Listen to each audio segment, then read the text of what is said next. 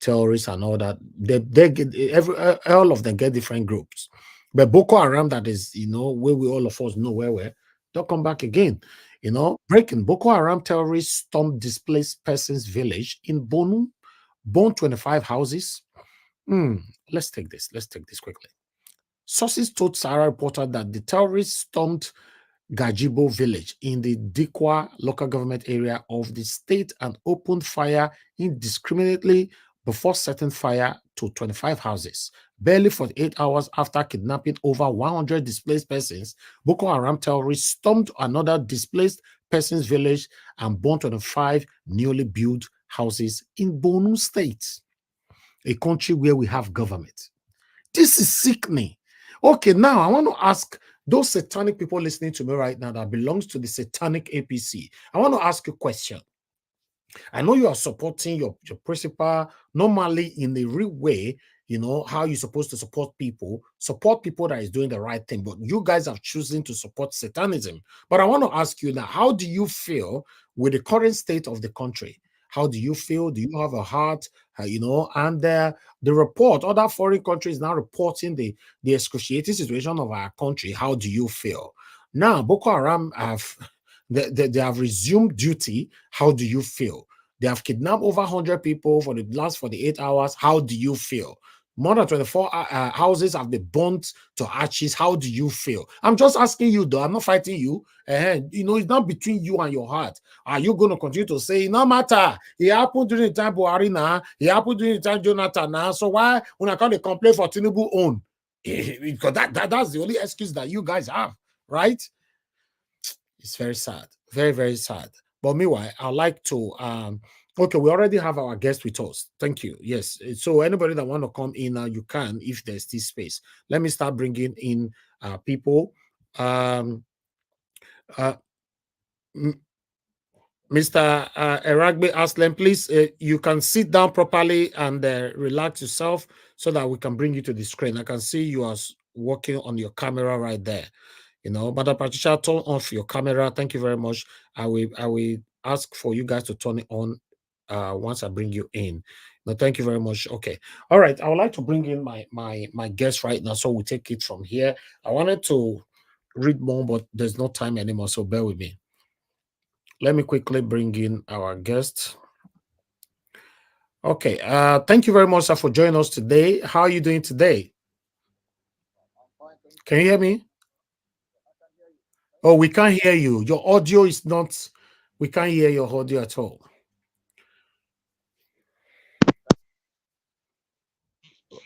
Okay. Okay, we can hear you now. I think it's a little bit better. Okay. Can you hear me, sir? I can hear you. Oh, wonderful. Wonderful. Hello. This is better now. So I think yes.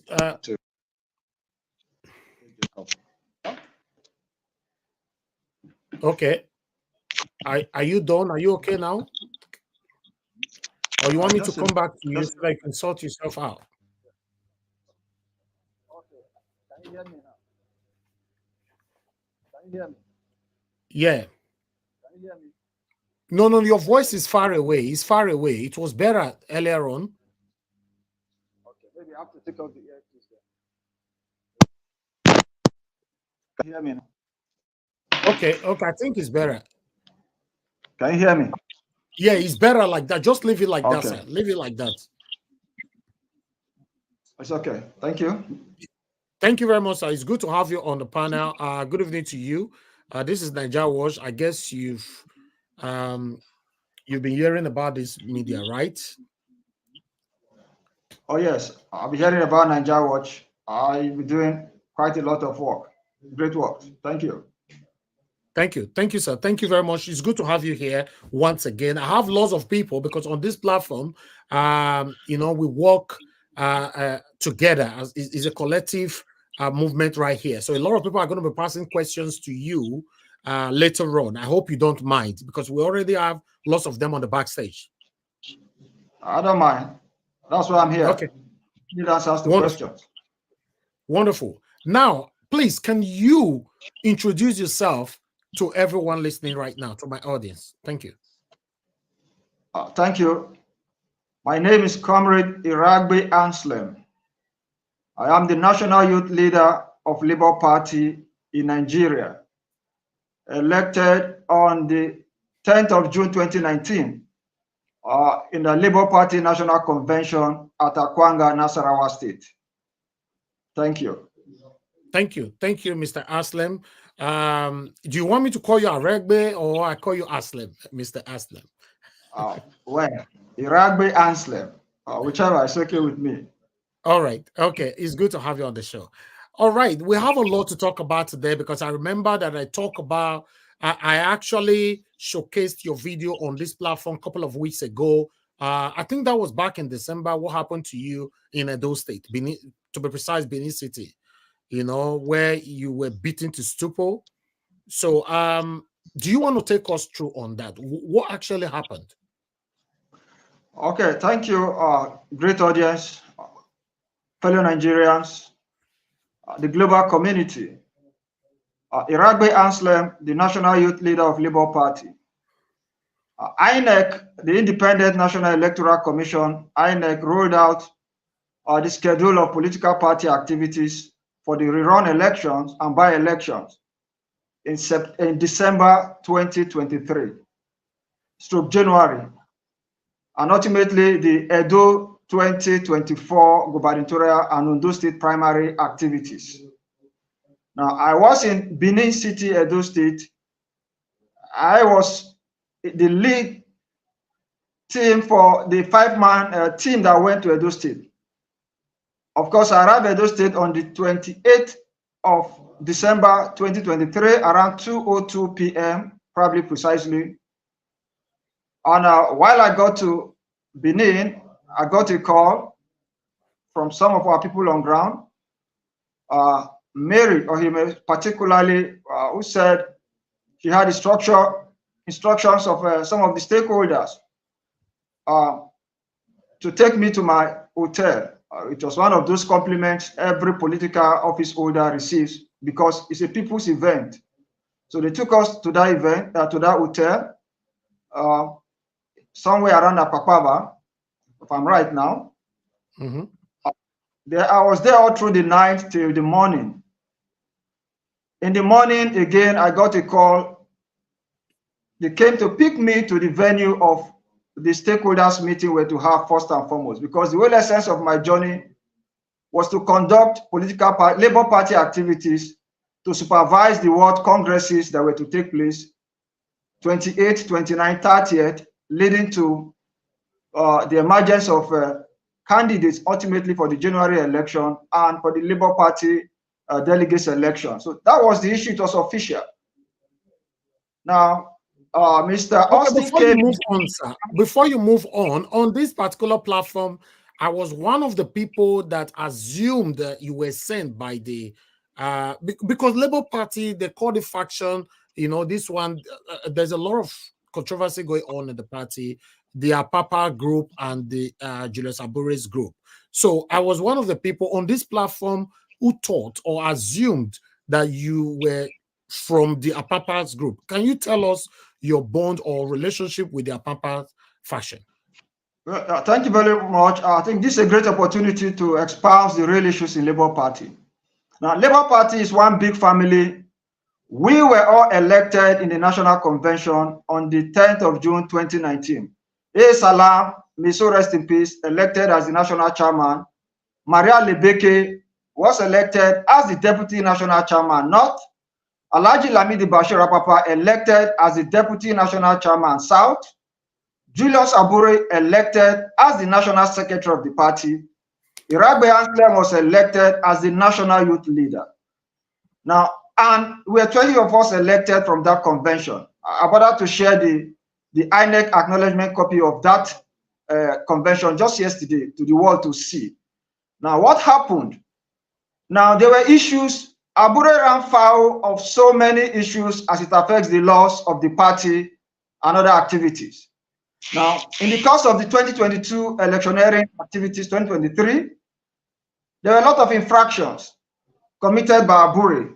Now, one of such infractions briefly was Oko Splendor Eze, who emerged as the gubernatorial candidate of Labour Party in Ebonyi State.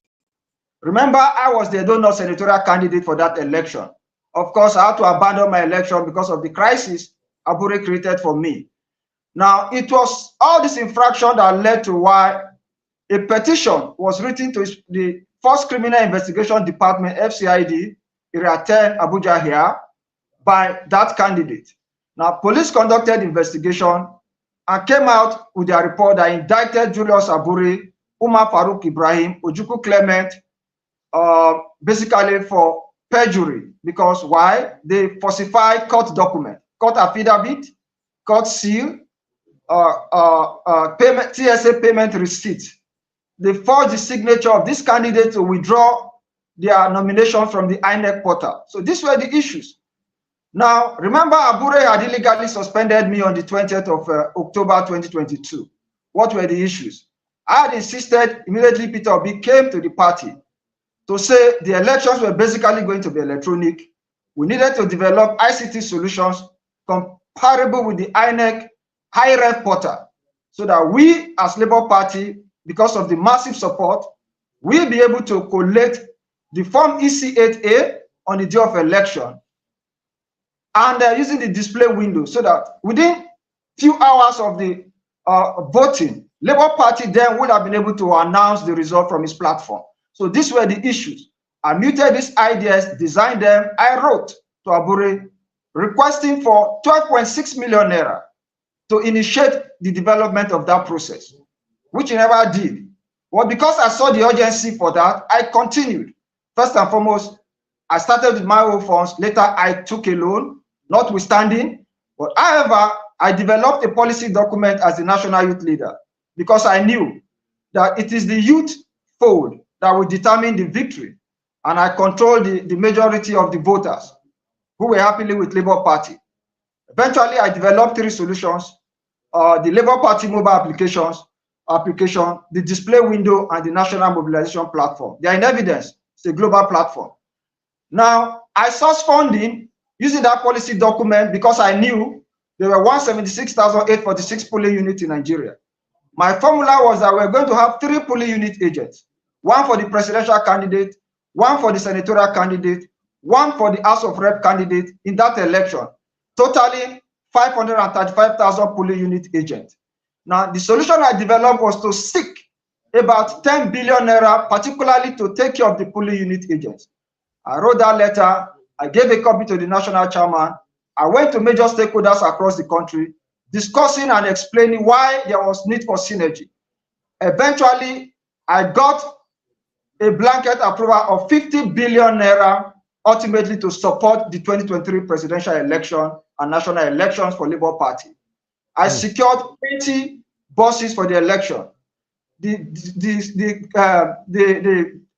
situation room and the command and control center in Asokoro, I secured them for the Labour Party.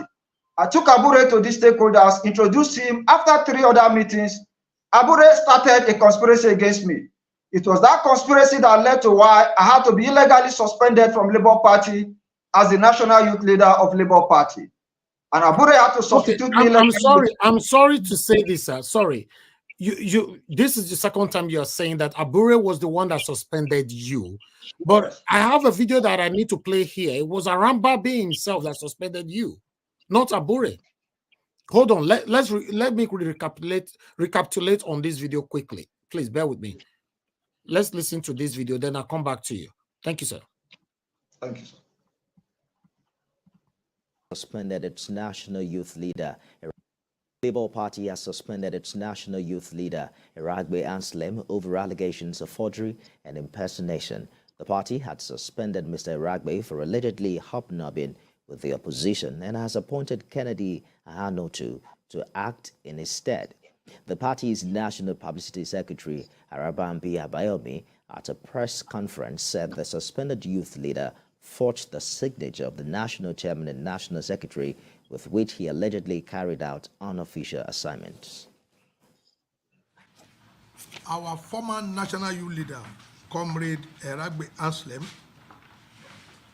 have been suspended by the National Working Committee of our party on the allegation of gross misconduct disobedient to the constitution of Labour Party and other acts that look more pro-opposition to Labour Party. Ever since he became our senatorial candidate in Edo State, he has been hobnobbing with our major foe. And that alone is an act that cannot be condoned. Okay. Thank you very much, sir. You know, on this platform, we say it how it is. You know, I didn't introduce myself to you earlier on. My name is Elvis. You know, I studied journalism, film and media here in Cambridge. I'm talking to you from the United Kingdom. We are fighting. I and my wonderful people right here, we are fighting for a better Nigeria. We are tired of suffering. We all are tired of suffering. You know, we cannot continue to live like this. On this platform, we don't have favorites. You know, I've said it so many times. If it's my dad, my own father, or my mother that is doing anything wrong, I'll call him out. You know, I've said this before. My own father is a chieftain of PDP. He decides what happened in PDP in Edo State. If you do your research, you will know my father, you yourself, because you're a very important person as well. So you know what that means. But I'm supporting Mr. Peter Obi. I choose to support Peter Obi. I don't want to support PDP because I was born into PDP. I don't know if you get what I mean. So now, with the youth, we need a better Nigeria now. We can't continue like this anymore, sir. Now, you heard Mr. Arambabi saying that you were suspended for fraud, forgery, and many other. Please take us through what happened there. Because you were saying Abure suspended you. I just want you to make this clear to every one of us. Thank you. Well, thank you very much once again for this opportunity. I shared a document on your platform, a 32-page document. Now, first and foremost, the constitution of the Labour Party stipulates clearly that the national youth leader of Labour Party shall initiate and implement strategic programs and policies geared towards national mobilization and for electoral victory. So what that constitutional provision stipulates is such that it had envisaged, I didn't write the constitution, that there were certain very crucial things that the constitution did not envisage in the course of mobilization. That when such, came up, the youth leader will take such initiatives. That's why I said shall initiate and implement strategic programs and policies that will endear the youth of this country to the Labour Party and also for electoral victory. Now, what are the issues? Now, when Peter Obi came, like I said, I asked twice now, 2019, 2023. But of course, when Peter Obi came, we said this is a man with higher capacity. And we agreed. I personally agreed not to proceed further. And I gave Peter Obi all my support up to date. What were the issues? ICT is not a policy of the Constitution of Labour Party. It's a strategic program of the Office of the National Youth Leader. Now, I initiated it. I wrote those algorithms as an engineer. I funded the process because I had written earlier for funding, which was declined because it's a constitutional provision and authorization of the youth leader because of the necessity. Now, if you look at the document, the 32-page document to remove Abure, you would have seen the discussion ultimately that took place at the level of NWC. A committee was set up and visit that document where the National Secretary, Umar Farouk, the Deputy National Secretary, Kennedy Ahanotu, myself as the National Youth Leader, I think 3 of us from the NWC were members of that committee. And in that committee report that you saw, I made a presentation of what needed to be done. Abure on a later day summoned a meeting. Thank God there are evidences. Other persons, stakeholders were in that meeting. Abure reviewed the website that I had designed because at the onset, what were the issues? The portal will register members, issued cards, registration card. It will register support groups, issued certificates. There was a situation room and a control room for the elections proper for registration of polling unit agent.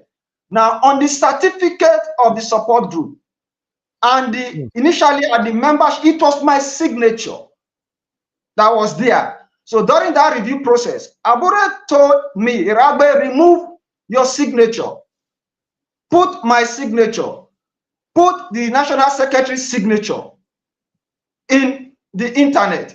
And he told Kennedy Hanotu, give Eragbe a card to extract our signature. Kennedy Hanotu, on a later day, gave me, through my ICT director, a card. I still have the particular card to this hour. On that card was name, chairman, secretary, and signature, which he gave to my ICT director. I can remember the specific day, sometimes in early September 2022.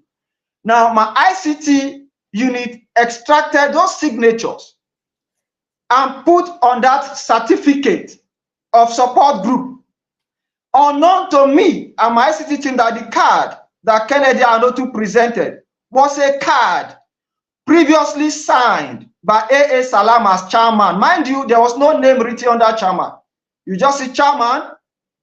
I think on this document, okay, on the other document of page 32-page document, that particular card is there. Now, towards the last end, 3 or 4 pages to that document. Now, my ICT team did their job. On a fateful day, when Abure had set up, because Abure boasted that he will suspend me and heavens will not fall. There are living witnesses. This was on the 10th or 13th of October in Barcelona Hotel over the same issues. Now, that was done. People over the world were registering. It was fine. When Abure threatened to suspend me and heaven will not fall, he looked for everything under the sun and did not find. Unknown to me that support group registration certificate, the signature, like I said, based on the card given, was A.A. Salam's signature for chairman, while the secretary's signature was Abure's signature. I wouldn't have known what the issue was today. Fortunately, on the 20th, after I met the committee downstairs, presented my case, in the evening, I went upstairs to take something. Then I saw the National Secretary, Farouk. He's a living witness. He can testify. So I opened the office to greet him. Leader, how are you? So I walked very close to his table. I noticed a file was open on his table and a copy of a support group certificate was there. So because I had seen it, you know, I said, youth leader, this certificate, I said, leader, what is it? I said, yes, that is what the chairman said I should do. Remove my signature, put his signature, put your signature in the internet on the support group certificate. So that is it. He said, this signature. I said, what is anything wrong with it? I said, that is Abure's signature, your own signature. He said, no. He said, this signature, this is A.A. Salam's signature. I said, oh. Well, I said, Kennedy Hanotu is alive. Gave a card to my ICT team and they extracted the signature and put there. I said, well, if it is A.A. Salam's signature, fine and good. Our former national chairman. So give me any either a letter or another card that. Okay, sir. Because of time. Briefly. Because of time, I just want you to go straight to the point.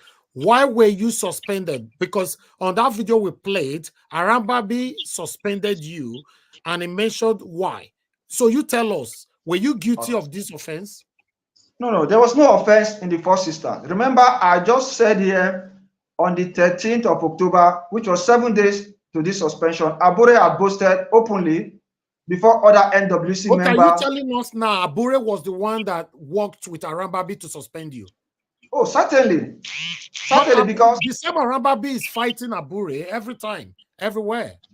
Well, you see, thank God for the benefit of time. I have been accused of forgery of signatures. I have just explained a way to say there was no forgery. I worked on Abure's instruction to upload signature in the internet for the support group certificate, which I later found out that the card given was A. Salam's signature on Abure. So that was that. Before you carried out that errand, why didn't you check that Abure was sending you to do something that is illegal? No, like I said, everything was legal everything was legal because one, Abure had approved that my signature be removed and his own as secretary be uploaded. So that was the authorization. And the same Abure instructed Kennedy Ahono to give Eragbe a card to extract our signature. So Kennedy Ahono gave my ICT a card, which they extracted signature. Only to now find out when, because of Abure, I don't know, to say the card Kennedy gave was a card signed previously by A. Salam and Julius Abure. I hope this is clear. So there was no forgery. So that explains if there was any error. It came from Kennedy Ahono, the Deputy National Secretary, who gave a card to my ICT unit to scan and upload, and that was done on instruction. Okay. All right. So what will happen? On the issue of now the youth of this country, there are 18 political parties. We have a forum of the national youth leaders of political parties in Nigeria. Now, in that forum, we have meetings bi-weekly. That's 2 times in a month. Now, until my illegal suspension, I was the organizing secretary of the Nigeria Political Youth Forum, 18 of us. Now, we had meetings. And whenever we have meetings as political parties, we take pictures, we eat together, we share ideas on the need to harmonize Nigeria youth.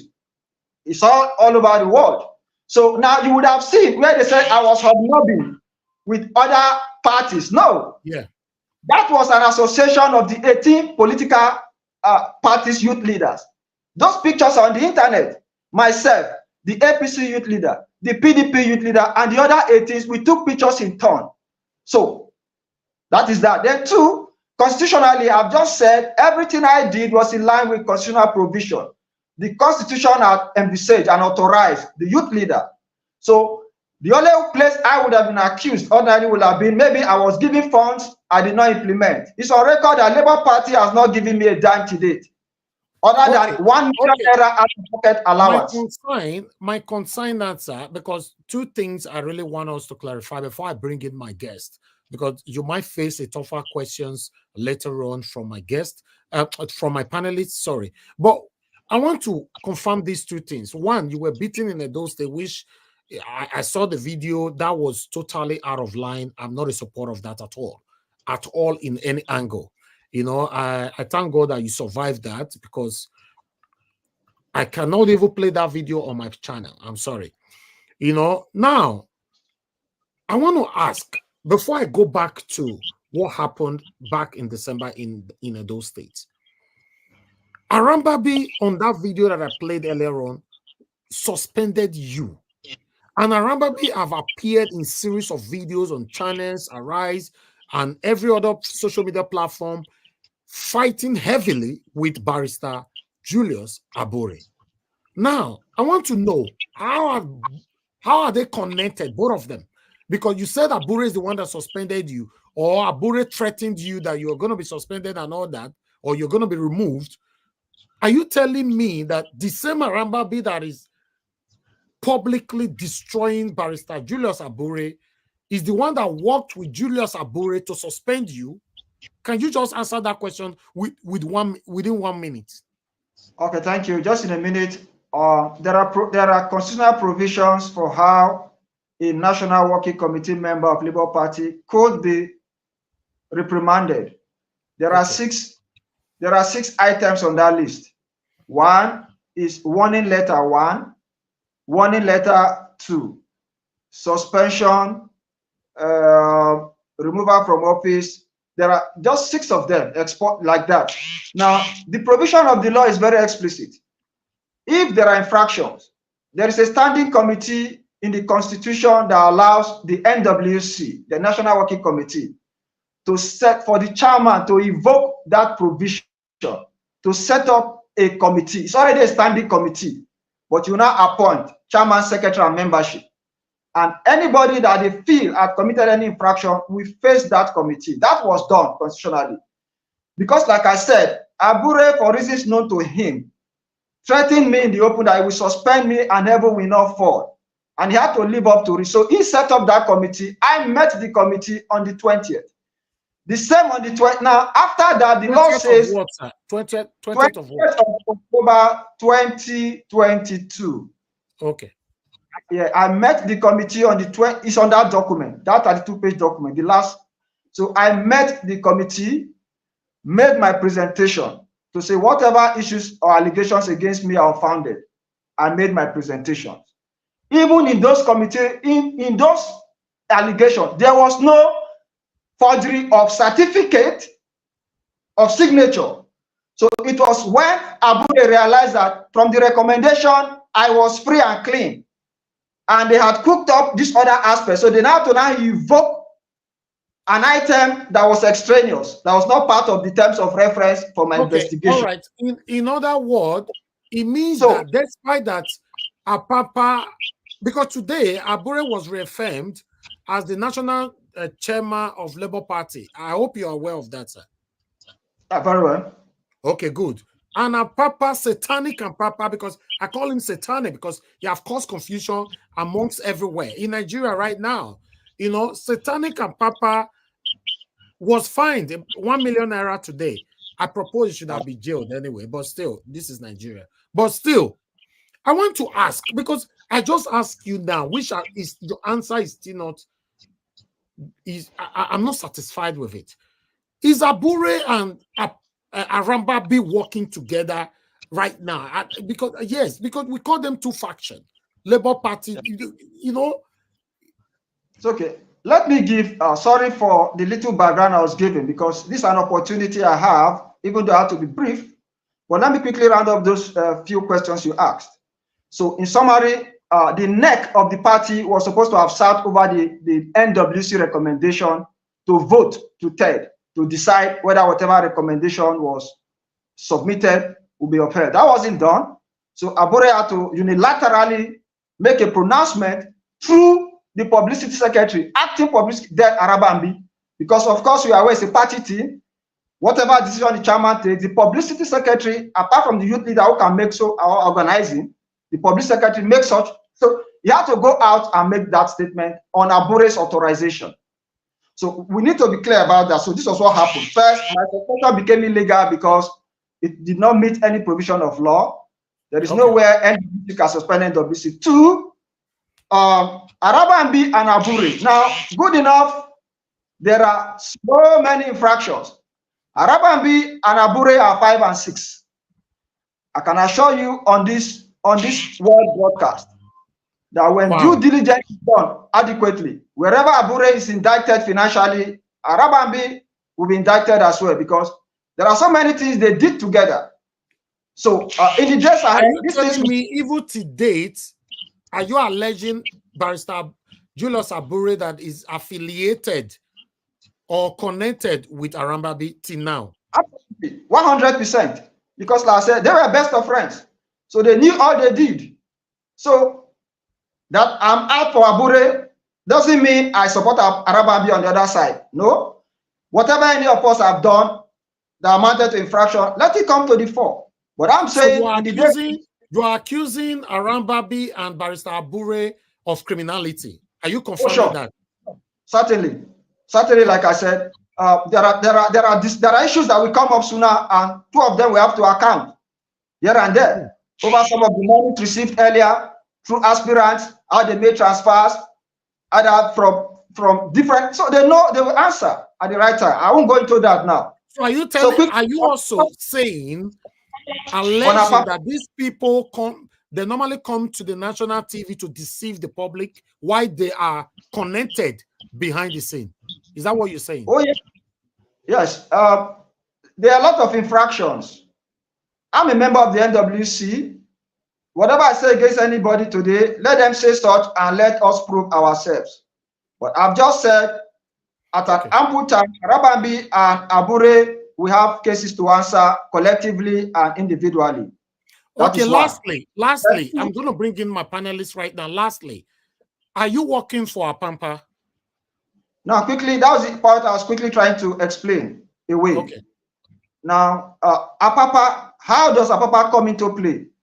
Apapa was elected as one of the two deputy national chairmen. Apapa was elected as deputy national chairman South. Maria Lebeke, Deputy National Chairman, North.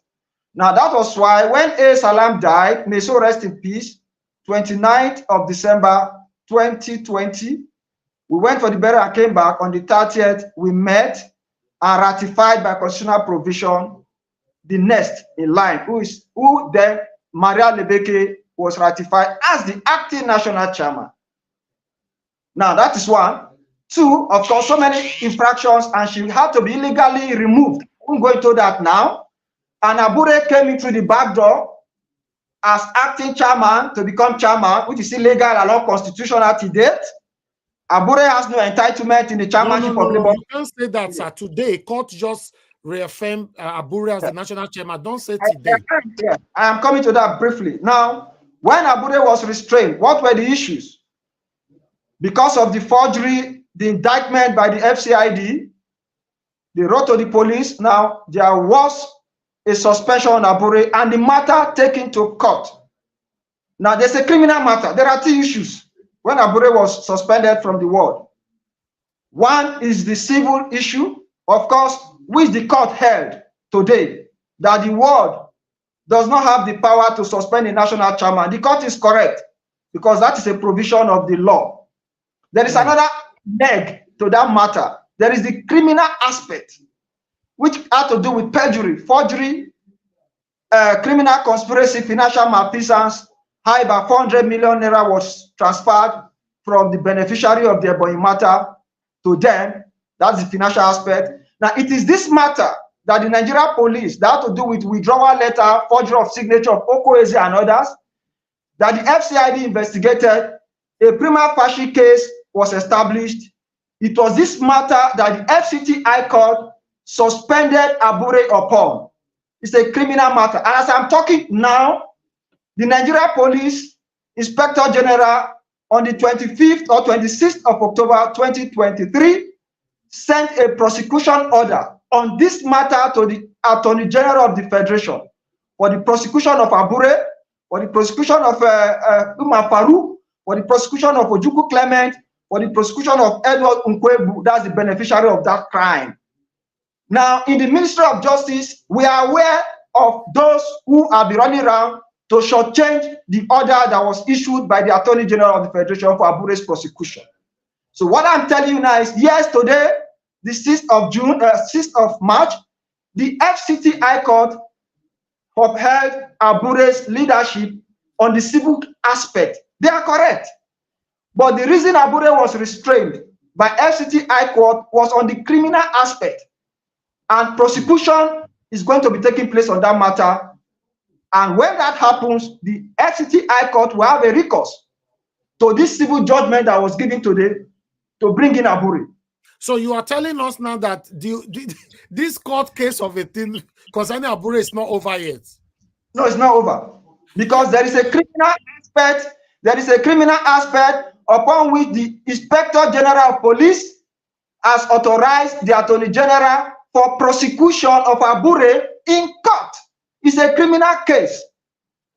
So, and we are aware, the DPP, once somebody Bagudu, somebody, yes, in the DPP unit there, prosecutor in the DPP unit, we are equally aware the governor of Abia State has been running around the ministry, doing everything within his powers to shortchange this issue. So I want to advise that they should stay away from this matter so that they don't get bored. There are issues. Mr. Anslem, thank you very much, Yes. sir. I really do hope I have not asked all the questions that my panelists is coming to ask you. But last one. In any way, because on this platform, you are talking to Nigerians right now. We are the one, we fight for good governance on this platform. We just want a better Nigeria. So if you're my friend, you're my elder brother, you're my brother, if you are fine with corruption, I'll call you out on this platform. I want to ask you, are you working in any way, directly or indirectly, working with APC? Well, thank you very much for that brilliant question. Let me just cap the last thing. Now, quickly, immediately Abure was restrained, NWC met on the 6th and appointed Apapa, who then was the most senior. Then Maria Lebeke again was on illegal suspension by Abure for 2 years. So Apapa became the acting national chairman until we went to a NEC meeting 3rd of May 2023 and ratified that appointment for 6 months. Now, the whole reason we had followed Apapa because Apapa was provided for by the law of the Labour Party and by constitution and by right. So Apapa did not do anything. Now, let me say this. You may have noticed I have my personal issues recently with Apapa. That's personal. But what we did from April 6th to today, that the court ruled in favor of Abure in the interim, Apapa was the authentic acting national chairman until today. So that's why if you saw my today's publication, I had acknowledged the appeal court decision and I put it out to say the court has reaffirmed Abure. So what I'm saying today is, from today, we have acknowledged Abure once more because the law has spoken, but Abure had disobeyed court orders. So Abure should not now be so pleased to now jump at today's affirmation. What happened from on the 5th of April 2023 to today, the 6th of March 2024 are issues for further determination. Mind you, part of these issues are issues that have to do with elections that took place in Imo, Kogi, and Bayelsa. Every activity of Abure were illegal or constitutional, null and void, because within that window was when this same court had restrained him. And so many, he went and conducted a NEC meeting in Asaba on the 18th of April, null and void.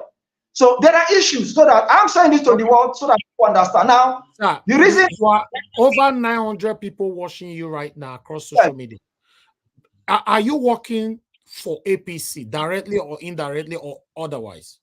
Okay, now thank you. I don't have any affiliation anywhere with APC as the national youth leader of Labour Party.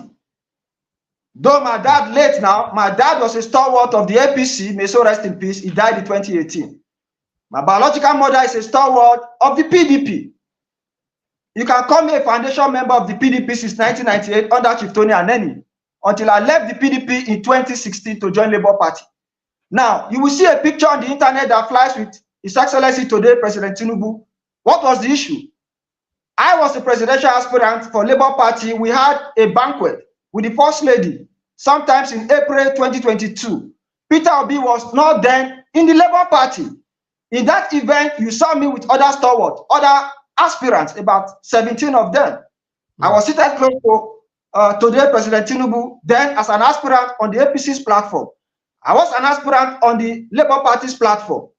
So that was that event. The other event was a case where, like I said, as the youth leader of Labour Party, we have bi-weekly National Youth Leader Forums meeting. Now, if anybody in Nigeria, anywhere in the world, claim they have any affiliation with, not even PDP, that I can say I'm a founding member of Student for, is 1998. I don't have any. So I challenge anybody now, let them bring to the fore. Okay. All right. Thank you. Thank you, Mr. Eragbe Anslem. God bless you, sir. I would like my panelists to come in now so that they can ask you questions. All right. Let me bring in Black Panther. Please, my wonderful panelists, you must respect our guests. You know, when you're passing your questions, please, you know the rules of the platform. You know, please, let's take it from there. We have Black Panther with us. Black Panther, thank you very much, sir, for joining us. Good evening to you. I guess you have a question, right? Yeah, I have two questions. Thank you, Nigeria Watch, for bringing me to the platform. I thank everyone listening out there. I want to thank all the viewers of Nigeria Watch. I want to thank the honorable that just came in, Mr. Anslem. God bless you. Thank you for coming in to clarify issues that have been flying all around Nigeria concerning you doing things illegally. I want to thank you for a very good response to Nigeria Watch appointment. Letter to come into the studio to explain what has been going on. I want to ask you a question. There are two questions. I want to ask you, how was Abure? Because as you were speaking in the NWC, where the election was held, he was the national secretary. how did the national secretary bypass 2 vice presidents to be enshrined and to be commissioned as the chairman of the Labour Party? 1. 2, is Apapa, was there any NWC congregation where Apapa was brought in because the first chair lady was suspended due to some reason? How did Apapa emerge? And is Apapa indirectly working with APC government to distort the Labour Party as a national party? Thank you. Mr. Eragbe, you can take that. Thank you. Quickly, thank you. First and foremost, Abure's emergence as the national chairman of Labour Party was through illegal means and through coercion, through thuggery, and through terrorism. How do I mean? Maria Lebeke, the NWC appointed Maria Lebeke on the 30th of December 2020 as the acting national chairman in line with constitutional provision. I was there. Now, what happened? Abure orchestrated a scheme to oust Maria Lebeke. And what were the issues? Now, you would have heard Maria Lebeke talking about forgery. Now, Abure as secretary had to get Maria to write a lot of letters, which they co-signed. But Maria suddenly realized that some of the things she co-signed, some of the signatures were not asked, but the summary was, we had a meeting on the 29th of March 2021. In that meeting in Benin, we were meant to ratify either Maria Lebeke as the chairman, because mind you, she had acted for 3 months. So we needed to confirm her. So, but the decision was based on constitutional provision, we're either going to ratify Maria Lebeke as the national chairman or Alhaji Lamidi Bashir Apapa as the national chairman. Now, we got to Benin, and a lot of things played out. Abure hijacked the entire process, came in with talks, notwithstanding, coerced the entire working committee, both by inducement and otherwise. And Arabi was the one that even moved that same motion for Abure's nomination unopposed for the chairmanship, which was illegal. But long story short, we left Benin with Abure being the national secretary, illegally and unconstitutionally and unlawfully emerging as the national chairman of Labour Party. So we have to live with that illegality. Maybe on another day, you will know how this scheme was orchestrated. But we have said from the onset, however it was orchestrated, it was illegal. It was illegal. So Abure came through the back door, subverting constitutional provision, using all acts, both terrorism, both threats, both forgery to upstage Maria Lebeke. So that is that issue of Abure. So the summary is to say, Abure's ascendancy is not known to law, as we are talking up to now. It is null and void. 2, Apapa became acting chairman on the 6th when the FCT High Court restrained Julius Abure on the 5th. I've shared that document. NWC met on the, remember, I was on suspension. Arabi was on suspension, illegal suspension from Abure. Now, the remaining NWC member met in a resolution because there couldn't be vacuum. Again, like I said, Abure had suspended Maria Lebeke for 2 years illegally. So Lamidi Bashir Apapa became the only electable deputy national chairman to become acting chairman. So the NWC appointed Alhaji Lamidi Bashir Apapa by constitutional provision by voting on the 6th of April 2023. I've shared that document. It's a public information. So Alhaji Lamidi Bashir Apapa became acting national chairman by legal means and by entitlement. Now, for the best I know, I don't have any information that says Alhaji Lamidi Bashir Apapa worked for APC. None of us worked for APC. But when Abure found out that the FCT High Court had restrained him, Abure had to resort to desperate means, through lies, through threats. We have all seen all that happen, blackmailing all of us. Because why? Abure was so close to Obi, and whatsoever he told Peter Obi believed. Even when I was illegally suspended, I approached Peter Obi, I pleaded, I said, look, I'm innocent. But nobody paid, nobody heed my cry. So these have been the issue. So I'm saying before the world to say, Alhaji Lamidi Papa was a very legitimate acting national chairman of Labour Party by constitutional means. He had no links with the APC for the much I know. Neither do I have any link, but it was Abure's orchestration and propaganda to ruin all of us. You all saw how Abure and Ahanotu in the appeal court lied to the world that we were going to move Obi's matter, and we were mocked. So this has been the trend. I was almost killed recently, except for the sake of God. We need to move on, sir. We need to round up. I don't have any information that any of us, we couldn't have worked for APC. Okay. I spent my life working for Labour Party, for the emergence of people. All right, let us move on. We have other people who want to ask a question. We need to round up with you in the next 30 minutes. But meanwhile, I don't want to keep you much here. I would like to quickly ask someone else here. Anybody that want to ask a question, you must turn on your camera. But let me go to Madam Nena. Madam Nena, thank you very much for joining us. Good evening to you, man. Please ask your question. Unmute yourself. Good evening, Mr. Can you hear me very well? Yes, you I can hear you. Okay, yeah. Thank you so much, Mr. Elvis. Thank you so much, everyone. Thank you so much, Mr. Eragbe Anslem. I believe I got your name correct. Thank you so much for honoring this invitation to be here.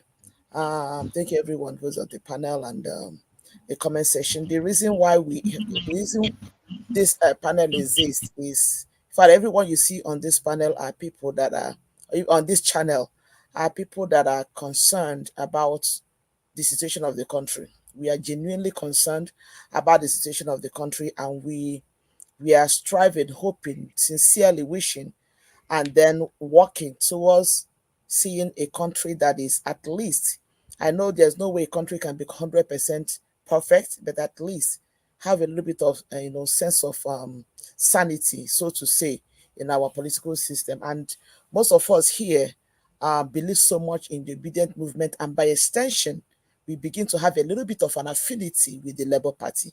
So, I mean, anybody that supports people be by proxy somehow is interested in what is happening in Labour Party.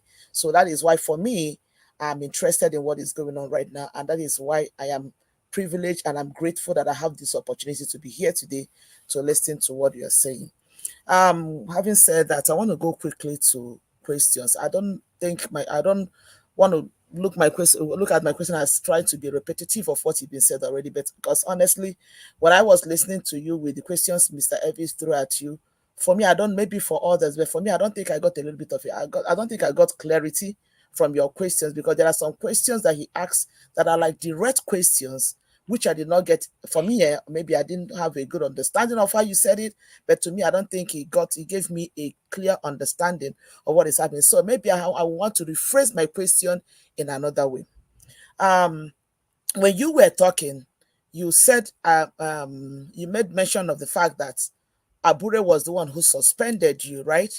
And Mr. Elvis was, in his wonderful way of presentation, brought us back to where it was Arabi that actually pronounced your suspension. And then you came back and you made us to understand, to believe that everything that we see on TV between Arabi and Papa with okay, let me not put Arabi and what is Abure, we are all like a facade. They're just playing us. The more you look, the less you see, if I should put it in the layman's language, because you said here, you made it clear here that everything they do is just a game, that they are actually in cahoot with each other, but they come on TV and they make us believe that they are not. So that is what I understand from what you just said. And then you made us understand that Abure, came into the back door, blah, blah, blah. Now, my question is this, because the last time I checked, Arabi, from what I know, I stand to be corrected, is in Papa's faction of Labour Party. So if Arabi and Abure are as close as you say you are you also trying to make us believe that Papa and Abure are also in cahoots with each other. And the way you were talking, you said something that Abure suspended Arabi. The whole thing got me a little confused. So please, can you clarify that part? What is the relationship of Abure with Arabi and Papa? Because I need to understand that. Thank you so much. Okay, thank you. You can go ahead. Arabi Abayomi was a chairman of the Ogun State Labour Party in the previous administration of A. Salam. So Arabi was not elected like us at the onset as a member of the National Working Committee. Something happened. Now, Arabi and Abure had a relationship previously under A. Salam's regime over their own activities, over their own approach to how they conduct themselves and other financial engagements. That is why I said, if we go back in history and time, if not for this meeting now, you find out that there has been a relationship that has to do with financial activities between them. They know how they do those things. So that is the relationship. I am not sure that was because the impression you gave. Okay, I'm coming. See, sorry, I try to give a background because I can answer any question in 1 second, but it wouldn't make any sense.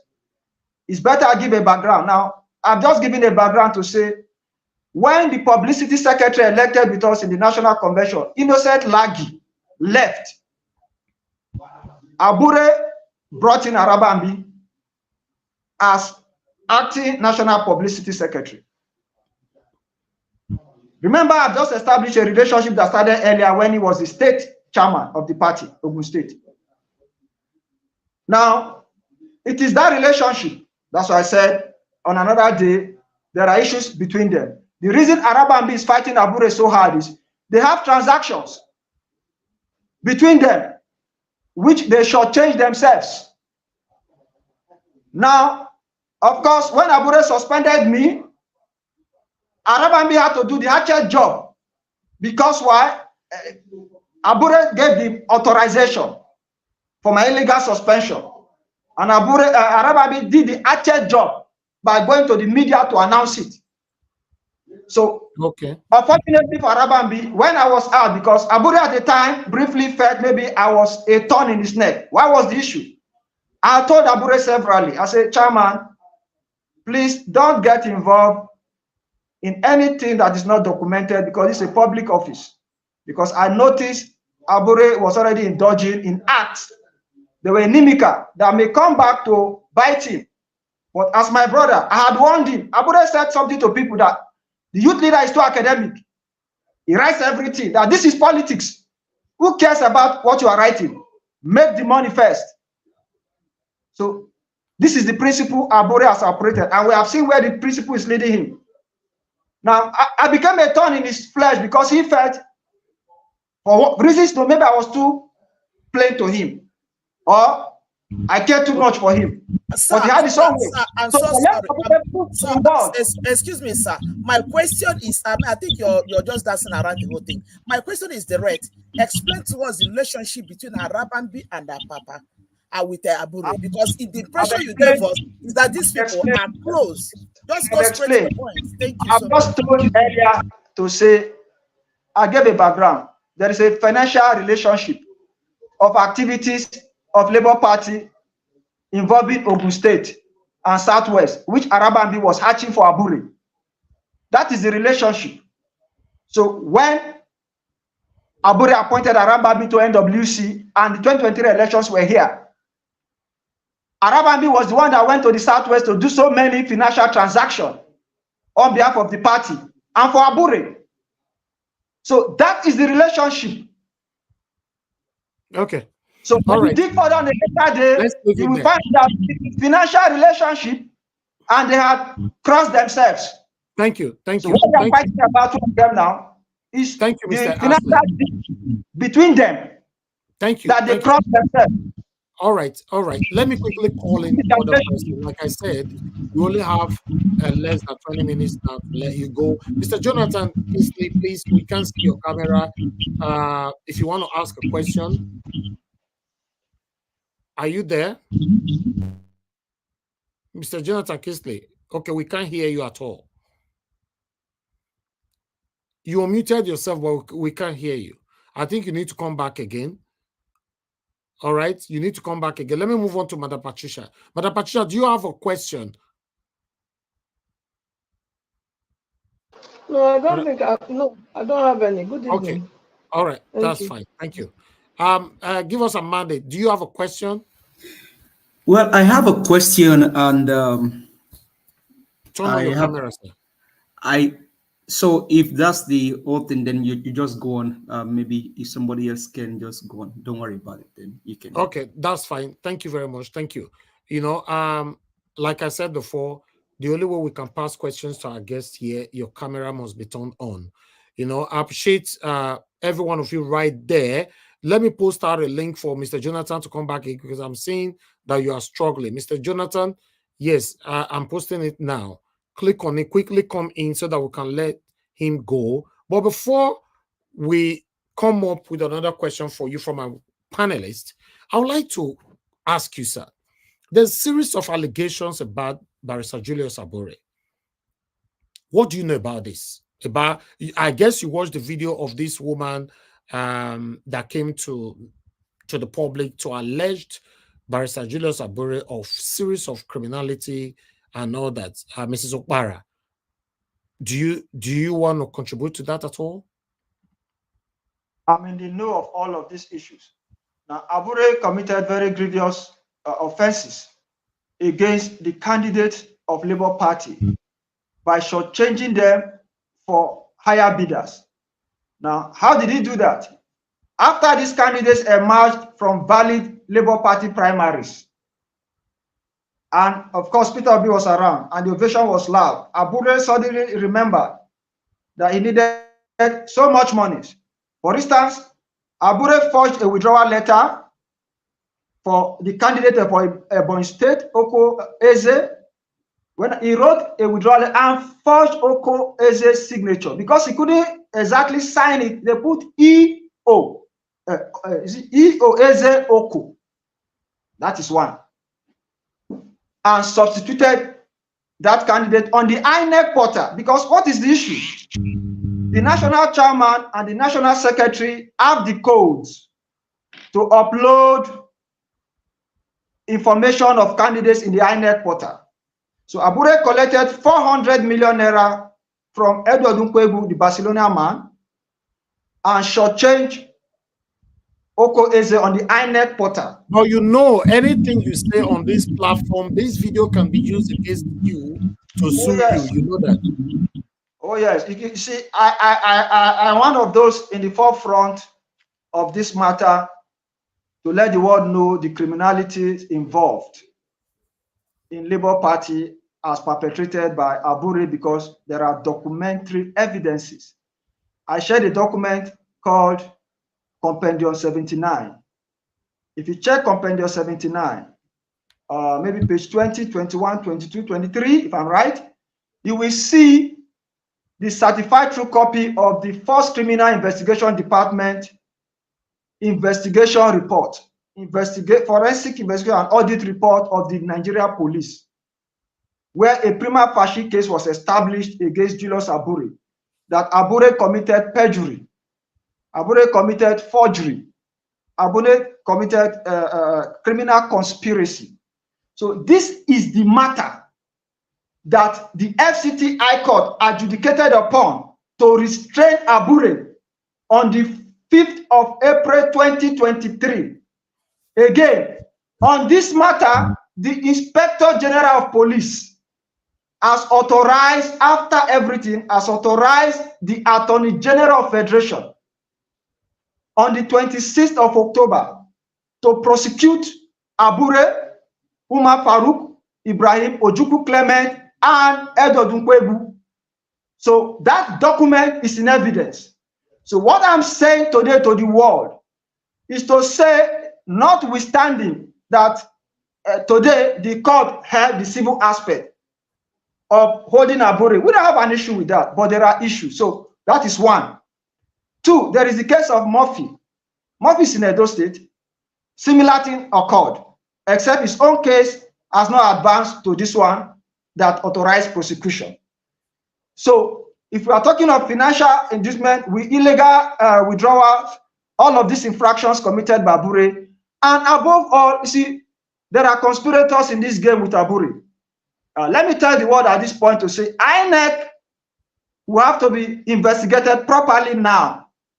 For instance, when Oko Eze wrote to the INEC to demand the CTC of the candidates for the governorship candidate for 2023 election, we found only recently that the illegality extended to INEC. INEC said there was a court order upon which Edward Nkwebu remained on the INEC portal as the candidate, and there is no court judgment. Okay. These are matters. Now, remember that Okweze has sued INEC for 50 billion naira on this matter. So the world needs to know what I'm saying today. The evidences are before you. So there are a lot of issues. Okay. So there are pure issues. Mr. Peter Obi, other issues that will come before the end of this matter. So okay, Abure is definitely culpable before the relevant agencies in Nigeria. Okay, Nigeria police. All right, Yes. Mr. Peter Obi have said they are going to have external auditing for Mr. Abure's allegations. So we all are still waiting for that. As we speak, at the moment, Abure remains innocent until proven. But let me come to Mr. Jonathan Kingsley to quickly pass the question. Yeah. Can you hear me now? Can you hear me now, Mr. Elvis? Right. Thank you. Can you hear me now? Yes, you are good. Okay, thank you. Thank you very much. Thank you very much, Mr. Anslem. Thanks for taking the time to be here. What I can see here is that I can see a lot of, from my own deductions, from everything you have said so far, I can see a lot of mix-up, a lot of cover-up, and I can see also that everyone, from Mr. Abure to Arabi, perhaps including yourself, everybody is looking for a piece of the pie. And I will clarify that. Because you started very well. You talked about your project, the project that you have for Labour Party, which has to do with how to handle the 2023 presidential election. How you came up with a policy, with a strategy, how to set up the control room, how to hire the polling unit agent. So that brings me to my first question. At the end of the day, who was in charge of the Labour Party control room during the 2023 presidential election? Mr. Elvis and also the panelists, they've dealt with all this question of criminality, allegation, but I want to focus on the roots where this whole thing started.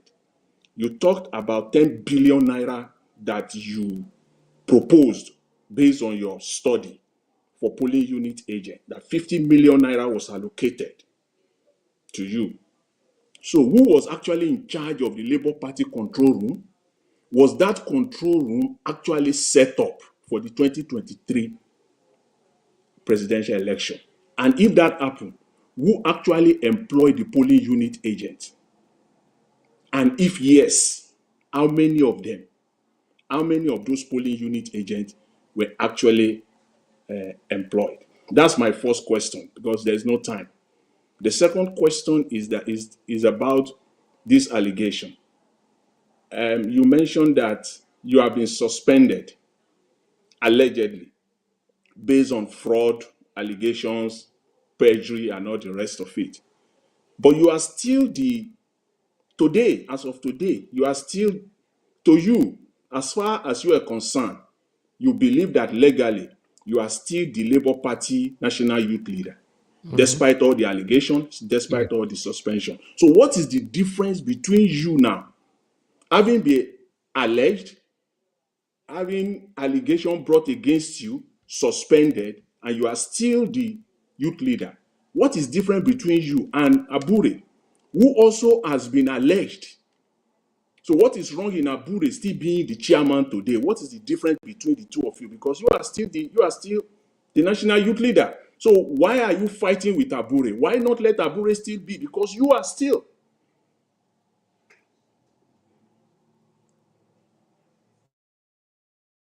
They say good for the goose is good for the gander. For instance, only recently, the National Treasurer had alleged that Abure has spent so much without records. Rather than Abure being suspended, the National Treasurer again was suspended. So how come it's only Abure that is the saint, to the point where even when he's alleged against, he suspends those who are alleged against him? I think that is a question we need to ask. For me, you see, when I talk, I try to speak with facts, and I've made a lot of submission documentarily in evidence. The panelists have most of this information. Now, if anybody say Eragbe Anslem has taken a dime from Labour Party to date, Eragbe say, bring the proof. There is no proof. That's one. Two, if you said I committed any other infraction, bring the proof.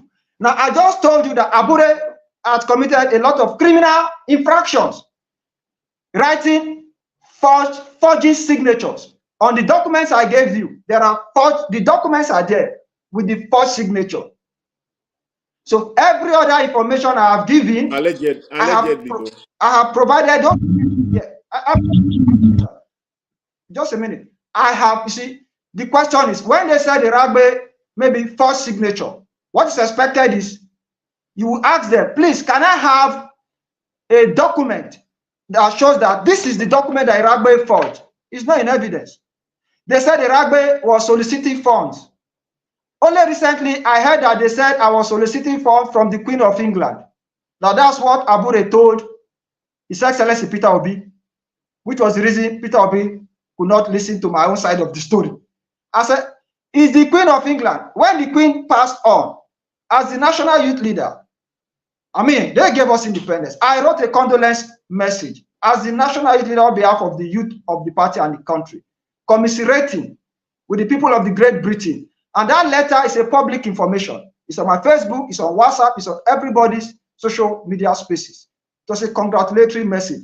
Now, in terms of fundraising, when I designed and developed those 3 ICT solutions, I designed and developed a funding platform, a crowdfunding mechanism, 7 of them. They are not active. For those who know me, like I said, I am the National Organizing Secretary of the Academic Staff Union of Research Institutions in Nigeria since 2011. I led the research sector. I secured 150 billion euro funding in 2020. In 2020 and 2021, I brought in 14.2 million euro through Zenith Bank with CBN. Now, and I designed a policy document to create empowerment for Nigeria with 5 million with 2.5 billion euro, because it is part of the funding I secured for the nation through my own aspect and the research sector to deploy. If you read the 32-page document, you will see a name, Sigis Properties Limited. That is the company I'm the CEO of. Yeah, that company has to its credit 150. Now, part of the things I began to do was from my own individual perspective, based on the funding limit I have globally, bringing this fund to empower Nigeria youth. Now, this youth will become very important to our polling unit, because I knew that if we went for the election, we're up against a sitting government. I'm the first executive president of the Students' Union government in Edo State, 2002 to 2004. I won election not because anybody loved me. I had to take it from the polling unit. I told Abure we are up against a sitting government. They have money, they have the military. All we need is the strategy. That's why I had to design those processes. And I was in a position to fund Nigeria youth for empowerment. Mr. Eragbe, Mr. Eragbe, these are issues. Mr. Eragbe, can I just? I designed that document. Okay, all right. Mr. Eragbe, Mr. Eragbe, 1 second, please. And Abure, this is the basis Mr. Eragbe, for the issues hold on, sir. till today. Hold on, because of time. Mr. Jonathan, please, your last Yes, question. Mr. Eragbe, you talk about the funding that you are able to solicit and you are able to obtain. Was this fund actually used at the end of the day for this process? What did you really apply? If not, is this fund still available, or was Labour Party, had access to this fund, or you can only access it and utilize it for the purpose of, the election? Yeah, thank you very much. Quickly, the funds, you see, I was not going to administer it. It was going to be a party affair. Even our principals and stakeholders, we reached an understanding. So, but I'm aware that some part of those funds the funds are not in my custody. Abure was to preside over it, basically, until I was changed and suspended. And I went home. It was that same window that I secured the situation room with 32 brand new systems, the command and control center, 20 buses for the presidential election. And Abure used Kennedy Anotu to supplant me because why? I heard later he said, Eragbe does not negotiate. He's very stubborn. He will not allow us to eat the money. I only realized that it had to do with the money. So that is that about and the situation room and control room were not deployed. Even while I was on suspension, our stakeholder will tell you, I had to wait. I couldn't even go to Edo because I insisted we needed to deploy because the solution were with me. The situation room was there, but the mobile application solution was with me. I pleaded with them, look, the solution is here. Let me use it so that Peter Obi can take advantage of it. They refused. Even after the election, I wrote to Peter Obi, but he told me he's a living witness, Professor Tison Dubaku. I don't want to call some names here. Are living witnesses. I went to them. I pleaded. I said, look, we can still redeem the situation before the presidential election tribunal. Allow me put this thing together. I know where these things are to upload them to prepare you for the presidential election matters. What did I get for it? Only for me to be mobbed, to be killed. To the point they said I wanted to remove. So this is my story. Thank you. Abure ruined Peter Obi's chances of becoming president. And I'm saying it to the world. How did he ruin it? How did otherwise? No, Mr. Anslem. Abure ruined his opportunity for becoming the president. How? Mr. Jonathan, put off your mic.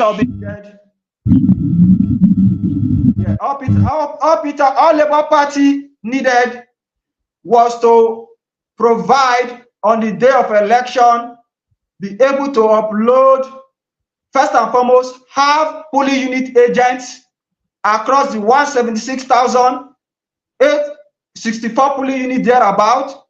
From the policy document I designed and developed, there were 3. That amounted to 535,000. Abure, when he ousted me, he could not upload up to 100. I think he uploaded 134,000. Where we were supposed to have 535,000 polling unit agents. That is 1. 2, the mobile application solution initiated, funded.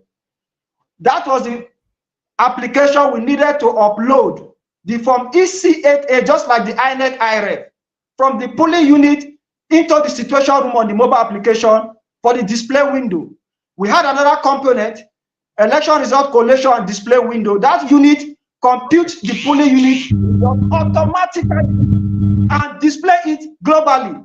So what I'm saying is, I was in a position to provide the entire results of Labour Party online, real time, highest 10 minutes after the last vote in the polling unit was entered. We lost all of those opportunities. So thank you, Mr. I edged with Peter Obi. I've been able to. That also I had to go to Arise TV to say the key was with me. I pleaded with them. Allow me, even on suspension, to help you because I designed this team. I have this solution. Take it for free. Then later you can thank me. They refused because of Abure. So what is the result for the presidential competition to be? There is no result. Let me come back to you. Let me come back to you. Thank you very much. Thank you. Before I come to Mr. CM, I want to quickly say this. Please, Mr. Anslem, you've been muted. You just please listen to me. I want to say this because of a comment commented and Mr. Pansat affirmed it. Please, somebody commented, this investigation should start with Tinubu, APC, INEC first. Mr. Pansat said exactly. You see, this is the problem we have in Nigeria. Yes, because Tinubu is corrupt.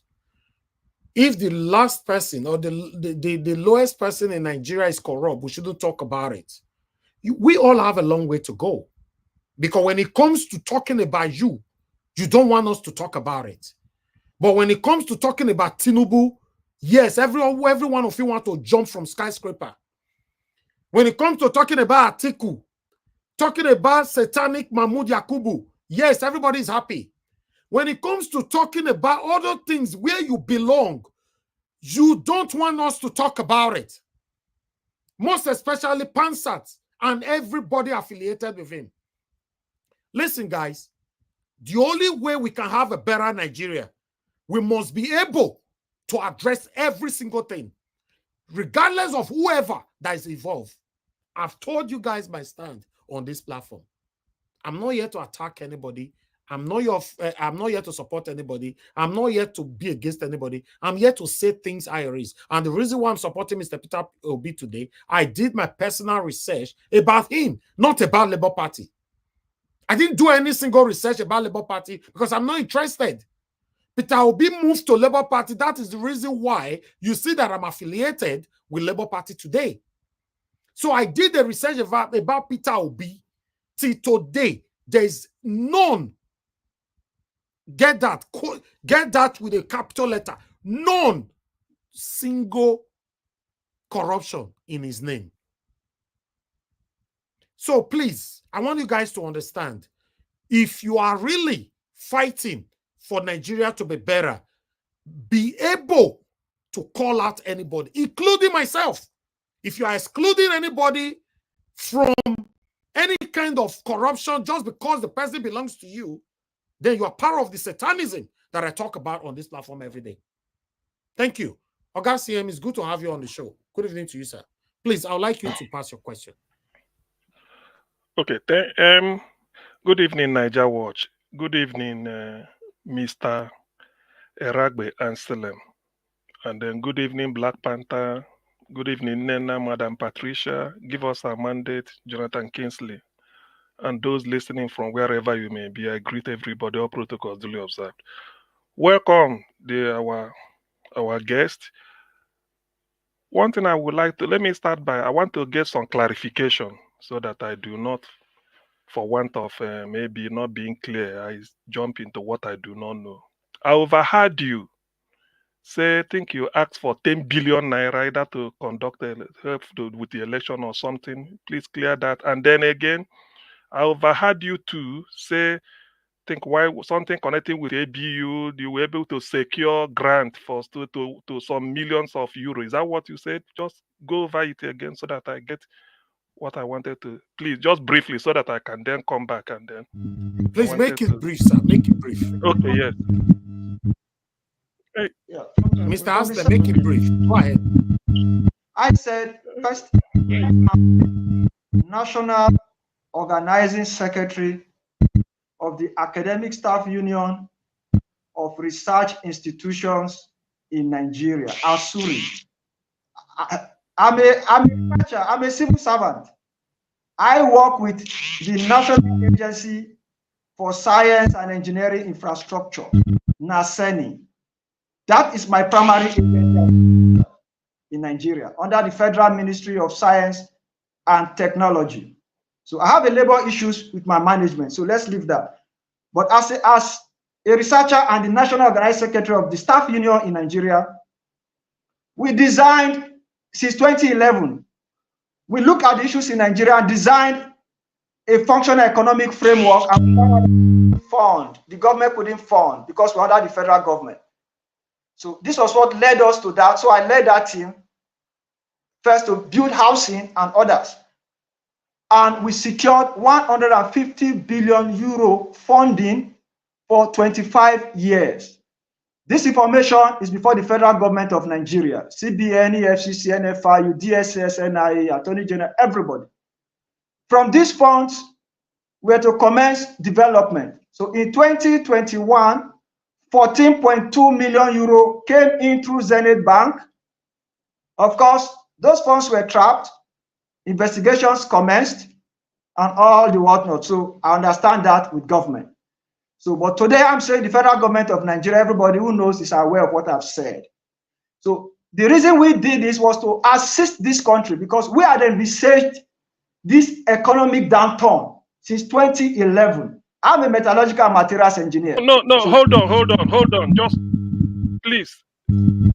Just hold on. I've gotten the figure I wanted, the 2 key things I needed. You've given it to me. Now, the other one is, you said, what was it? Concerning the 10 billion naira, is it 10 billion naira election you asked for? 10 billion naira to for the election. I think I heard you say it. Was that correct? Please just put me through. Let me make sure. Unmute yourself, please. Unmute yourself. I've unmuted him. Go ahead. You've been unmuted. No, you just muted yourself again. Okay, you're good now. Please make this 30 seconds. 30 seconds. Now, if there is a policy document, our host has on the 32-page document I sent. I don't know the number. You will see a policy document there. It's a 3-page document that I designed for the party for National 2023. That went to Abure. Now, that document was about 15 billion. For me, it was much. But when I met with our stakeholders and I made all the presentations, it was a baby. Wait. Hey, excuse me for what? I think the mic is having problem. Oh, you know, whenever it's working, yes, everybody needs to mute themselves. Wait, okay, go ahead, sir. So I want you to confirm the figure. The figure is what I want you to confirm. I applied. I was looking for say 10 billion, but 10 billion. No. Huh? 10 billion. Okay. 10 billion for the election. I got a funding window of 50 billion. Okay, for the election, 50 billion. Yes, that was the approval I got. 50 billion naira. 50 billion naira. Yes, approval. Okay. Okay. So it was after Abure orchestrated my suspension. No, don't worry. It's okay. I don't need all those. Don't worry. Just hold on. I've gotten the figures I want. Now. Okay, you go ahead with your question. Yes, that's what I'm coming. Please, I don't really know why this thing is disturbing me. The background. I'll mute him. God, why did this thing happen during my time? Okay, now, thank you, Mr. Eragbe. You say you are a researcher. From what I googled against your name now, you have a bachelor's degree in metallurgical engineering from ABU, and you say you are a researcher. Have you got any publication at all that somebody can get? You see, what I'm trying to do is that I'm going to establish your character. I don't know you. I'm trying to characterize you. Have you gotten any publication? Okay, no. Hold on, Oga CM. Hold on. If you want to ask a question, put all your question in one go. Okay. You asking a question and he's responding. That's where this noise is coming from. Because I muted him now. Pass everything one go and let him answer everything. Okay. And Mr. Anslem, please jot everything down. Bullet point everything down so you can answer everything at one go as well. So Gassiem, go ahead. I'm sorry, sir. Can I appeal for something, sir? No. You need to on your camera, sir. You cannot say anything. No, I'm not asking him question. I'm no. just Okay. No, you can't just say anything at all. Okay. You can't say anything until you show your camera. Go ahead, Gassiem. Okay. Now, the first question I asked you was, you say you're a researcher. You have a bachelor's degree in metallurgical engineering ABU, and you are the researcher and the secretary, you said, of the research of Naseni. I said, as a researcher, have you got any publication to your credit such that, because you said you attracted 50 billion euro. I mean, 150 billion, that's what we had here. 150 billion euros. You attracted from European Union or somewhere. 150 billion for a researcher that you applied, you got for them. So I want to see the I want to establish it. So if you have got any publication to your credit, this is your opportunity. When you're answering, you can quote it so that we go through it. Now, the second question is this. Regarding Labour Party, you said you got approval for 50 billion naira. Now, from the financial position Peter Obi showed us regarding Obidati campaign, it was 1.3, I think 1.3, that Peter Obi contributed 800 billion. That's what he showed. Then in the whole everything get 1.3 trillion. So where will this 50 billion sit in that Obidati campaign account? Because this was not reflected there. That's what I'm asking. That's my two questions. Thank you. Let me unmute him. So 800 million, 800 billion, please. No, let him get the figure right. Mr. Anslem, can you hear me, sir? I'm okay, I'm here. So, are you okay? Are you satisfied with that figure? I'm okay. Okay, go ahead. Augustine, I have to mute you. Please don't mute yourself. That's why this place is coming. My mic. You go ahead. You are good, sir. Go ahead. You muted yourself. You muted yourself. Unmute yourself, sir. Unmute yourself. Okay, you are good now. Go ahead. You just muted yourself again. Okay, you are fine. Go ahead. Okay. Thank you. Let me say this. If you want to know me, thank God you have gone to. Can you hear me? Yes, we can hear you. Go ahead. We can hear you. First and foremost, I'm a researcher with the Research Institute sector in Nigeria, National Agency for Science and Engineering Infrastructure, NASENI. Again, like I said, I'm the National Organizing Secretary of the Academic Staff Union of Research Institutions. So that is that. The issue of publication, because I really needed to know exactly why you were asking. Is it because I said I sourced and secured 150 billion euro funding for the research sector and economic project for the next 25 years? That's what I said. And the evidence of the first set of funds I brought into Nigeria is in evidence. Even on this discourse, after this, I will forward 2 SWIFT to you. Send them to the Central Bank of Nigeria for confirmation. So, Eragbe Anslem, the dynamics by which I achieved that for Nigeria. Just this light for him. You see the corrupt control they talk about. The dynamics by which I achieved that is a huge dynamics. So I can't go into that right now, but every details you want are available on a later. Now, the issue of 10 billion, I did not say that Peter Obi or the presidential campaign has collected that money. I have not said that. But like I said, I'm aware that part of that money were deployed.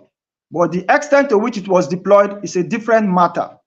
Mind you, as the national youth leader, the constitution had empowered me to do that, even though none of the cover is in my pocket. So when the stakeholders vetted my proposals after a series of discussions, they agreed. I was looking for 9-point-something billion to fund. They felt mine was a child's play. I was looking for 15,000 naira per polling unit agent. They had approved 100,000. So 100,000 by 176,000 polling unit. That's about what? 18 billion ordinarily. So that was how serious this matter was. Mr. Anslem, do you have a publication where we can see this as evidence?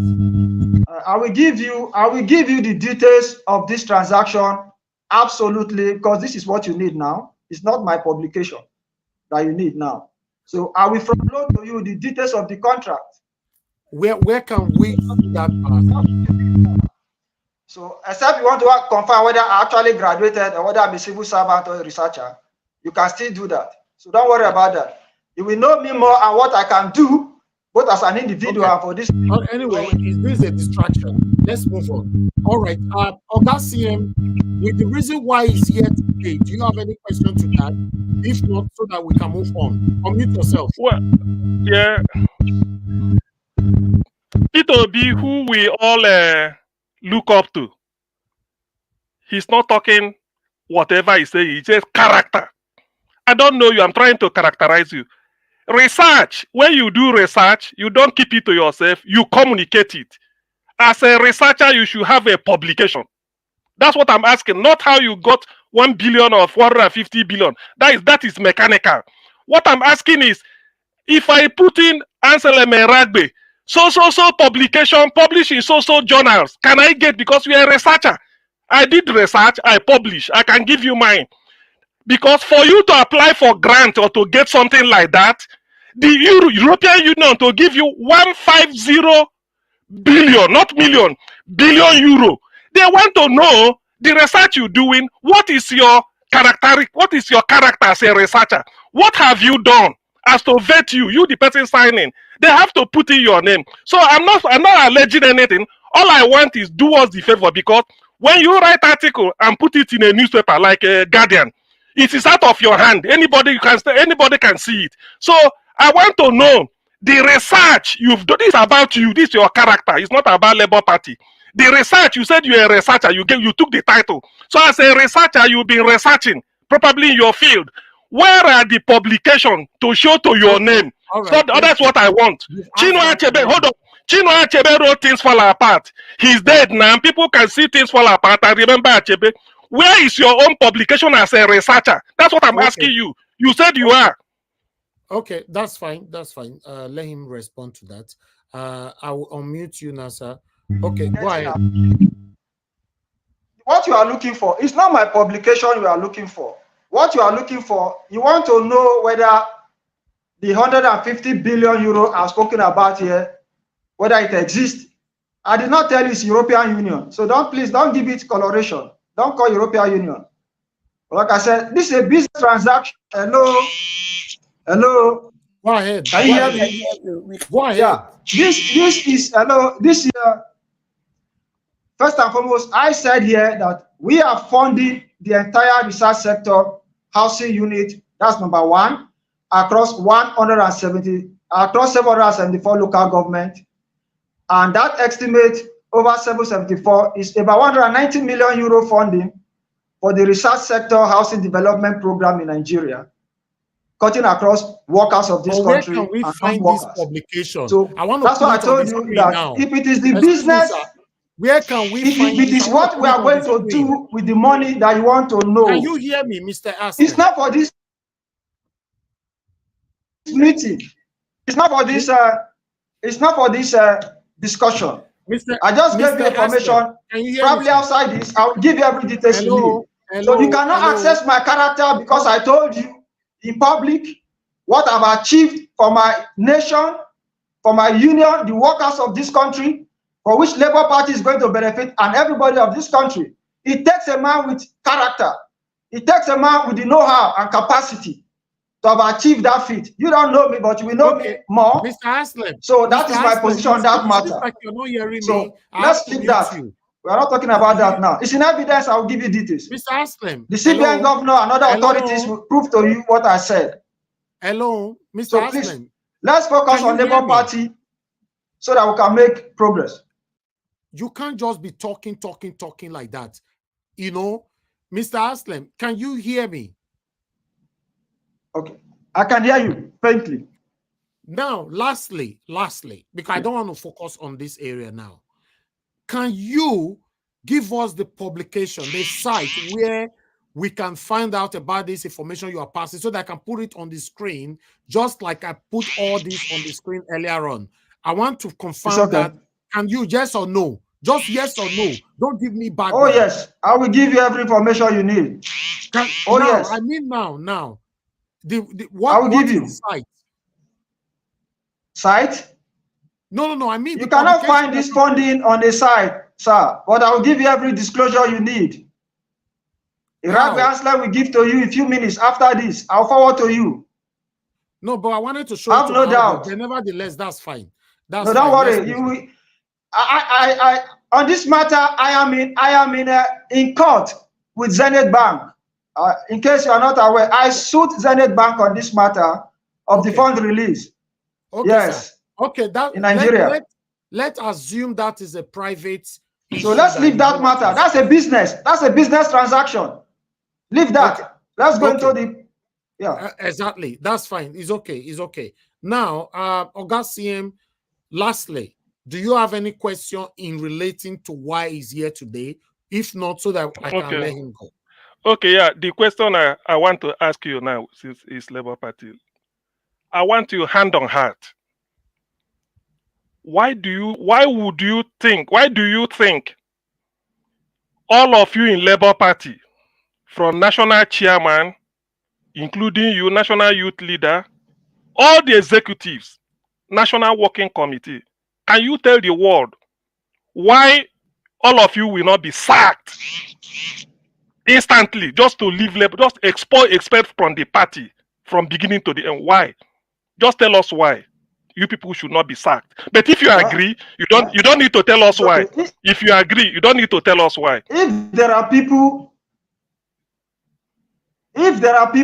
who have committed infraction against the Labour Party constitution, or criminal issues beyond the constitution, the party, there are disciplinary measures both within the party and on the face of the Nigeria constitution. For instance, I paid 350,000 naira to contest and to win. The only way you can remove Eragbe Anslem is when we go to the next national convention. If any other person contests against me and wins me by vote, it will become the national youth leader. I probably might be contesting another office. So it is not in your place, ideally, to just come and remove the National Working Committee members. So the best place to do that is in the next national convention. Or for instance, if you have committed a criminal infraction and the laws, just like FCTI court held Abure, because the documents that were forged were from FCTI court. So the court on the criminal side can hold you. You have forged our document and charge you to police. Police will take you to court, and if court holds you, the party will relieve you. So okay, all right. Thank you. Yeah. So once let me. So for me, like I said, there is no fast hard and fast rule. If Eragbe Anslem commits infraction, is found wanting, why not? But if I've not committed infraction and I'm not found wanting because somebody doesn't like my face and hard work, and they illegally suspended me, and people want me to be quiet, Eragbe can never be quiet to oppression. So that's oppression. Can you hear me, sir? And I will fight oppression with everything. Okay, can you hear me now? Mr. Anslem, can you hear me? Yes, sir, I can hear you, but a bit louder. I don't know why. All right. Okay. Thank you very much for your time with us today. I don't want us to focus on this research and whatever. That's not why we are here. You know, I understand where Oga was coming from, but it doesn't have anything to do with what we are doing here today. You know, it came up, for those of you that doesn't understand why he's here today. I played this video a couple of months ago. I believe it was back in December, where he was beaten and all that. Can they increase the volume? Everybody can hear me? Can you guys hear me? I can hear you, but it's faint. I can hear. It's faint. Okay, I think it's your fault. It's your side, sir. Okay. You know, it's okay, sir. Go ahead. So due to what happened to him back in Edo State, I think that was in December and all that, and Barrister Julius Abure was arrested, and he's part of the people that arrested Barrister Julius Abure. That's what brought him here. So I believe we've exhausted all the questions that was supposed to pass on today. So I think we need to let him go. I don't know if anybody still have one or two questions to quickly pass on. Okay, Mr. Elvis. Yes. Okay, yes, yeah, thank you so much. Just go straight to the point, please. Yes, I'm coming straight to the point, because the issue of, I thought one of the reasons that he came was to explain what happened, why Abure was arrested. I mean, that the hadith discussed that if he can just give us a little bit of a background of what happened, how Abure got involved and how his beating has to do with Abure's arrest. I don't know. I'm curious to know about that. I don't know. Okay, Mr. Anslem, did you get that? Yeah, thank you very much, sir. So quickly, I was on official assignment, of course, because of the existence of the faction, the Abure faction and the Apapa faction. Now, when I got to Edo State, because of the INEC order, 5 of us were to be in Edo State, so I arrived. They were aware I came because I made my intention to join a public information. So I arrived at Edo Benin Airport after 2 p.m. They took me to my hotel room. I was in my hotel room all through till the next morning when I was to leave for Protea Hotel in Benin for a meeting with the stakeholders. Then I will now engage our executive structures in Edo State to commence the activity. Now, one Austin, earlier, Mary had picked me and the elder I went from my constituency with, because we needed to carry other few stakeholders along. So others were already on ground. So I went with one from my constituency in Esako East, from Abuja to Benin, so that they could be part of the program as stakeholders. So it was 2 of us. Mary came with a delegation to pick me and my guest stakeholder from the airport to the hotel room. I noticed something immediately. We left. A car was behind us because they were to provide transportation and security cover. So while we were leaving the airport and going to where we're going, of course, I noticed a car was behind us, supposedly as part of the backup security team. When we got to a bump somewhere, the car hit the one in front that was 3 times. When I noticed, and I told the guy, "Can you park? Why? I hope there's no issue." The world needs to know that, first and foremost, that car had 6 hefty men behind. When we came out to find out what the issue was, they first lynched us there. That is one. Somehow, people intervened. We entered our vehicle again. I continued to the hotel. What's the name of the hotel again now? Something Home, is it Royal Home Hotel? I can't remember now, please. We were there. Because of what I noticed, I was in the door working, because I work on my system a lot. Emeka, I've written these names to the police, Inspector General and the State Command. Came to my room very early, around after 7 a.m., supposedly to pick me again to Protea Hotel. Unknown to me that Abure's faction of the executive, over 65 people had laid siege in the hotel where I was. So 2 of us came out to enter the car. The only thing I heard was, "Na Anslem be this."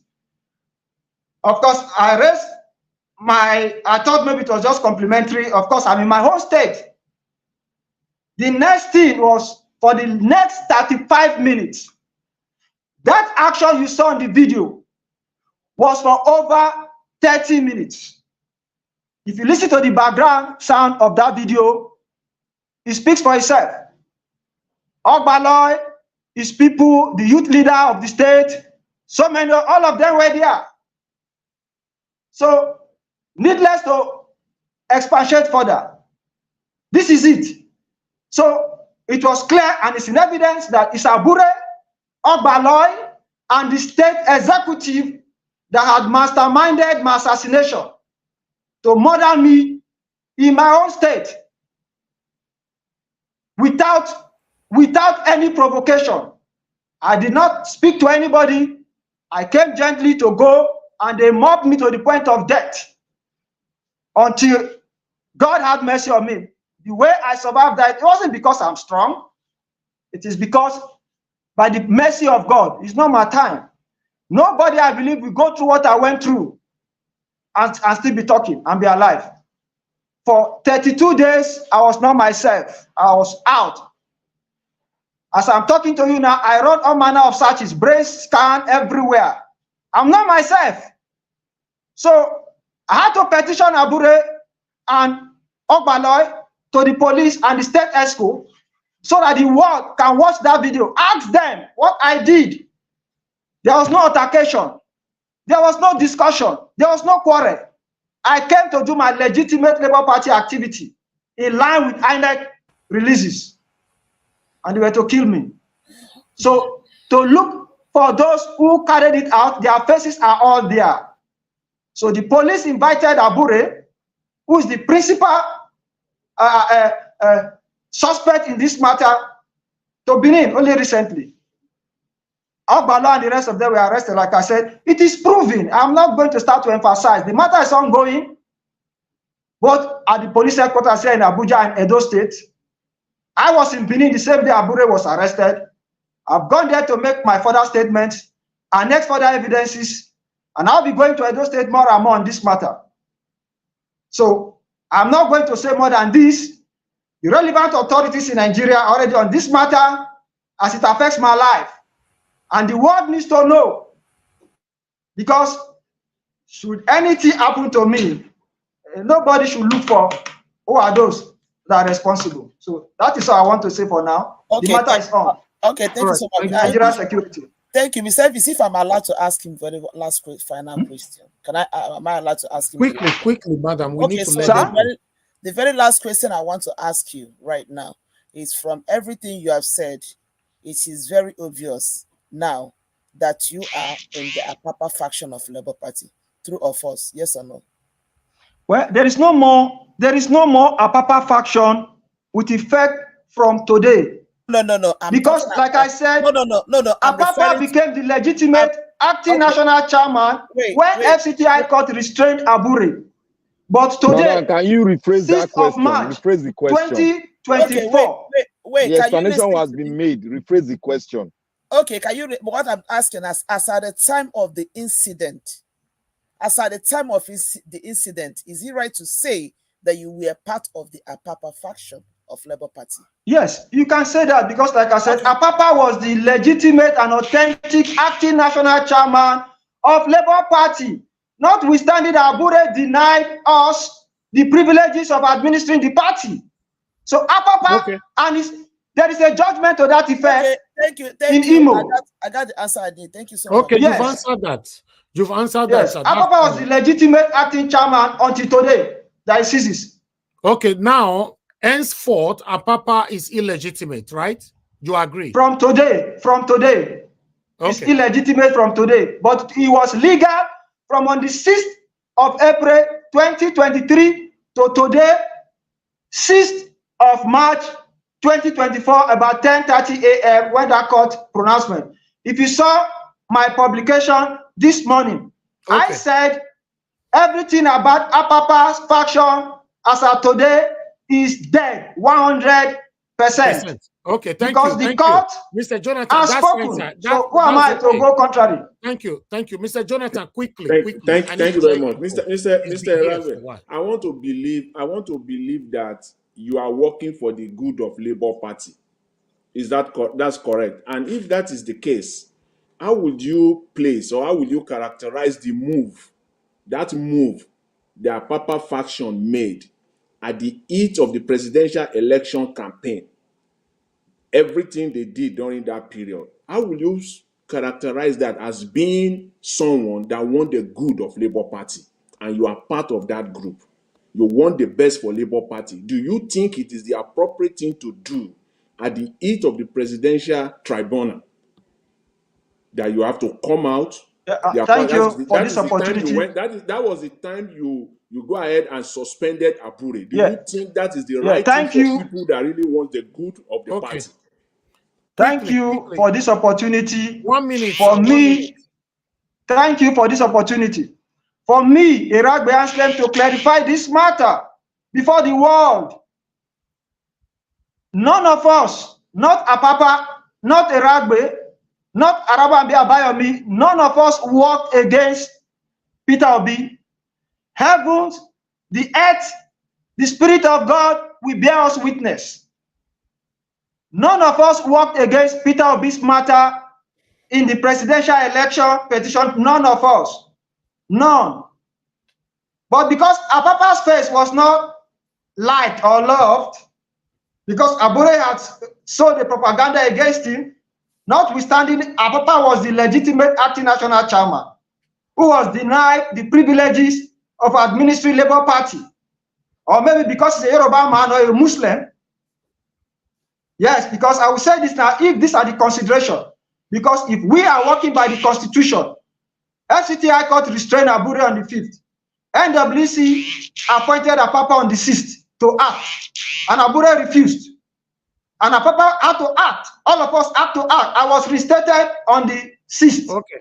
If you observe from 20th October 2022 to 6th of April 2023, Okay, Mr. I Anslem. did not carry out any Labour Party activity. Mr. Anslem, during the time until I was reinstated on the 6th. Can I ask a question, please? Please be looking at the camera and look where my mouth is talking. You know, even though you can't hear me, you can see me talking. You know, Mr. Anslem, I want to ask you a quick question.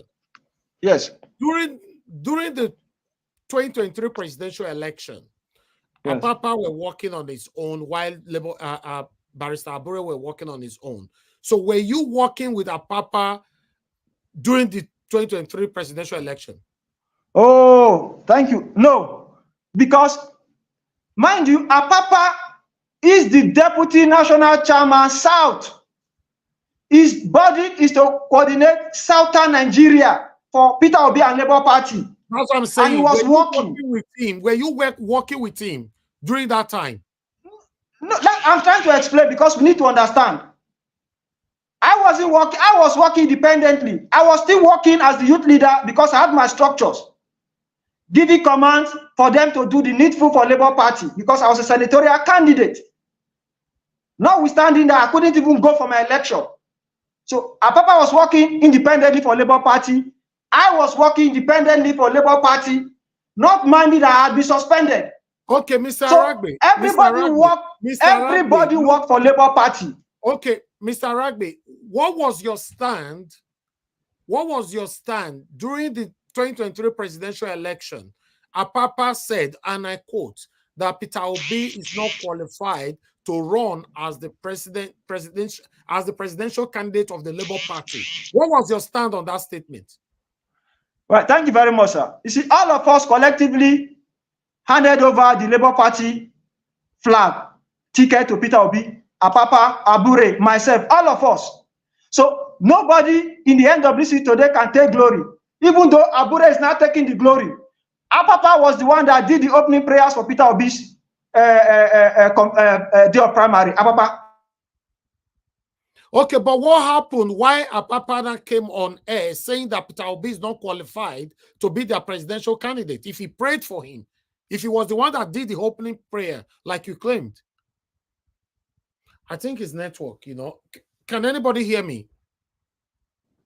I can hear you. I can hear you clearly. Yeah, we can hear you. Yes, I need to ask him a question. I can hear you. When I remember saying NEPA does his light for your head since and everything, the network in Nigeria and all that, for him to stay this long. Okay, sorry, a network. So what I'm saying is quickly. No, hold on. Hold on. I was asking you a question, and I want you to go straight to the point, sir, because of time. If Apapa was the one that gave the opening prayer for Mr. Peter Obi in Labour Party, how come the same Apapa was saying that Peter Obi is not qualified to be the Labour Party presidential candidate during the presidential election? Okay, well, maybe out of anger after the whole thing, when Apapa felt betrayed and maltreated, he's a human being, maybe, but Peter Obi is eminently qualified, and that was why we gave him hold on, the Mr. ticket. Anslem. If you say that he's a human being, we were in a contention to win a presidential election. For anybody within the party to come out to say that Peter Obi is not qualified to be the presidential candidate, don't you think that can hinder our opportunity to win the election? No, please don't forget. Talk like this now. Yeah. We are doing something serious here. Oga, you are fond of doing this all the time. Please. You talk inside something when we're talking. Oga, just stay mute, please. Let me put this again. You said Apapa is a human being. If he's a human being and he did the opening prayer for Mr. Peter Obi when he came to Labour Party, according to what you just said now, how come the same Apapa were saying that Peter Obi is not qualified to be the Labour Party presidential candidate? Don't you think that would be an advantage for our opponent, for Peter Obi's opponent?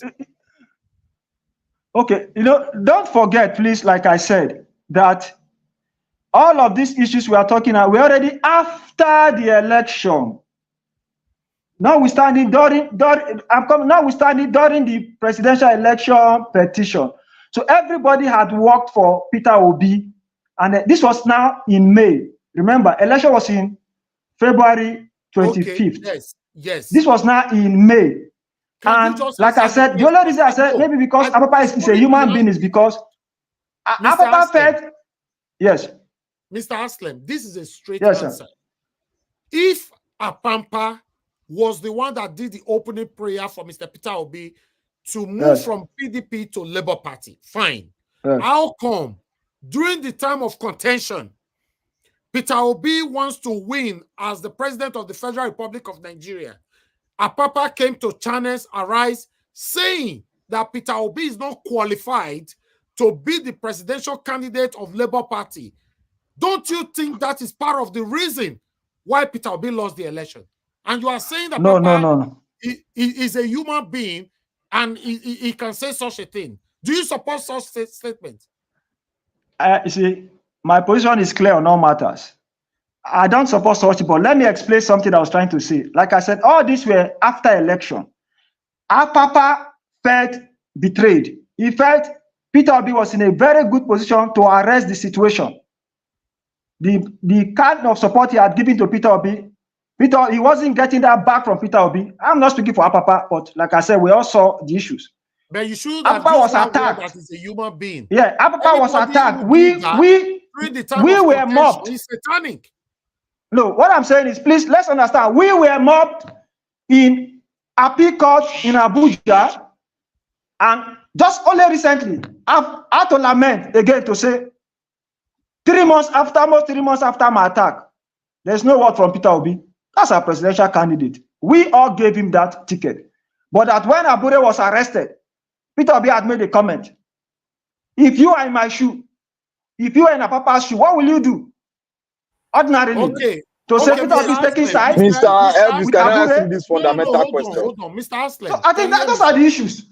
Okay, sir. Hold on. I understand where you are coming from now. We are getting somewhere.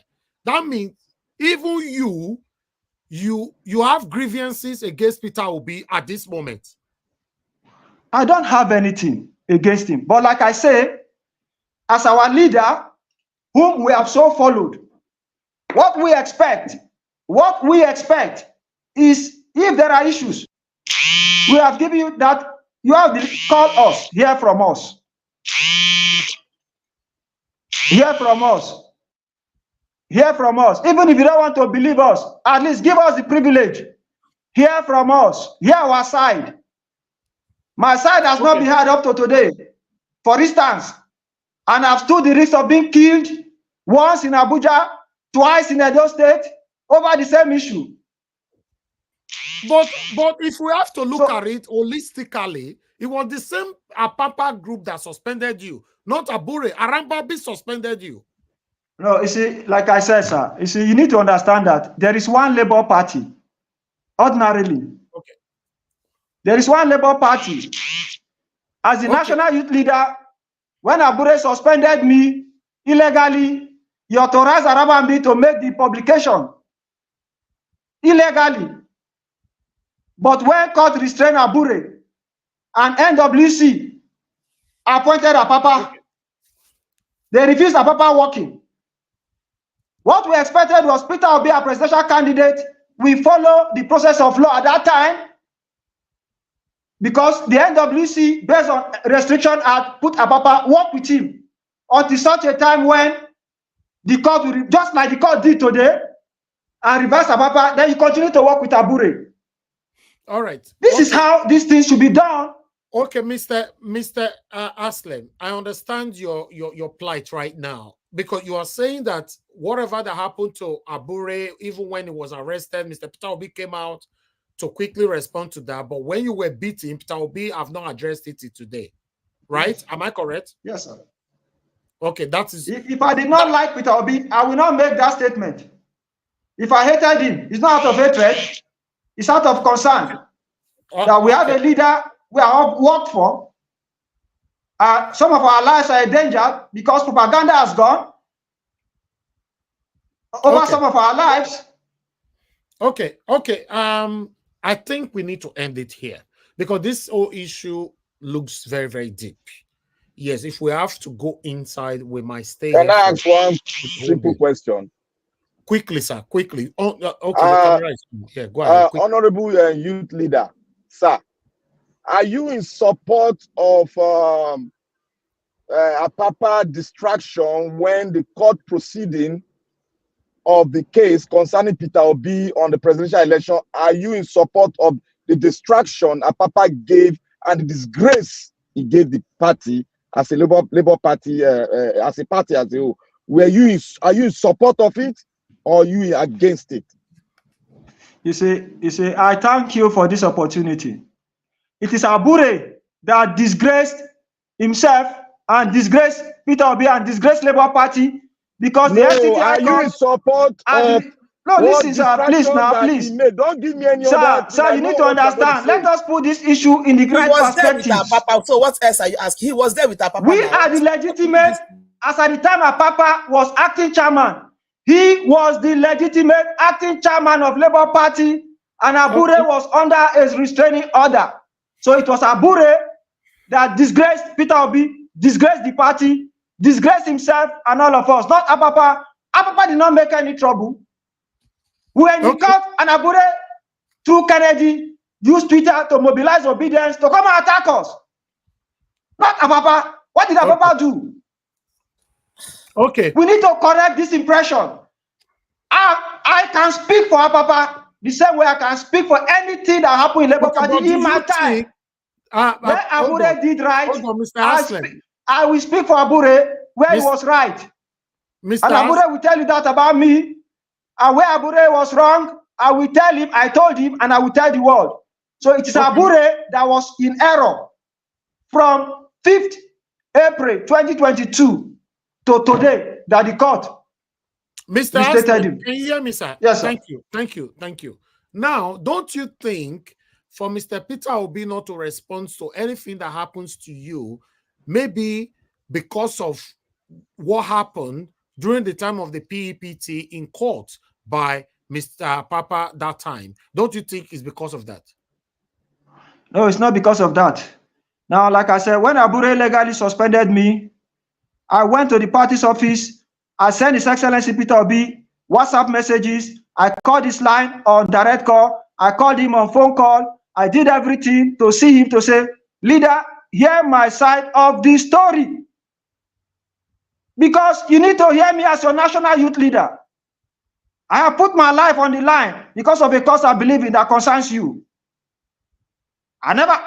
We have never had any issues with Peter Obi. So even if I had offended him, as a father, all he needed to do was, oh, youth leader, okay, you did like this so day.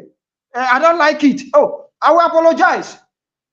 But Peter Obi had not given me that opportunity. Though later in May, last year, he called me. We had about 25 minutes discussion, which was good. And he offered to call me back to continue to building that process. Of course, I can excuse him, for the man is busy. Again, but from October 2022 to May 2023 was a whole lot of time. I went round cycles. All right. Mr. Anslem, hear me out. So I don't have anything against Peter Obi. I don't have anything against him. Okay, Mr. Anslem. I don't. Lastly, hold on now, please. Information just reaching me right now.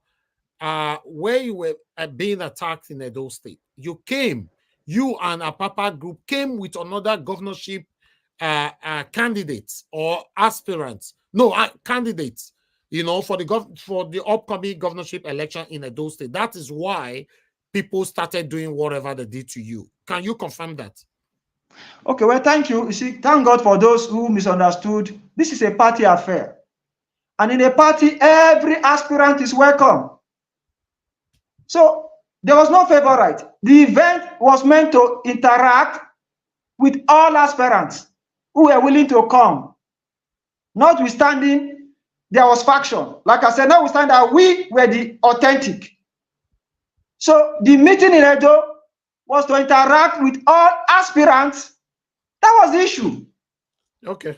There was no favorite. You've answered the question. You've answered the question that, okay, you guys came with your own candidate at that time because the formation. No, what I said is we came to bring all the aspirants together to discuss at that level. Okay, that's there was fine. no favorite. All right, ladies and gentlemen, we've come to the end of this interview. I understand everything where Mr. Anslem is coming from. I understand what is happening right now in the party, and I understand why Barrister Julius Abure was arrested. So I also now understand that Mr. Anslem was with Apapa's faction. So everything is clear. You understand? Everything is clear now. Before this, it wasn't that clear. So if we have to continue to give everybody the time now to talk, to pass questions, we might stay here for the whole day. But I want to let you know, Mr. Anslem, thank you very much for your time with us today. I want you to know that here on this platform, you can always come to us and talk to us whenever you want to speak, anything concerning Nigeria or your party. We say it how it is here. We don't support evil. We don't support criminality. Yes, we appreciate your time with us. Joining us from Nigeria and spending almost 3 hours, or rather 3 hours with us, is not easy. Thank you very much, sir. I would like you to give your final submission before I remove you from the screen. I'll let you go. 1 minute. Address. We have 952 people watching you right now. Address everybody in 1 minute before you go. Well, first and foremost, I want to thank God Almighty for the grace upon my life, who has spared me to be alive, to be able to talk with you today. I thank the Lord. Then two, I want to thank the Lord for Niger Watch that has given me this rare global opportunity for the world to hear my side of the story. And I pray, God, that your management, God will increase your wisdom and grace and give you more enablement to do more. Because what you have done today is you are giving voice to the voiceless. You have given hope to the hopeless. You have virtually given comfort to the desolate and shield to them that are defenseless. This is what you have done, particularly as it affects me, because my case has been a case that has been subsumed. Every manner of things have been done to ensure that my voice is not heard. But I have to be quiet for a long time because there's a limit to what an individual can do. So what you have done today is to have given me a voice so that the world will see my side and hear my side of the story. And if anybody feels otherwise about what I have said, I'm always here to come back and say what I've said earlier. And where there are documentary evidences to provide. Then, almost finally, I want to, at this point, equally greet our presidential candidate, His Excellency Peter Obi, and to urge him to be steadfast, and to let him know that not Apapa, not Eragbe, or any of us worked against him. No, none of us did. It doesn't matter what has been said against us. But what he needs to do is to take the bold step now and reconcile the party. He has to call a stakeholders meeting, maybe for a day, so that everybody will come, we sit down, we talk as a family now, and move ahead. And for Abure has so much on his head and his hands, he can say all the lies he wants to say, but there are issues. There are a lot of criminal indictment. He needs to step up. There are people he has stepped on, and he needs to apologize where he is and make peace. But if he wants to go this path, I am telling you, like I said here, the Inspector General of Police has authorized Abure's prosecution in the Ministry of Justice. So I don't want to see him go to prison, but the ball is in his court. And for Labour Party faithfuls globally, we have a duty to rebuild our country. For some of us, we have committed our time and resources and energy to this struggle. It doesn't matter what we have been accused of, but I know it's not correct. But Eragbe Anslem is still very devoted, as always, to ensure that we build a house, rescue this country. In terms of rescue this country, like I said, when this government, notwithstanding who is the president, Nigeria is in need. I've had to write letters to the federal government of Nigeria to say, I have a window by which this nation can be redeemed. I have given those details, part of what I said here. So it goes beyond party affiliation. That let Nigeria survive. Let us rebuild a new nation. The youth of this country are almost stranded. I must tell you, the economic situation is not favorable to anybody. We need to do something about it. So let's begin to engage. Thank you, sir. and move Thank you forward. very Thank much. you. Thank you very much, Mr. Anslem. Thank you. We really do appreciate your time with us today. We'll be looking forward to welcoming you back here again. But one thing I want you to understand, we're also going to give the right of reply to Barrister Julius Abure or Mr. Kennedy, the current national youth leader, you know, for them to come counter whatever you said here today. I hope you don't mind. I don't mind, please. Okay. Give them audience and bring us together. Like I said, whatever I've said here today, I will say it over and over. But let them prove. An iota of what they say against me, proof. I need proof. Proof. Not talk. Okay. Thank you. Thank you, Mr. Anslem. God bless you, sir. Thank you very much. I appreciate you, sir. Okay. God bless you, sir.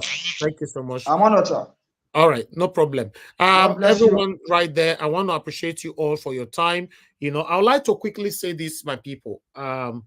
You see, when you hate somebody, I want to talk generally. When you hate somebody, don't, because of the hatred you have for that person, to fail to listen to the person. Because sometimes, you know, sometimes the person wants you to hear them out. I can see some of you writing on the comment section, you don't want to hear anything and all that, blah, blah, blah. Life shouldn't be like that. Yes, I've said it before. This platform was not created because of Peter Obi or because of you or because of me. The platform is because of Nigeria. So if you're included in Nigeria for the betterment of Nigeria, you are part of the reason why the platform was created. I only use the platform, dedicate the platform for Mr. Peter Obi since April 2022 till date, because, I repeat, because he was the only candidate amongst all the candidates that I know that can rescue us out from this excruciating situation that you and I facing today. We shouldn't pass hatred. Just because you hate somebody, you don't want to listen to the person. Yes, when it comes to Abure, nobody want to talk. You are not closer to Abure than me. Abure is even surprised that I called him out here that he should resign because there are so many allegations against him. But that doesn't mean that all the allegations is guilty until he's proven guilty in the court. But my stand, which I will continue to say, why is it difficult for our leaders in Nigeria to resign? Why? I don't know. Somebody resigned today from let me see if I can bring it to the screen, because it's only in Nigeria you see people don't want to resign, they want to die there. You have series of allegations and you don't like it, that people dragging your name and all that. You know, you can do the honorable thing, but you just resign. For example, you know, let me take headline of this I'm going to showcase on the screen right now. It's only in Nigeria we don't see things like this happen, which is sickening. You can see this right there, right? You can see that. Peru Prime Minister resigned amid alleged contract awarded to 25-year-old lover. You see, this allegation. But before they go say, okay, it has become true or whatever it is, it's just, okay, that's fine. It's all right. Thank you, thank you, thank you. I can't take this headache. I just need to go. You know, thank you very much. He resigned.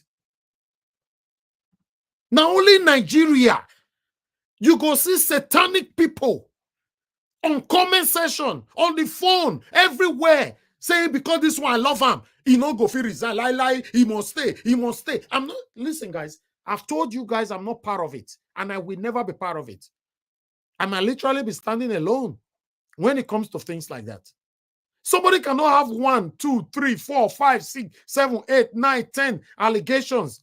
Just resign honorably. It doesn't matter. It doesn't take anything away from you. It doesn't make you guilty. Just say, okay, go. Because I can do that. Say, no, I don't want my name to be dragged. I beg. Make una carry this Simona manager by myself. But in Nigeria, no, our leaders don't do that. And the reason why they don't do that is because of some of you satanic people right there now in the comment section listening to me right now. Because you guys are applauding them never to resign if anything is going wrong. Just because it belongs to your camp. That is why you see I read this comment or this my write-up every day. Let me put it on the screen again. As you can see there, A man could become the next victim of the evil he celebrates today.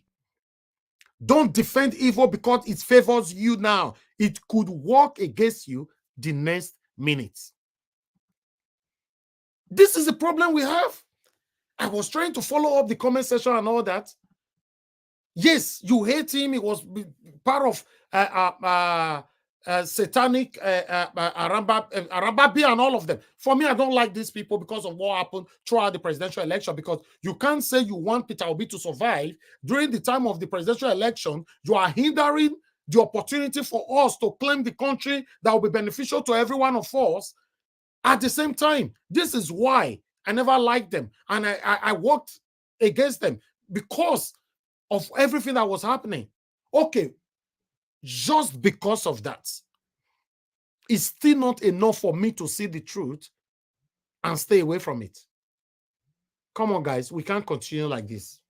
If you're part of the people that will hate me now, it's just like give us a mandate writing on the comment section earlier on. Your comment was very, very annoying. Give us a mandate. I don't like that. You know, I say things I read. You will say with all due respect. Let me put your comment on the screen. You don't write things like this. With all due respect, I see this as a waste of time. Who told you it's a waste of time? Were you the one that invited him? What do you mean by waste of time? Then you went on. The court just affirmed Abure as a chairman again. So what is the purpose of this guy's interview? Then you went on. Is this to discredit the judgment of what? We've played the video and everything that the court have affirmed Abure. This interview doesn't have anything to do with affirming Abure or anything. This man was beaten in Edo State. He needs to come here because nobody's giving him a platform to talk. Okay, so are we allowed to respond to what you just said now? No, let me finish, please. Okay, go ahead and finish and let us those respond to what you're to saying. discredit my work here. Nobody should tell me how to do my work.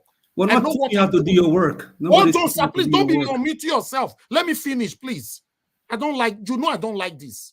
Don't push me there. I don't like this. When I'm talking, you're muted talking at the same time. When it's time for you to talk, I'll give you opportunity to talk. Can you be writing that what's the need of bringing it? Are you going to tell me who to bring here? This is why are you guys deceived or don't stop me from bringing Dino Melaye here. Dino Melaye wanted to come and talk. Okay, everybody is stoning these people. This one is bad. This one is bad. This opportunity to bring them here for you to ask them questions. When I'll say no.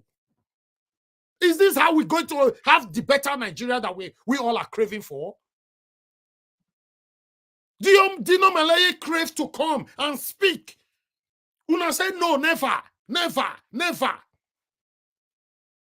Is this how we want to have the better Nigeria? Or you want to continue to watch these people on Arise channels where you cannot ask them questions? When they finish talking, then you go to your own platform and start ranting. For me, I don't believe we can have that better Nigeria. I believe the only way we can have a better Nigeria is when you can have one-on-one with them, ask them all the questions that have been bothering you for decades or time. So please, guys, let's stand for what is right. If now your papa, they do what is wrong, call him out. If now your mama, call her out. We cannot continue to be practice this style of nepotism and favoritism all the time. When it doesn't belong to you, yes, we can discuss it. Eh? When it's favored, when it belongs to you, no. More not go there or no need.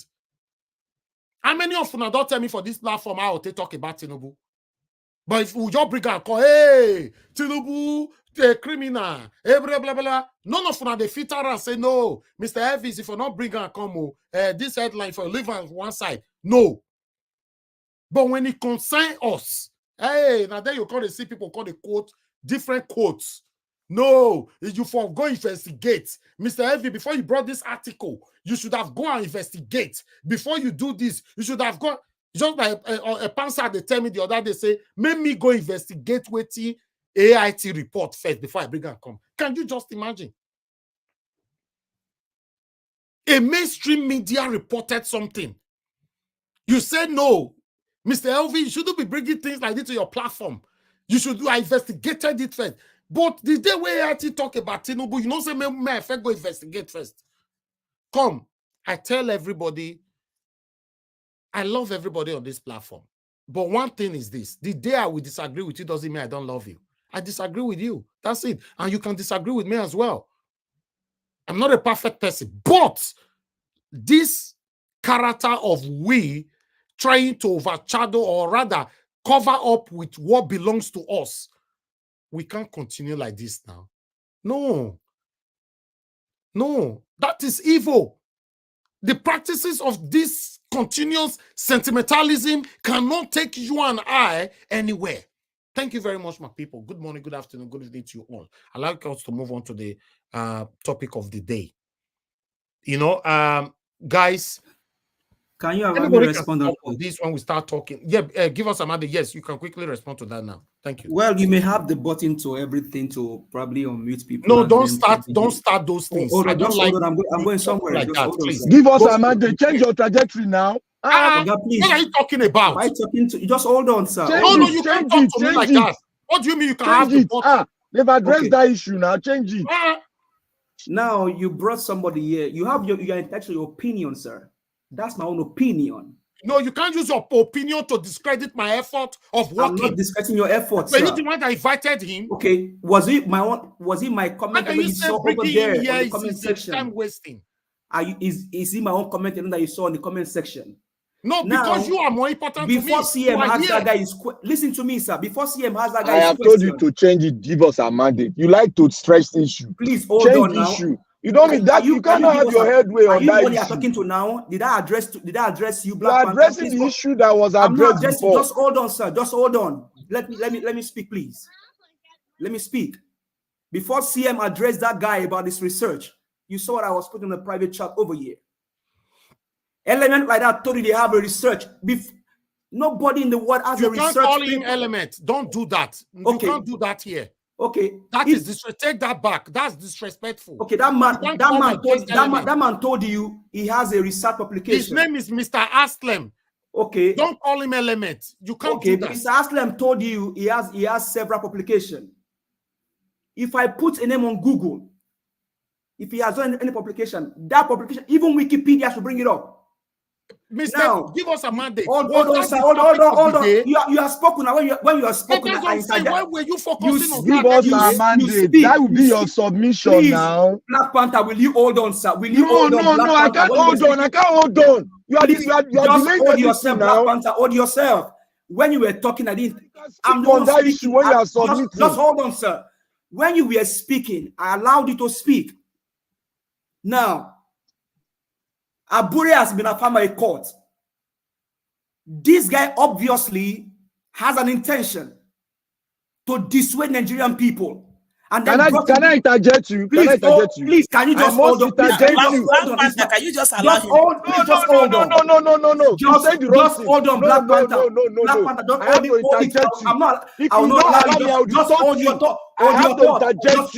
Hold your thought, Black Panther. Hold your thoughts. Just hold your thoughts. I want to interject you. Don't interject me now. I'm not allowing you. Don't interject me now. Don't interject me. Don't interject me. This guy is now bringing in Peter Obi into the whole situation. Talking about Peter Obi did not intervene in the whole situation.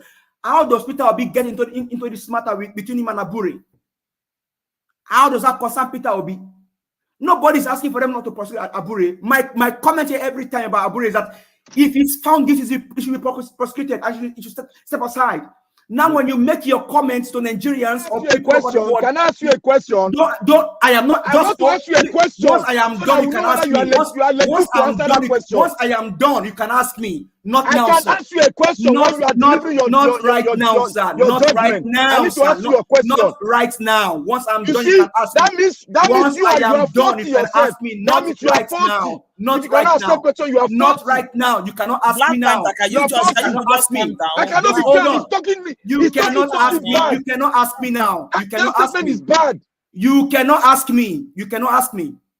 You cannot. I will address you before. You cannot address me because I'm not addressing you. You cannot address me. I'm not addressing you. You cannot address me. I'm not addressing you. In my statement, you cannot address you. You cannot address me, sir. I am not addressing you. You cannot.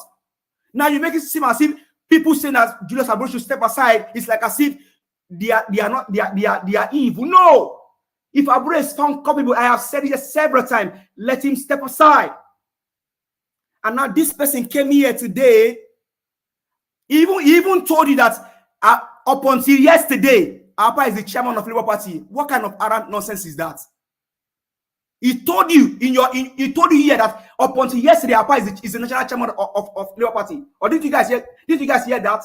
So if he said that, so what? Hold on. Allow me. Are you a judge? We were the one that told Abati. Labour Party, when Abati spoke, said fraction. We told Abati, Labour Party has no fraction. And we are bringing that over here. Finish so in 2 minutes. When you speak, sir, with all due respect to you and your channel, I understand. But no matter what you do, what does your channel got to do with this? I am here to give my comments. I will be here to give my comment even tomorrow. But please, Nigerians, can I give a comment here? As if we don't know what we are doing. We are Nigerians like you are, and we stand for the truth. I stand Before for the truth. you give a comment, Nigerians, I give a comment. Okay, go ahead, Black Panther. Thank you, Mr. Nigerians. I want us not to be very sentimental or passionate about whether Peter Obi or Labour Party or anybody. Let us sit very, very, very objective and speak to the issue. When Give Us Amanda is saying the guy came to drop Peter Obi down to do this, all is absolute lies. You have just said rubbish. All is rubbish. You have said. To you, it may be rubbish. You cannot judge a man. You cannot judge a man when he's giving a submission and you are not analyzing his own side. Wait. A man was beaten. He came here to tell you the reason, and I was taken from one hotel. I was taking one hotel to another hotel so that they can beat him. And let me tell you now, the man that they call native doctor, that man was constitutionally the vice president of the South in Labour Party. And Abure did something that you did not even notice here as the man was giving his submission. Abure have to jump as a secretary to become a chairman. That is illegal. It's never done in any political party. No, and the hierarchy of parties, you don't want to hear the truth at all. It's illegal for Abure to become a chairman of Labour Party. It's illegal. That illegality must stand. And I stand with that illegal to you, but not to LP. LP it is illegal. It is illegal to LP. Illegal chairman. So that means Peter will be work with an illegal chairman. Let me tell you too. What you're saying. Give us a mandate. Peter Gregory will be work with an illegal chairman. Give us what you're saying, man. Give us a mandate. Give us a mandate. What you're saying, man. Let him speak. Give us a mandate, please. Give us a mandate. You have not been a member of a party before. I guess you have not owned any hierarchy while you are in the institution before. You don't know me, I don't know you, so you cannot affirm that. I'm saying it, I'm just saying it, presuming. I'm presuming. Look, when you are a secretary of an organization and you have to vice chairman who automatically can take the role of the chairman if there is no chairman on seat, you cannot bring in the secretary. There must be a co-opt with either some of the ESCO members to bring in Abure. That is why you see Arabi came in from the south. So basically, what you are saying is that Peter Gregory will be work with an illegal chairman, right? Wait now, Peter Obi is not involved. I'm telling you what's going on in the party that we need to spell out and iron out. So even you, all of us here, even all that man, don't would have beat that guy, that vice chairman from the south. What's his name? I used to forget his name. They owe him an apology. They owe him an apology. If you don't know, if you were the vice chairman from the south, will you not fight for your rights? Let us call a spade. We are all human beings. Black and God created every one of us. Thank you, Black Panther. Let me come in, please. Everybody stay mute. Let me come in here. You see, this is one of the things I will continue to say on this platform. I'm very grateful that I have a platform that I built more than 12 years ago. But I don't use the platform to intimidate anybody, but rather say it how it is.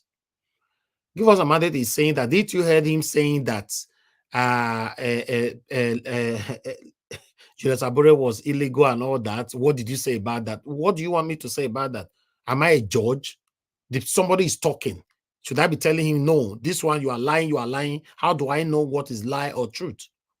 He's talking. and he's talking on a live broadcast where anybody can take his words, or rather, he can be sued if he lied on a public space. So one thing you must understand is this, and your write-up is what triggered my anger, saying that the court has just affirmed Abure, so bringing this man here is illegal. Was this man invited today that the court passed a judgment? So you say illegal. Did you see illegal in my comments? Hold on, please. Did you see what illegal? Let me finish. I just said just now, you can't interject me. You know you are fond of doing this. Your comment is, let me read your comment. You said, I see this as a waste of time. The court just affirmed Abure as a chairman again. So what is the purpose of this guy interview? You see, somebody was invited to come more than a week ago, and court affirmed Abure today. And you are telling me, so because court affirmed Abure today, I should have just canceled the interview, right? You are telling me how to do my job. You see, sometimes when we speak, you don't know you are disrespecting people's efforts. Because this one concerns you now, you don't want to hear. This is it. Because there's other platform now, for example, Barrister Abure wants to go there because they hate Abure. Maybe they wouldn't want him to talk as well. You see, these kind of practices of, hatred, biasness, and all. I'm not part of it, and I can never be part of it. The question is, I want to ask you, give us a mandate. And any other person listening to me that are aligning will give us a mandate. If it was your brother that was beaten to stupor like that, just because it's not, let's assume he's not supporting your presidential candidate or whatever, but your brother, your blood brother, will you say, no, I don't want to listen to Ram, I don't want to listen? Will you say that? You see, let me also ask you, if the court, your brother was the chairman of LP, and the court just affirmed him as the chairman, despite everything done, and you hear this kind of statement that this person came to make today, I mean, it was your effort. Is your effort? I mean, I'm not discrediting what you are saying, but that I made that comment doesn't mean I discredit your. That's what I'm saying. You said if it was my brother, you didn't finish your question. If it was your brother that the court affirmed as the chairman again, yes, despite everything, and you hear the kind of you hear comment like this, what will you do, sir? What comments? With all that the guy said here, well, what did about Peter Obi, and somebody said that Peter Obi. Abure was an illegal chairman. That means Peter Obi worked with an illegal LP chairman. But the court just confirmed it. Give us a mandate. So that means Abure before the election was an illegal chairman. Yeah, that's what the court confirmed today. No, sir. No. They affirmed it today. Oh, okay. So before now, Julius was illegal chairman. The case was pending. Give us a mandate. You don't understand this political game. You don't follow one rule. You don't understand. There's a game. Abure working for APC. Hold on, please. Give us a mandate. Before today, court, the case between Abure authenticity was pending. They just affirmed it today. So what are you complaining about? Mr. Elvis. Yes, sir, Mr. Tiobala. I agree, sir. I really have a question for this matter. Mr. Give us a mandate, please. Don't be too emotional. Let's take it easy. The question I want to ask you is that since Abure was illegal as a chairman, the candidate produced for the Labour Party for this governorship election, is it valid, or is it the one from Apapa fashion that is valid since it was the valid chairman today? No, you go and ask Eragbe Anslem that question. No, I'm not asking. I'm asking. I'm only asking based on question. I don't know the answer to your question, but what I know, before the election, there was an LP chairman. It was an infighting that made them go to court. and then the court reaffirmed Abure again. That the court reaffirmed does not mean that Abure was not the chairman.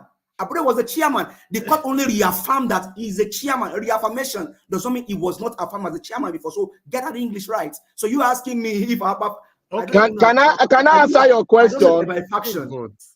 I only know that can I say something that give us Amanda doesn't know? So when you said the court reaffirmed, that means he was a chairman before, but he was reaffirmed again. Because give us a mandate. Thank you. There is a game. 1 minute.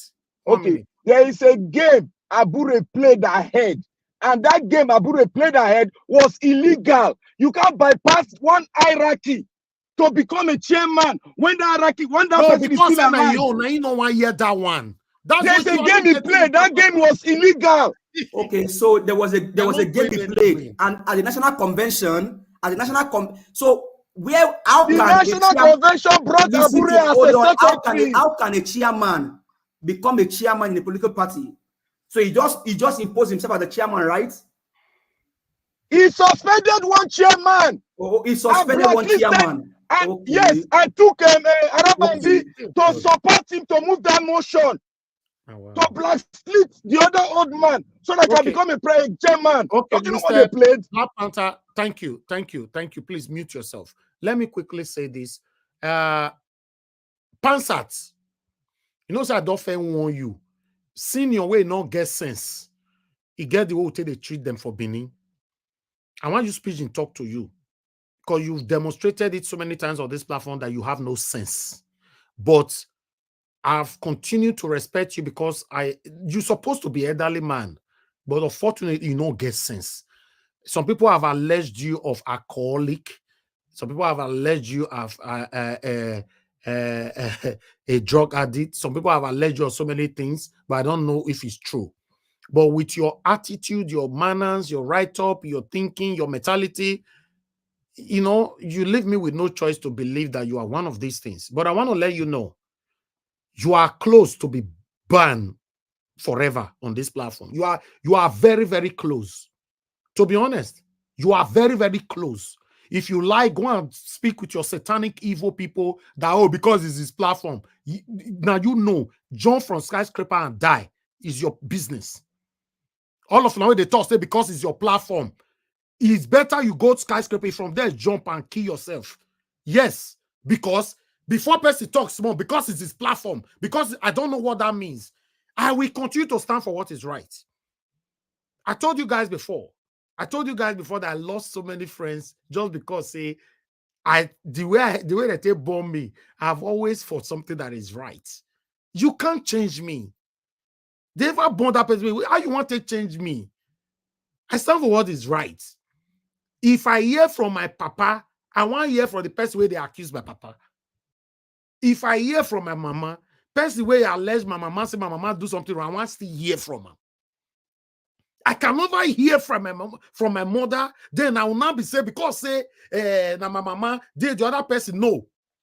In case you are not aware, the way me and senior advocate of Nigeria, barrister Mike Ozekome, become close, not just because we came from Edo State. I'm not going to go details. It was alleged of a very, very tight issue on this platform. A lot of people came to report him on this platform. For some of the way they follow us, Madam Iris Finest and all that, we don't take for my platform. Remember, they know us, Barrister Mike Ozekome to come here. Then we brought Barrister. When I invited Barrister Mike Ozekome, I don't supposed to mention his name. I invited him come here. Some people wanted us. Say because saying a Barrister Mike Ozekome, make we do one like this. And I said, no. No, it can't be. And it can never be.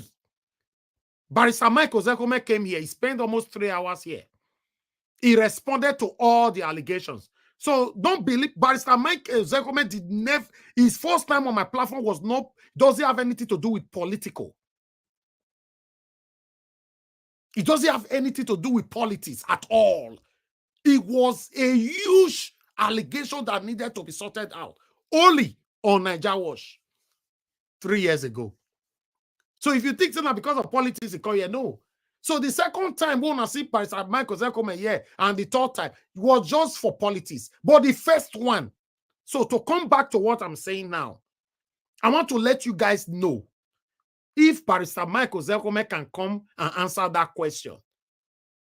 For me, what this man, Mr. Anslem, was saying, if someone like me call Mr. Peter Obi, say, see, or I call him, I WhatsApp him, I do everything, he no answer me, or I call Barrister Julius Abure, I call him, I WhatsApp him, he no answer me. That means automatically you are leaving me with no choice to go on air and talk. That is what this man did. Now make me ask you now, yours now, will be satanic people. So if now your brother they beat like that, even regardless of what, because that video, you yourself go watch them again. If you get hurt, man, see how you take watch and finish. Even though,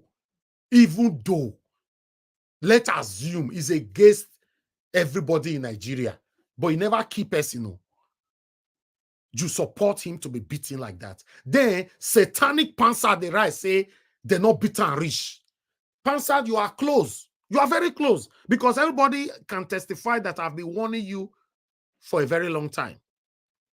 You are close to be banned forever on this platform. I said it before.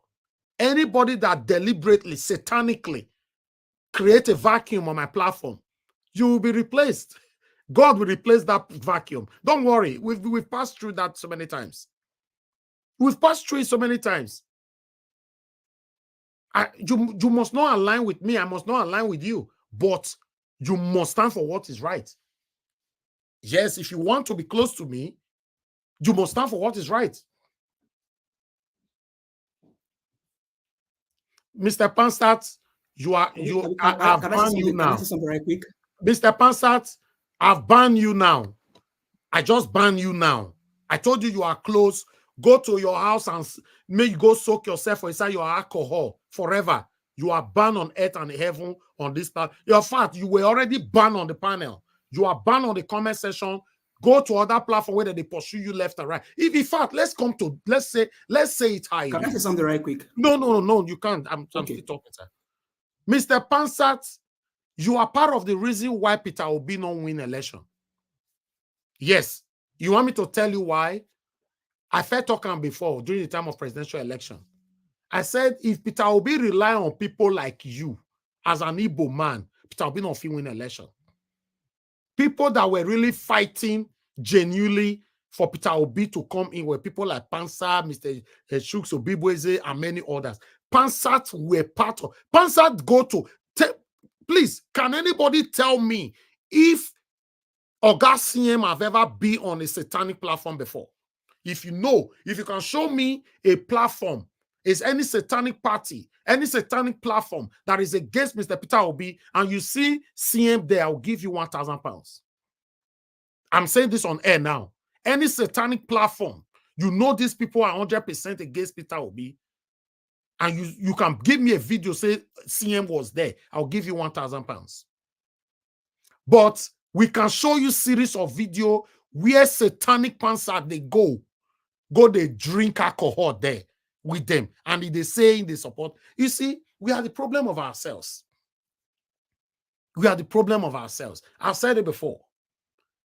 I'm supporting Peter Obi. All I've done for Peter Obi, I will never regret it. You know why? Because my movement, my mission, my vision, and the destination together was to achieve a better Nigeria through Mr. Peter Obi. Unfortunately, satanic Mahmoud Yakubu not let that happen. I was not doing it for you to like me. I was not doing it for you to love me. If you genuinely love me today, God bless every one of you. But I was not doing it for that.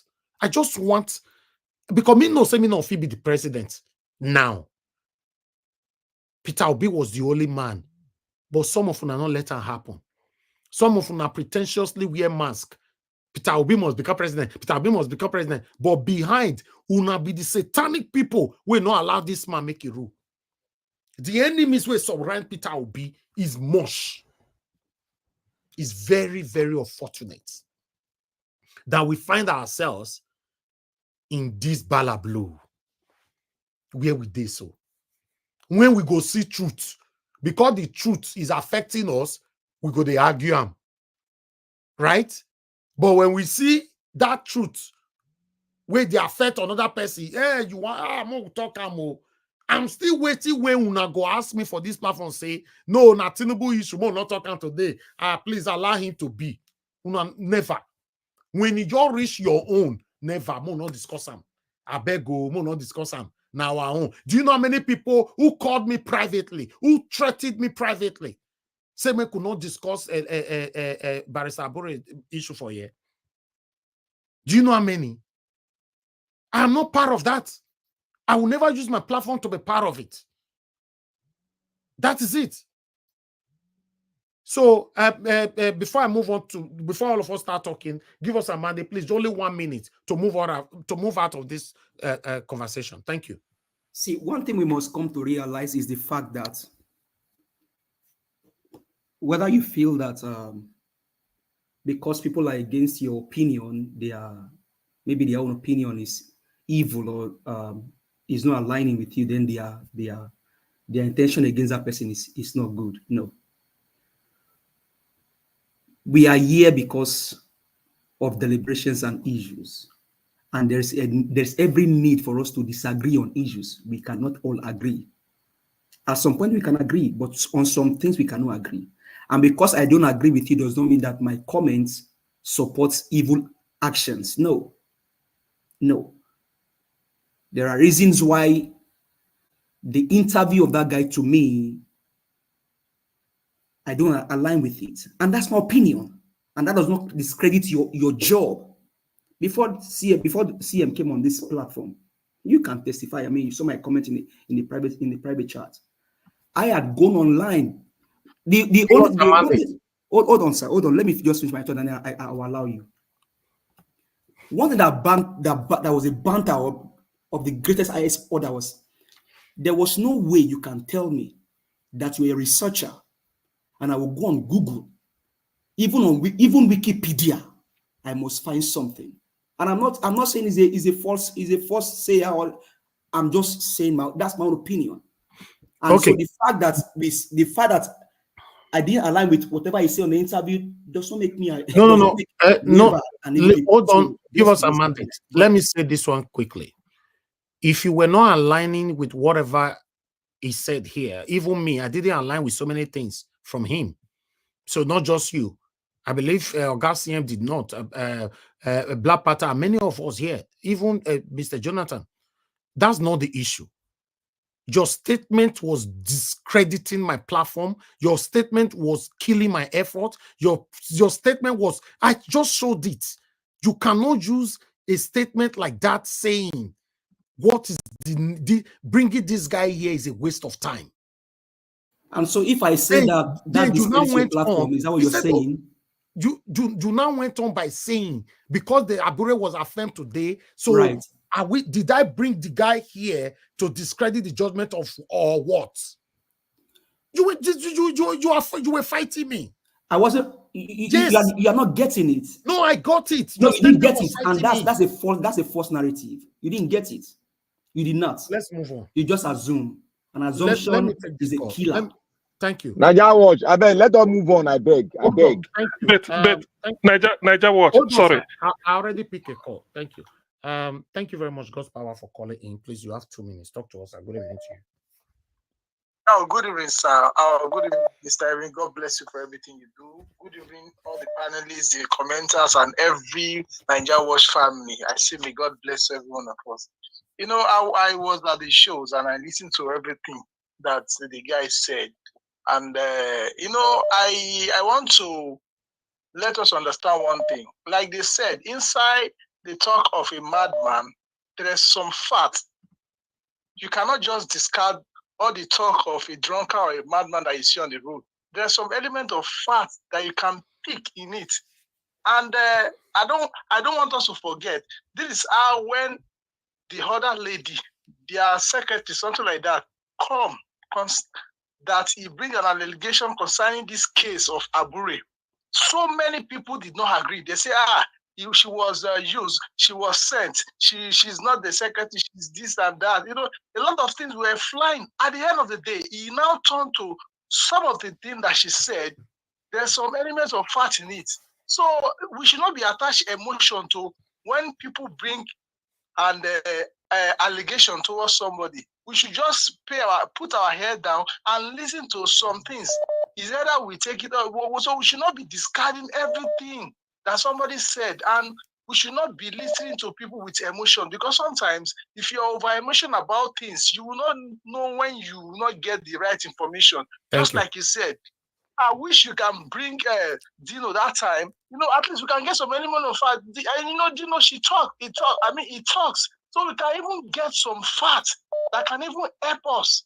You know, in this our obedient movement, but because of everybody just throwing in emotion, who is Dino, who is this and that, he might be part of those satanic people.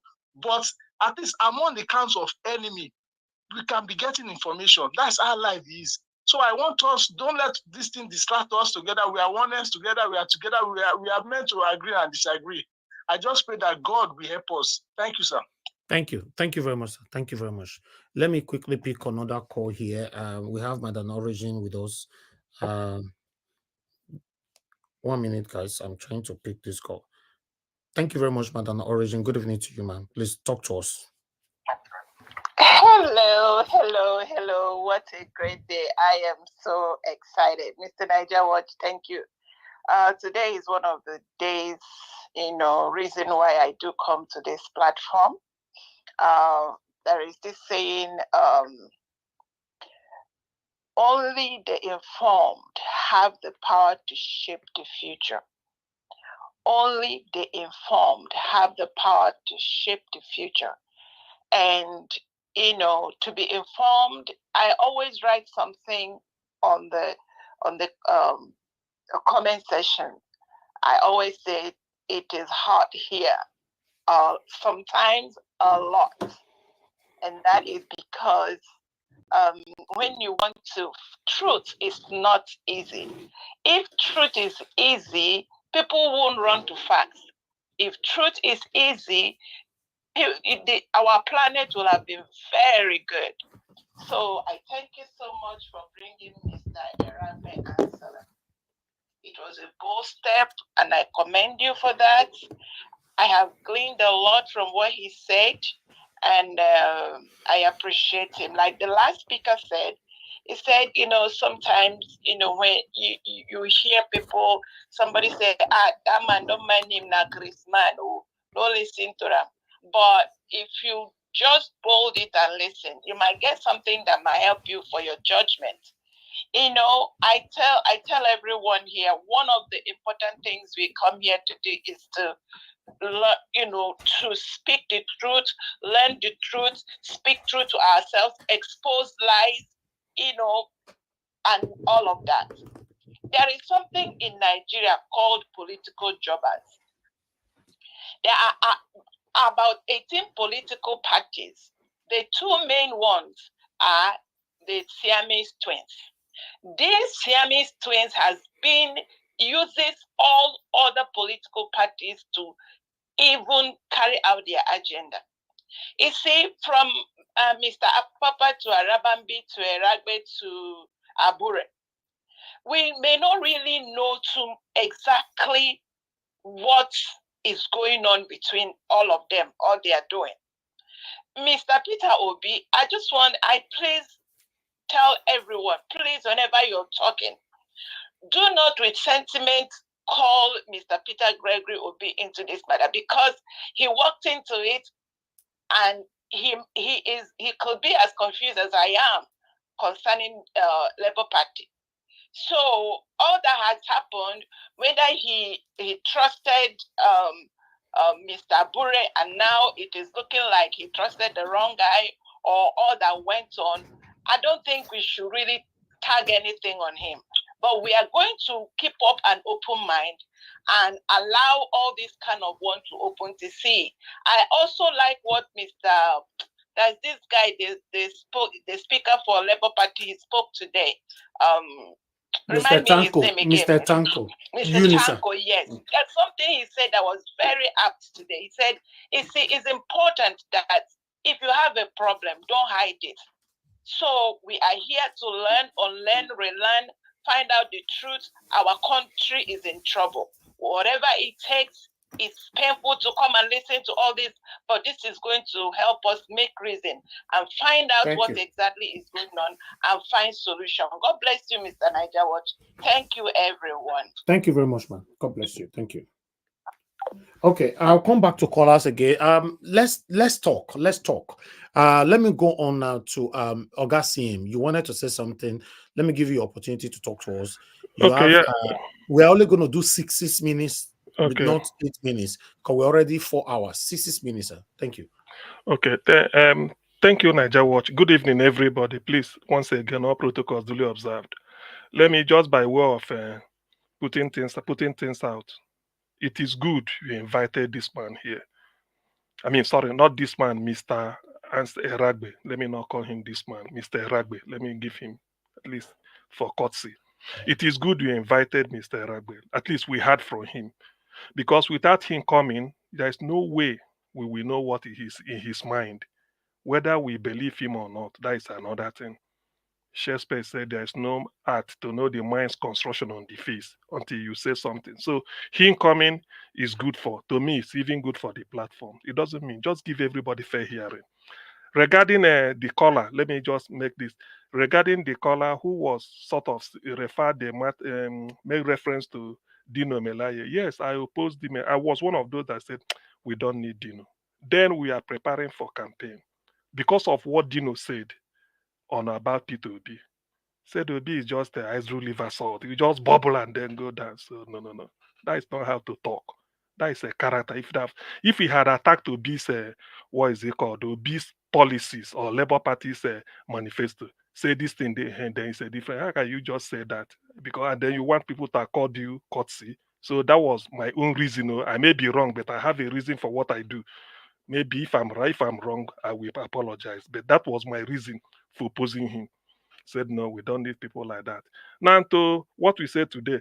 Actually, the thing about Labour Party is that none of us, when I say none of us, I mean I believe I'm speaking the mind of everybody, all of us here. I don't think we are insiders in Labour Party. So we're only outside the piecing in.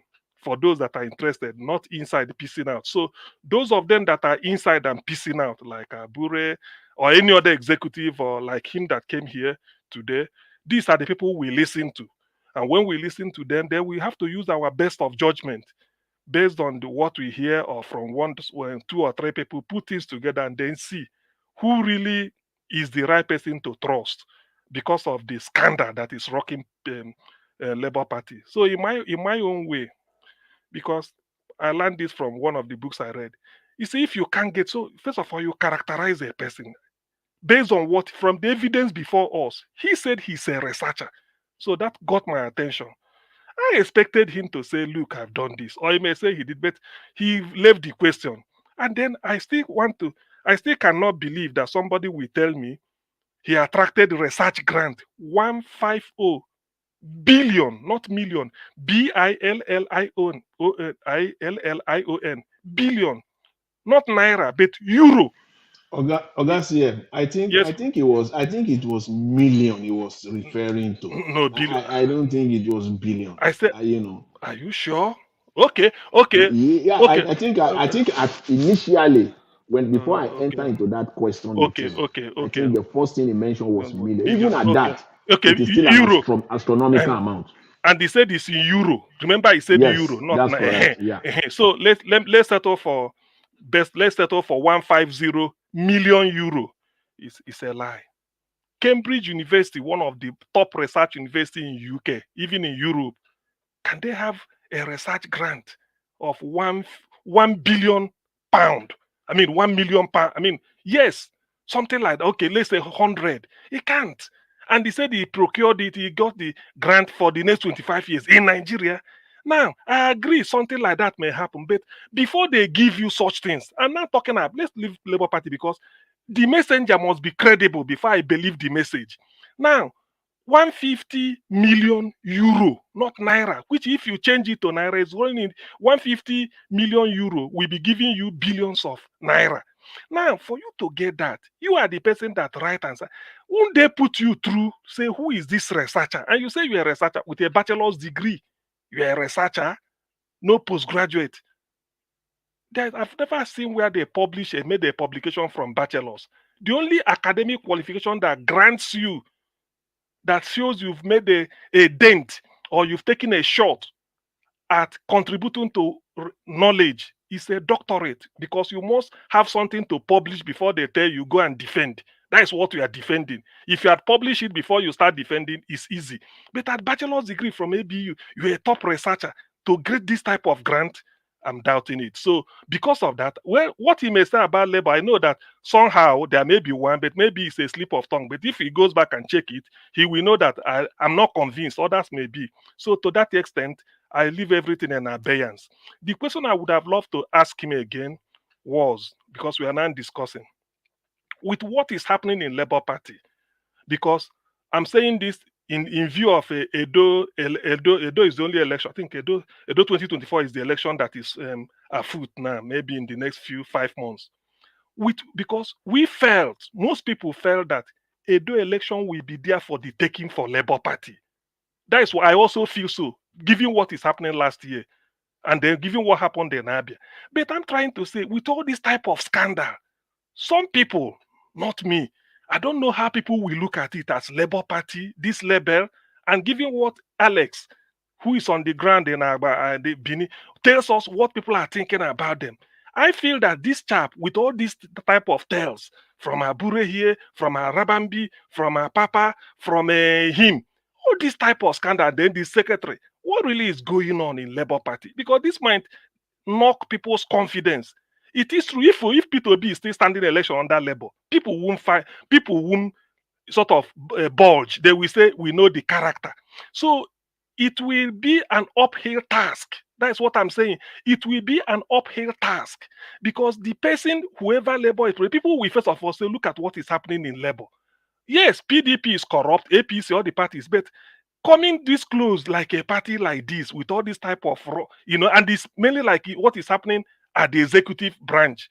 So I felt that they should put their house in order. That's why I asked him, what does he not think that they deserve from beginning to the end, the executive or all of them, to be sort of swept out of Labour Party, to give the party a clean bill of health?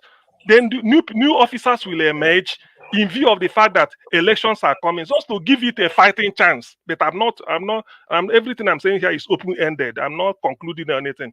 But I felt that it really does not take good of the party. The fact that Obi is associated with using it to run, that's why people are even having interest just to discuss it out. And then that's why Niger Watch is even having interest to discuss Labour Party. Like he said, if Obi leaves Labour Party today and moves, he will move his resources or his infrastructure towards Obi because he knows what he's doing. So that is a whole argument I want to present today. Even if he's listening, he should know Labour Party, whatever they are doing, they should go inward and look inwards, because if anything going forward, people will always have this at the back of their mind.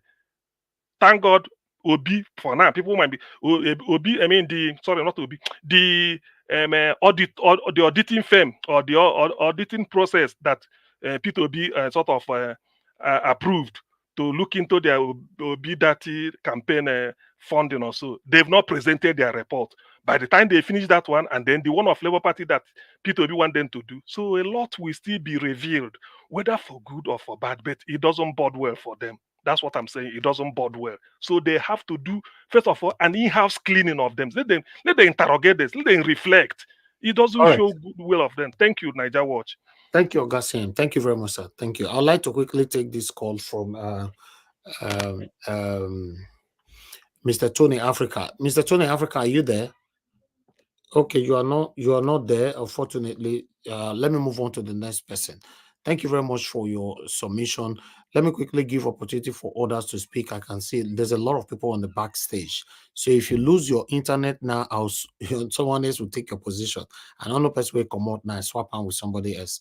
But unfortunately, that's how it works. Thank you, guys. Help us to press on the like button. Help us to share. Thank you so much. Let me take some calls quickly. Two more calls. Thank you very much for calling in. Your name and where you're calling us from. Good evening to you. Off your gadget now. Off your device. Hello. Off your device, sir. Now off your TV. Okay, yeah, it's all load on the right. Okay, what's your name? Where you calling from, sir? Good evening. I'm calling from Canada. You have 2 minutes. Go ahead. Okay. Yeah, what I want to say is that regarding this man that came into your show today, I've listened to him. I see that the man, there is no utter of truth in it. Because when you talk of research, as a BSc holder, you cannot even do research. Chief researcher in anything. You understand? So I don't see, you see, most of these things this guy is doing is just everything is a pay work.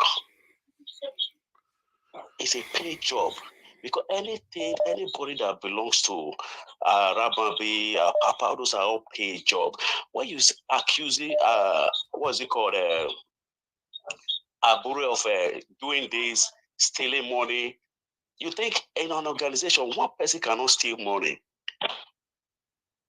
You know, one person cannot take pen and steal money. How did they? Okay, the other guy was the guy that was intercepting, give us our mandate. He was talking about why the way the Abure came into power. What do you mean? Abure cannot just come as a chairman like that. It's not by power. You think it's just a one-man business? Like, sometimes if we are talking, let's reason and talk as educated people. We can't just, I got my first degree in psychology. Listen to this guy. This is my first time calling to your show. I've been listening to your show. I'm a great and serious obedient. I know how much I contributed to obedience from here. So looking at this, all these things, they are doing it just to destroy Labour Party. They don't want to. They don't have anything against Labour Party, but they have anything against Obi because Obi is associated with Labour Party. If they can destroy Labour Party, that means Obi is nothing. That's what they are just doing. Forget about Abure. Abure is just a scapegoat. They are just using Abure as a scapegoat. Okay. Thank you. Let's leave tribalism. Let's think to ourselves. You see, I want a better Nigeria. Thank you. Your time is up, sir. I want everything that I want everything to be good in Nigeria because, like, for 20 years I've not been to Nigeria. I've been here for 20 good years because I see what I listen to. Okay, sir. Your time is up. You're already over 3 minutes. Thank you. Okay, thank you so much. Thank you, sir. God bless you. Thank you very much. Hello, Mr. Alex. Thanks for calling in. You have 2 minutes. Please talk to us. Thank you, Mr. Najawash. 2 minutes. I've been watching off and on. I listened to that guy. Thank you for bringing that guy. Now, we are quick to say court has reaffirmed Abure. The same courts that we are blaming for stealing Obi's mandate, right? The same courts that we say is corrupt. We are quick to say court has reaffirmed Abure. You see how? No, Mr. Alex. No, Mr. Alex, because he favors them now. Yes, when he doesn't favor them, the court is wrong. Only God knows how much Abure have spent behind closed doors. A man that is hated right now in Edo State. Nobody wants to hear about Abure in Edo State. Come and quote me. Nobody wants to. If you hear about Abure, APC, PDP, they'll be laughing at it and say, we know him. We know him. What a shame. Personally, I want to offer unreserved apology to Mr. Papa. I didn't know he was the Deputy National Chairman. Personally, I didn't know. Even what me, you don't I know, didn't you don't know. Yes, I didn't know. I thought he was a steward a surrogate of the APC. No, I thought he came from nowhere, to be honest. Yes, I didn't believe that Papa was even part of Labour Party at all. Abure should have resigned by now. Why is it difficult? It was clear now. It was clear throughout. Papa was the national. Hold on, sir. You say that. Hold on, please. Go ahead, Mr. Alice. Somebody was talking. The same court that we are blaming for misinterpreting the 25% Abuja FCT matter. the same judges, the same court that we blame for our problems.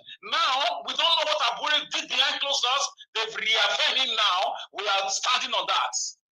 Not minding all the allegations, all the aspersions, all the yearnings, all the evidence everywhere across board. Thank so you. I just think we should try to temper justice. Find your way to the panel if you can. Thank you, sir. Thank you. When justice ought to be done. So we should offer apology to Mr. Papa. Thank you. Abure should resign. All right. Before I pick another call, all callers just hold on. I like that part where Mr. Alex come from. You know, normally now this same court, now true. Now this same court, if our not be the take pass decision over our mandate and all that, we make even give us a mandate, even begin to call itself, give us our mandate. Abi, not be this court. Well, one thing you must understand. So this same court now, like my brother give us a mandate, they celebrate. So okay, no, listen. It's just that you people are just meddling things up, and it's just so sad that this is happening. Very, very sad. But you are celebrating the same. Just hold on. So now you said Abure has allegation, right? Yeah. Okay, now somebody come with allegation to Mr. Alex. Oh, I allege that I saw Mr. Alex did this. He did that. And there's no court of jurisdiction that has actually affirmed Alex as being guilty or innocent. So until not even being proved, that means Alex is guilty. He said it in his mouth now that with all the allegation against Abure in Edo State, and is there a court of jurisdiction that has confirmed that Abure No. I'm just saying, is there a court of jurisdiction that Alex knows that has affirmed that Abure is guilty? No, nobody said he's guilty. Did he mention that? It is evident to you and I. Abuja is 25%. Is there? So Abure's case, how does it give us a man? You hold on now. Did Alex said Abure is guilty? No.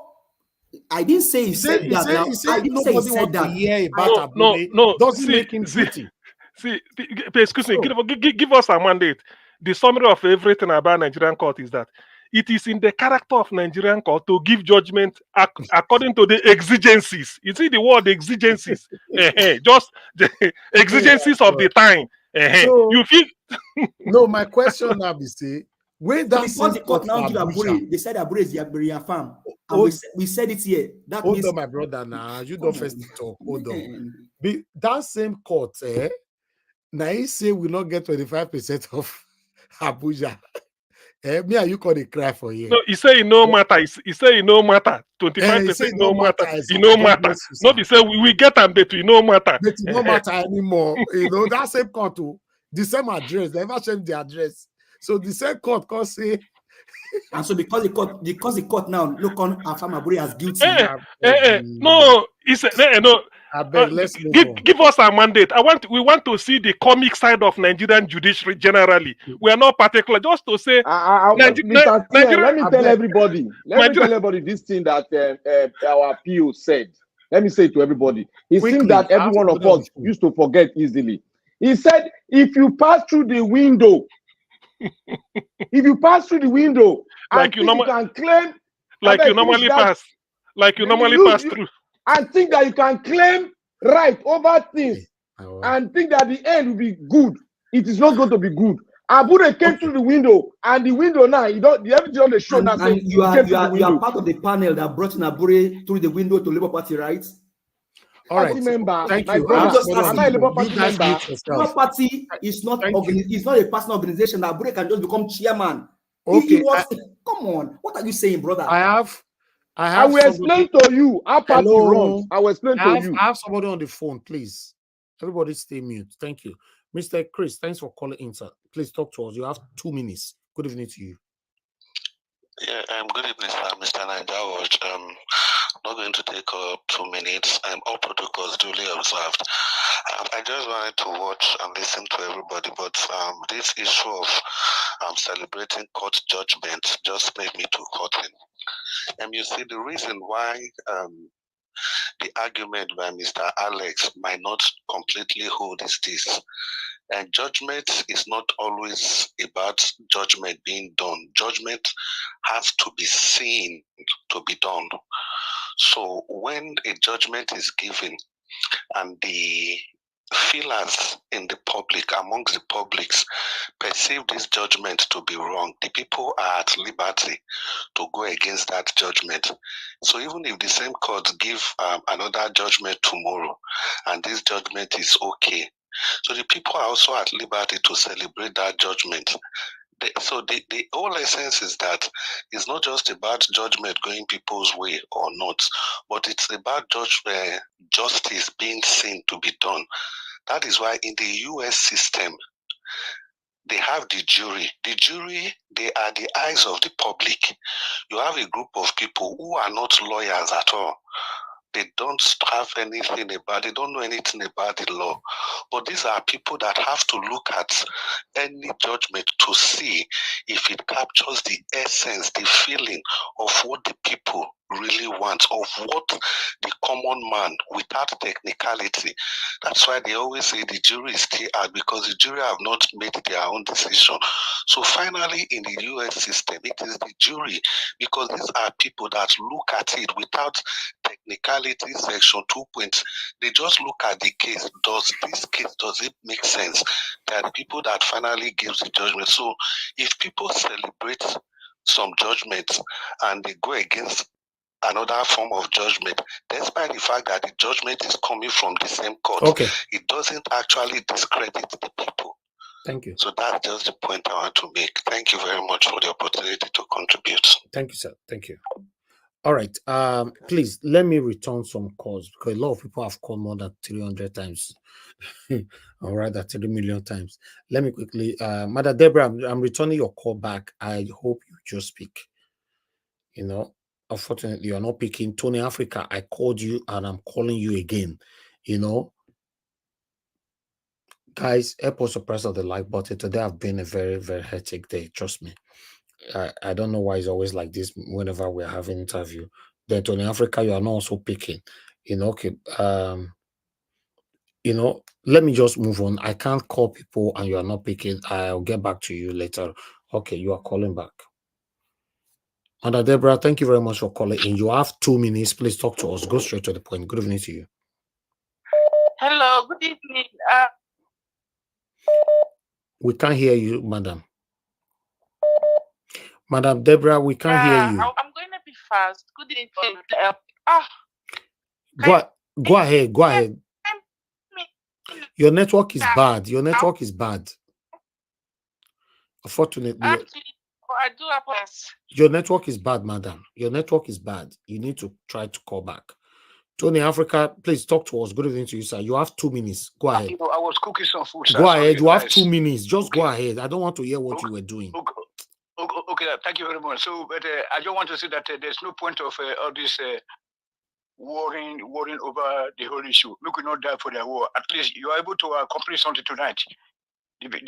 All the worry parties now, at the end of the day, you're able to bring them together.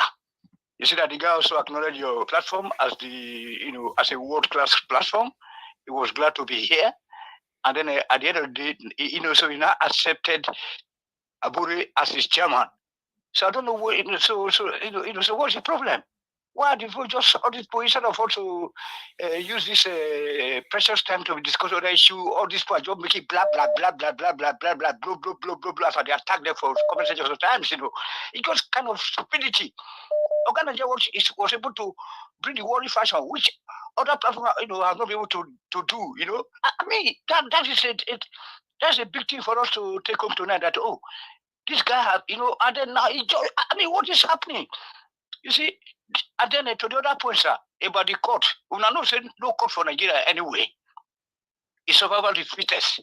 So if Abure is be accepted by this guy, so let it be. And then all this court that didn't give you your mandate or whatever is of no use. It just kind of let us see anybody that is good. Let them come and sell our oil, sell our cocoa, sell everything. Let them build our road and finish. There's no politics in Nigeria. Survival of the fittest. As long as Nigeria Watch CEO did not participate in this governorship election, in Edo State, anybody can take over anybody that's good. But for me, let me just say one thing, a little bit digression now. Iguodalo says outing with DJ Casino, whether now it was just nonsense. I don't want to, nobody know exactly. Okay. I'm a pure Edo man who believe in Your 2 minutes is up, don't be sir. saying Sony or whatever, but anything, this is very, very important, sir. I want to hear any of the candidates say that, okay, I want to give free education. Your or I want to give free. Your 2 minutes is Or I up, want sir. to build this company. Or I want to revive this Nigeria brew. This Edo brewery. All right, your 2 minutes is up, sir. Thank you. I have to let go. Sorry. Okay, let's try Madam Deborah again. Madam Deborah, are you good now? Hello? Okay, we can hear you. Go ahead. 2 minutes you have, madam. 2 minutes. Just go ahead. Yeah, I do apologize for earlier on. Just a quick response to the broadcast.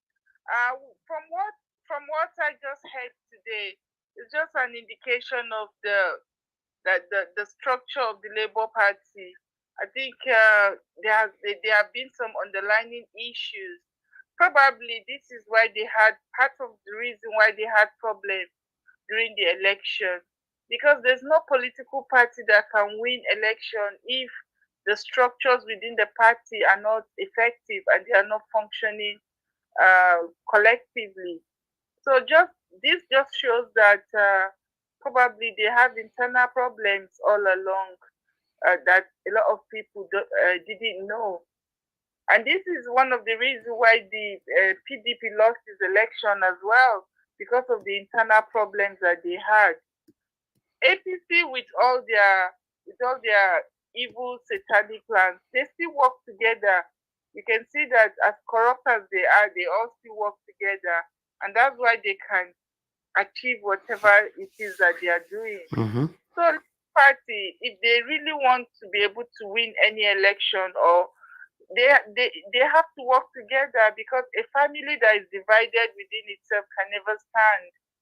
So it's just a shame that they are all fighting each other and accusing each other. This has gone a long way to have affected the possibility of them equally losing the election, because it just shows that they are all not united. That's Peter Obi is just the only. I'm sure is the only. Maybe Peter Obi and a few of them that joined are obviously the different people in the party, because if not for Peter Obi, nobody knows the Labour Party, and I'm sure it's because of all this. That's why they have been so irrelevant all these years. Okay. So it's just thank you, ma'am. That is what is happening. Thank you very much, Madam Deborah. Thank you so much. Mr. Najao, can I quickly say something? Okay, you can take your time now. 6 minutes. Just go ahead. Thank you. I don't want to say much regarding this matter. Mr. Elvis, I Yes, came sir. before all these people. Should be my turn. No, I just want to say Me something. too, I Okay, don't know continue. everybody. I'm now the back. No, I bet everybody the just first- hold on. Don't worry to get to everybody. No problem. Let them. Okay. Just like what the last caller said, it's just that we have taken, as in the level we are even seeing Labour Party is something else. As in we put Labour Party so high to the extent that we're not feeling that they're supposed to be behaving the normal way. If not for Peter Obi, nobody knows Labour Party. So people should know the movement of Peter Obi is different from Labour Party, and they should not rub it on him. Thank you. Thank you very much. Okay, let me come to Mr. Jonathan now. Mr. Jonathan, you have 6 minutes, sir. Please talk to us. Mr. Elvis, thank you. Thank you very much. Thank you. Greetings to everyone, to all the panelists, those on the comment section. I greet everyone. See, let me just start by saying this. Labour Party is now clear. Mr. Alex, if you are listening, it's now clear. And I thank you, Mr. Elvis, for bringing this man. This singular act alone made it clear that it will be, as Dr. CM stated, it will be an uphill task to restore Labour Party. A very, very tough one. For me, and I know because of my background, I'm a money person. When I don't go into that rat hole, I'm looking for one thing. And when I get that one thing, I will pursue it. I'm not going to follow you into that rat hole, bringing this one, bringing that one, bringing the other. No, no, no, no, no. I will follow that one to the end until there is no root again. Then I will leave and move to another one. And I stay on course on the money issue.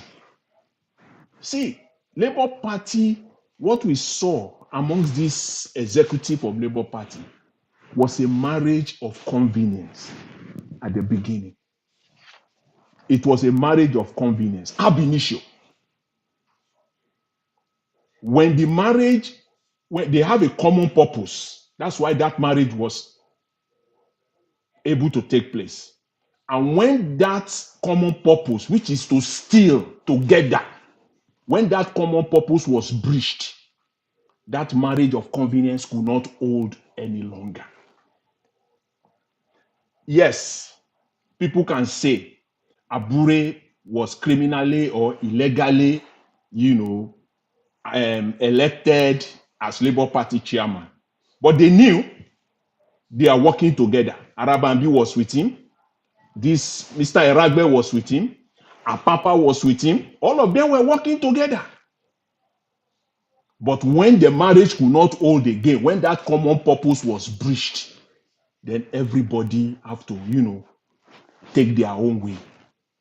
Everybody now that was the center of the issue. And for me, I stay on that. So if you want to go the rat race with them into that rat hole, good for you.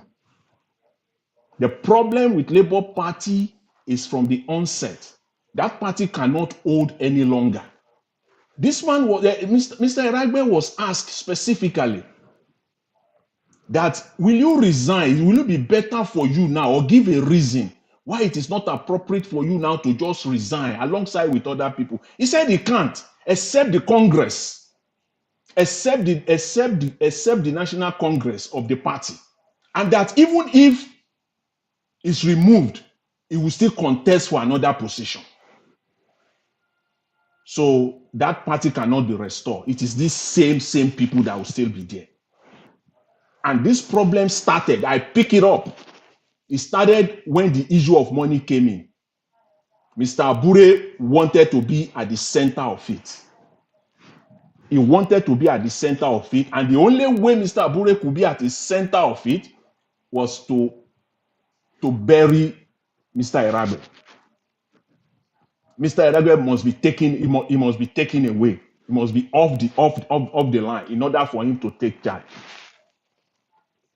They actually brutalize, they destroy Labour Party because of their selfish goal. Anybody can now come and talk about this now, and let's talk about it now. It was bits and pieces here and there, but with this man coming now, you have to take him seriously. He vent everything out. But it will be very difficult, but you must listen very well. You will pick it. It was the issue of the 10 billion, the 50 billion naira. That was the issue. That is the center. So for me, I will focus on that. That's the only area that I will follow. Any other area, you can go into that rat hole with them, that rat race with them. And God help you or anyone if you get any answer. But this is the core of the problem. Because I asked him specifically, that polling unit, the money, you said we have 176, Nigeria has 176,974 polling units. And he said he multiplied it by 3. That was questionable to me. I don't understand why. Because one polling unit agent should be sufficient, but he said 3. Because it's the same polling unit. It's not that they are going to conduct the election of presidential in one polling unit, the Senate in another, and then the House rep in another. It's all in the same. So one agent should be okay, at least to manage money, at least for efficiency. But he said, by his own estimate, he wants it to be 530,000. And that by 15,000 naira to be given to one agent, that's approximately 8 billion naira. Mr. Elvis, please let me say this. Okay. This is the issue here. with Labour Party. When they knew that Abure emerged, they were there. Eragbe was there. Arabi was there. Apapa was there. Abure emerged, right? That argument cannot hold water. They worked together. Arabi and Abure were working together. They were pals. They are working together. So what happened? What changed? Because of money.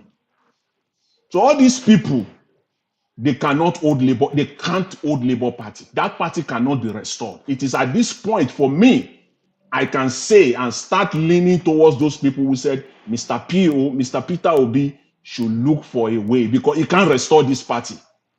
And I'm waiting for that time for this party to be restored. Because even if he restored this party today, it is still these same people. If these people were not voted out, each and every one of them, if they are not voted, if any one of them is still at the ends of affairs, forget Labour Party. Forget it. It's not going to happen. Thank you. Thank you, Mr. Elvis. I'll leave it at that.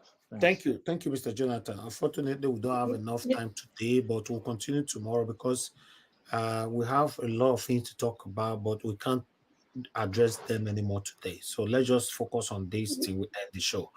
But meanwhile, let me move on. Thank you, Madam Patricia. Thank you very much, ma'am. Did you call me before? No, but you can talk to us now. You have 6 minutes. No, I'll wait my turn if so. No, it doesn't matter. You've been your turn since. Thank you. Okay, thank you. If you want to talk now. Mr. Elvis, I'm still here. Yes, I'll come to you. Who be that way they say you see there? You have been there since. Madam You have been talking. me. If they jump through the back door like Abure. You don't knock all of us go down. Me now, they always knock me go down every time. All of them don't find me go up. Madam Patricia, you have 6 minutes, so because we are working with time seriously now. Are we okay now? Good. Thank you.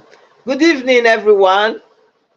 Black Panther, Madanena, Oga CM. I can see the year on us since. So Madarita said they on board.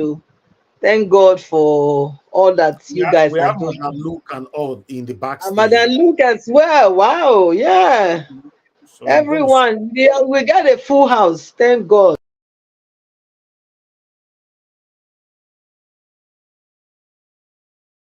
Of our spectators everywhere. I mean, the comment section people, thank you for all you do. And of course, Mommy Diaspora, thank you for your great work with this channel. We are grateful. I speak on behalf of every one of us because truly and truly we are grateful. You are the super mama on this platform. Thank you. Yes, the guy that came, I didn't want to say anything because there's nothing I want to say because I've already been saying what I think it is, what I perceive is going on in that party. There is nothing that Labour Party can do now, honestly, because you have all these people that are they want to claim dividends, I don't know whether like I think you can say it's in business, if you are like in UK and other places, if you are going to take a shop from somebody, they say goodwill, the goodwill remuneration has to be paid to them. Their profit. That's their profit. You understand? They have been in the party. He told you already that he was a grassroots founder of this party. So do you just think anybody can just come and boot them off? No. For me, I've said it again and again. Our PO, His Excellency Mr. Peter Obi, has to start looking for other ways to create, form another party, which we can move this momentum into. Because these people, they are irredeemable. Sorry to say. They are. If you want to go that way, you find out that 2027 will come and go. We'll still be shouting on this platform the way we are shouting now. So the best thing, I know people say, yeah, it's good for him to go and prove it that he can repair Nigeria. Listen, there are certain things that is not worth giving that attention. A wasted effort is going to always be a wasted effort. It doesn't matter how you turn it. Do you understand? So it's better focus your attention on things that you know it can produce the end result that you desire, the goal that you want to achieve. If our PO still stay in this party, it's going nowhere. I'm telling you, it's going nowhere. These people, Madam Patricia, I'm yes. on your side 100%. My position has evolved. I'm not static. My position can always, based on facts, have evolved. Yes, Peter Obi is going nowhere with these people. It will not, because these people, they believe that they own this party. This party was founded on their blood and on their sweat. So you can't come to tell them what to do. He's just saying about the law of the party, the law. It's not, none of them are abiding to that law. Okay? So now that we know where the direction we want to go, we have nothing to clinch to. All that is bringing us together is a desire to see a Nigeria that works. Okay? So since that is the focus, let's form a new party where these like minds can go into and try and make Nigeria work. Because these ones, they have been there for years now. Have they not been there for years? They have been there for years, donkey years. Nothing happened until Peter Obi came. So what are we? Look, anybody thinking that this Labour Party, if we remain here, we will do anything? I've always been saying that it is because it's Labour Party. That's why Mr. Peter Obi failed. I've been saying it. Mr. Evans, you heard him. He said it today. Now, until you hear him, he said so. He said it. So we will not deceive ourselves. There was some wuru game that went, and there was some money exchanging hands and everything that make. Come on, where was this 1 million march, man march? Where are they? Where are they?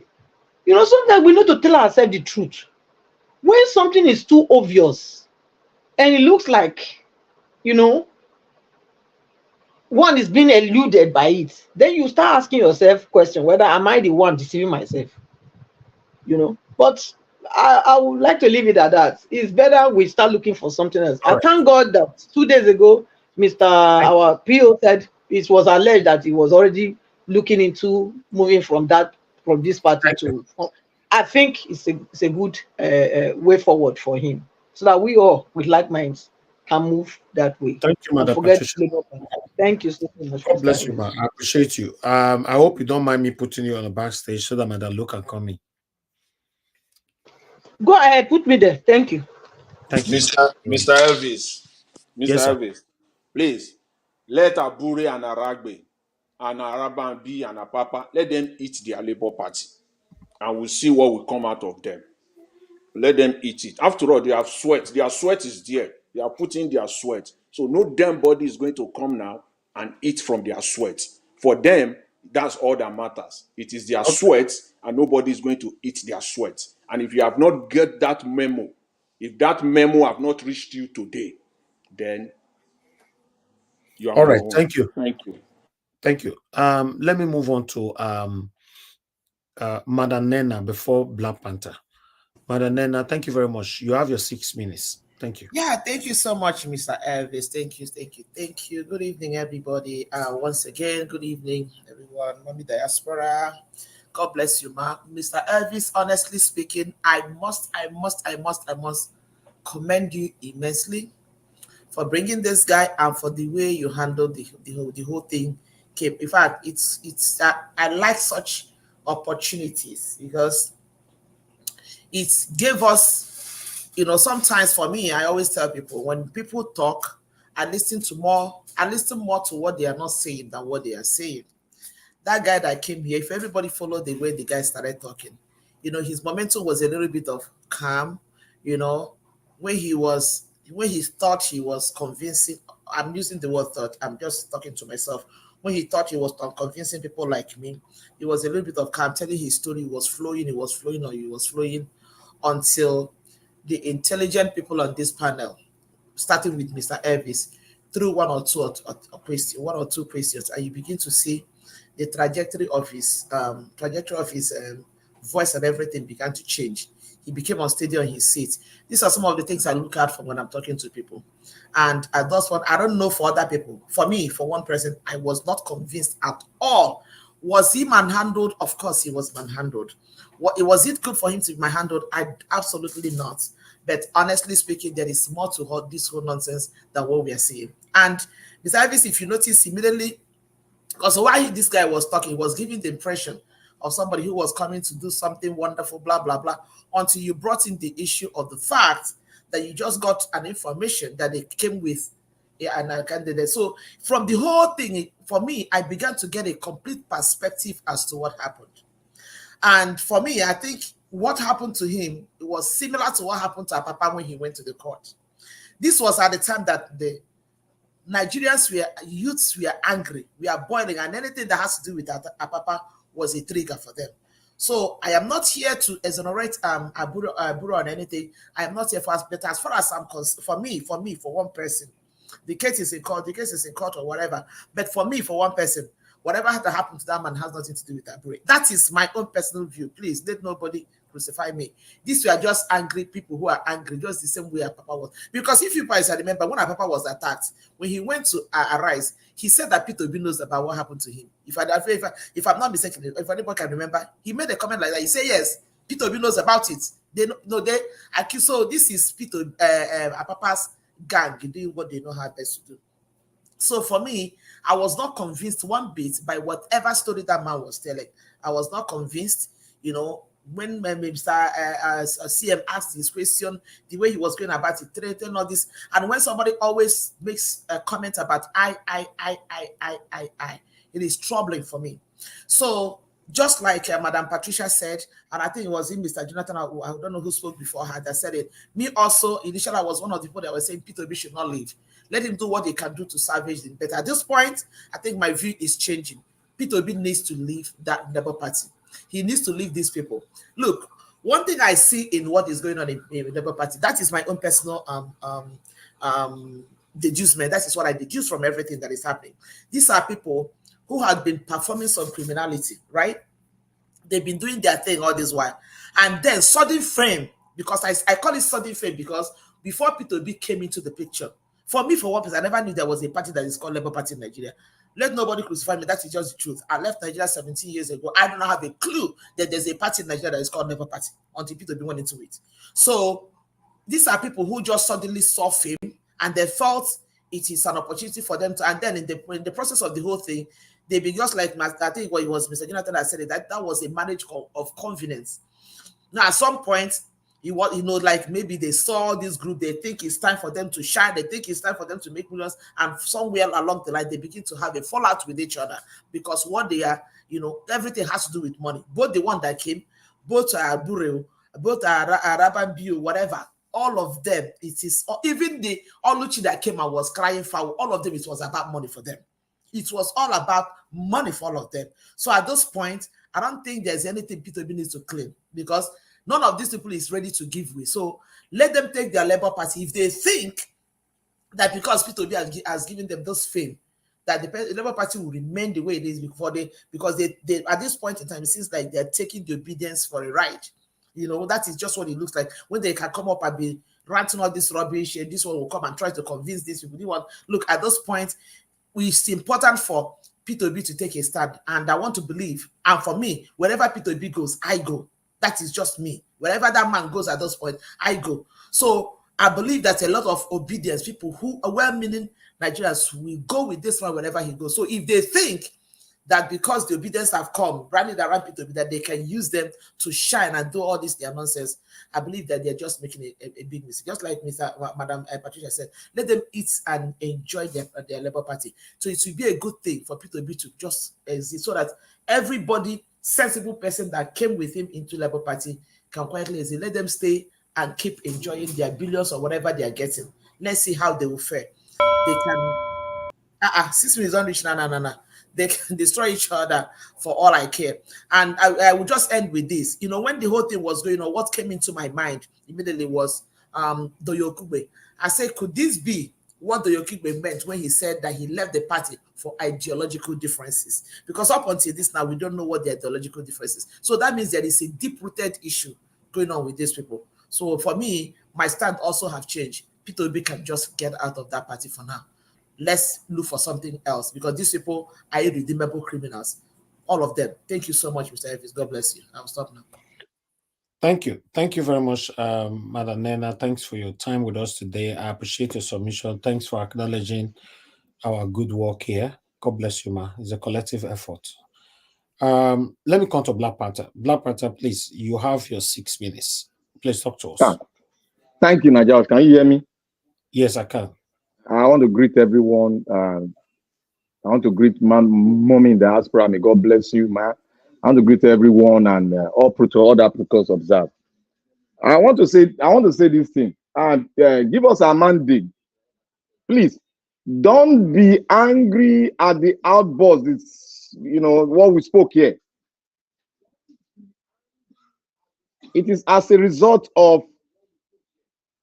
how will I put it? I'm respectful to everybody. I'll put it this way, the way I know it, but don't take it as of offense. Many of us are ignorant of how political parties are run. And when we see ourselves in it, we should try as much as possible to listen and get where the actual problem emanated from. And look at the network, what brought about, how be lost, and why Labour Party is in this quagmire. Now, I want to start with this. In every political party, they have NWC, the National Working Committee, which is the Congress, we elect them. And there is a party hierarchy. We have the chairman, the first vice chairman, the second vice chairman, then the secretary of the party. Then other chairmans of other states are members of the ESCO, with other publicity and other ones, youth leader like that. They are elected according to the constitution, and their terms have been laid out in the constitution. Now, the problem started. There is a network between Abure, the publicity secretary, the secretary, the Yoruba guy, I've forgotten his name, and the old man, Papa, I forgot their name because I look at them, I don't even, try to put them in my memory. Those three people are connected. Why? Why? The man that came here today, he was elected by the Congress as the youth leader of Labour Party. But he was sustained because he cannot play the rhetoric. He cannot play the book very well. He was taken out. That is Nigerian politics. If you cannot play it, you go out. You cannot play it is if you cannot get yourself corrupt, you go out. That is it. One thing we all should know is that Nigeria, like I said, Nigeria has been taken over. And the culture in Nigeria that has been established is corruption. If we think that Peter Obi will go to another form of a party without the corrupt entity, all of them coming in, behaving like a good man and coming, we think they won't come in. That is absolute lie. They will come in.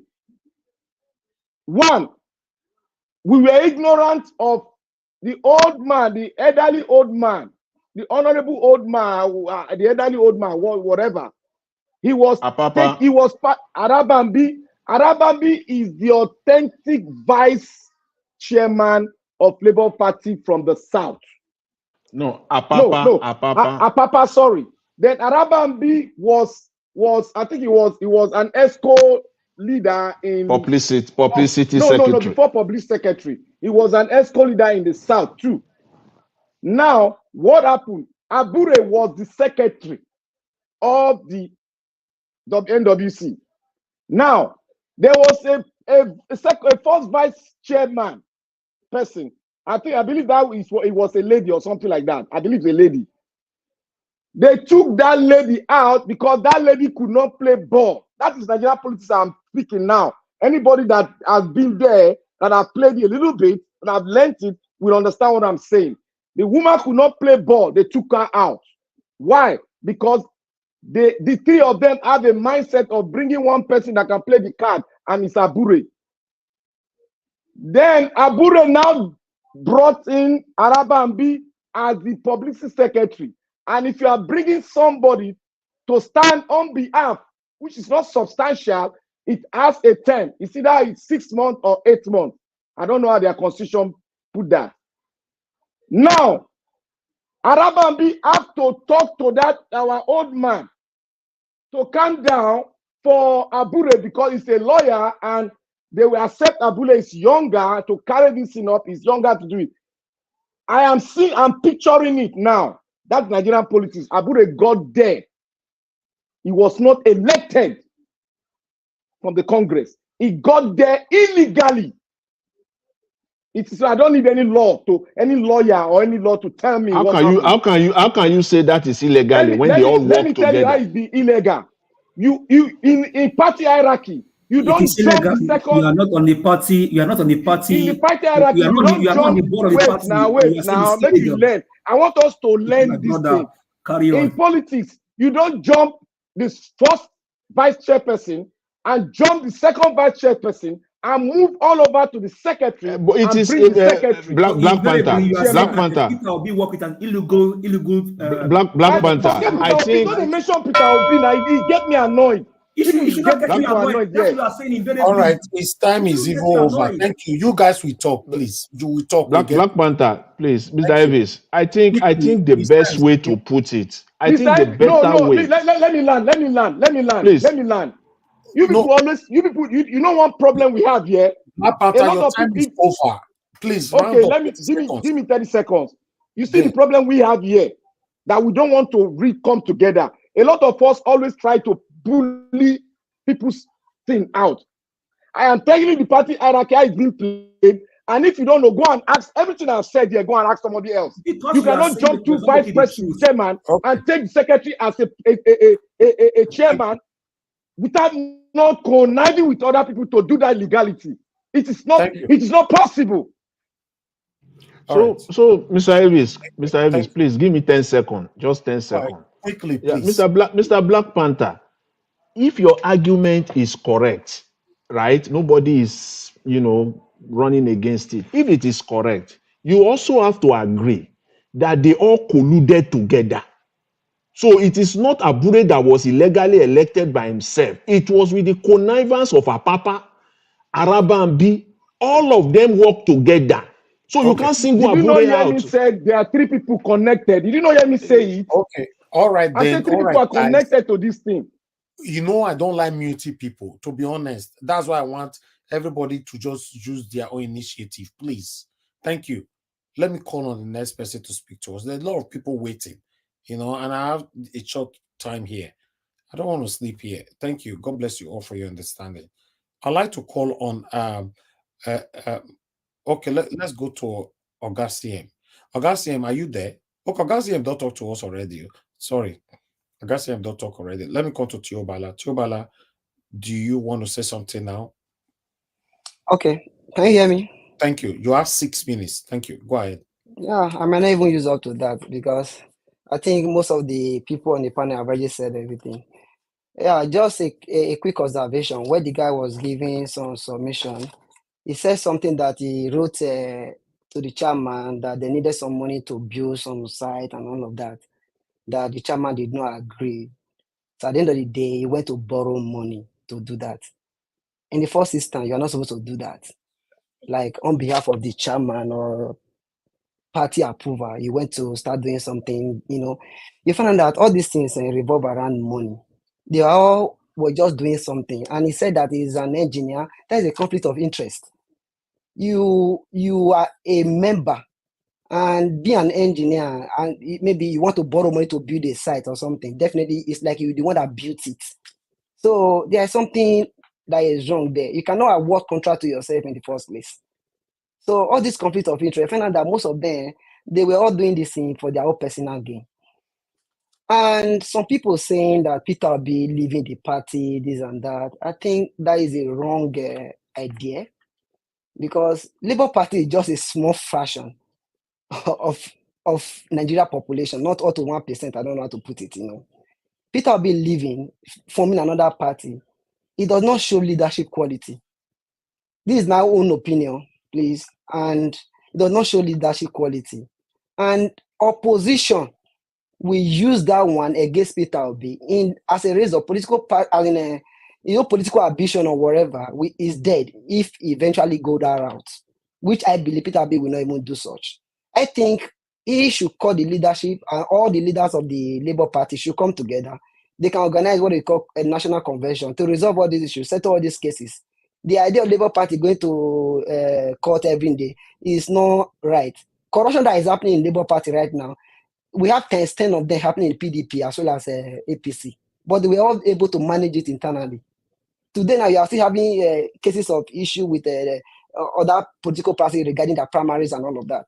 So in my own opinion, it should not leave. It should show leadership quality by assembling everybody together. I know it's not his own responsibility to do that, but at the point, as the leader of the party, he can call all other leaders for them to assemble together and solve all this once and for all. Because it would be wrong for you to leave the party. I don't think it is the right thing to do by leaving. And in addition to that, and we also forget that Labour Party, like what someone said here, most of the people don't even know Labour Party, if not for Peter Obi that came into that Labour Party. And people should not associate obedient movement with Labour Party. This is what I was saying yesterday. People should not associate obedient movement with Labour Party. So if, for example, Peter Obi decide to say, I want to go to another party, the same obedient movement will still going to go with him anywhere he wants to go. But in my own opinion, should not leave. And for those people who are trying to use Labour Party because of the movement or because of the popularity that is gaining at the moment to try siphon everything, they are only doing it to their own detriment, And the way it's going now, they are all showing the same character that other political parties have shown before, and which is not fair and it's not moving in the right direction. That is why, in my own opinion, irrespective of the political party, I'm looking at individual as a person, especially when you are contesting for election. I'm looking at you as an individual. If you can't do it, if you can, like Otina in Labour Party, he's doing his part, doing well. Peter Obi was a member of Abure also. And he did well in Anambra State. Another person came, he destroyed everything. So there are so many persons also in PDP government today. They are also doing well. Also in APC, they are doing well. So I'm looking for individuals as a person, because with the way Nigeria political party or system is going this way, I'm not believing any political party. That's why I will not even want to comment anything further regarding labor or non-labor. My whole point is that we should look for somebody that can help us in this country at the presidential level, state level, to move this nation forward. That's just my own opinion. Thank you. Mr. Tiobola, Mr. Elvis. Thank you. No, sir. Now there's no time. I just have a question. He made a comment. He made a comment that we need to clarify and set the record straight, so that just 10 go seconds. ahead. Now you just go ahead, sir. Thank you. Thank you very much, Mr. Elvis. Thank you, Mr. Tiobola. The comparison of the problem going on within APC and Labour Party is not the same. It's not a fair comparison. If you can mention one issue within the APC or PDP that has to do with money that they are in court with, mention one.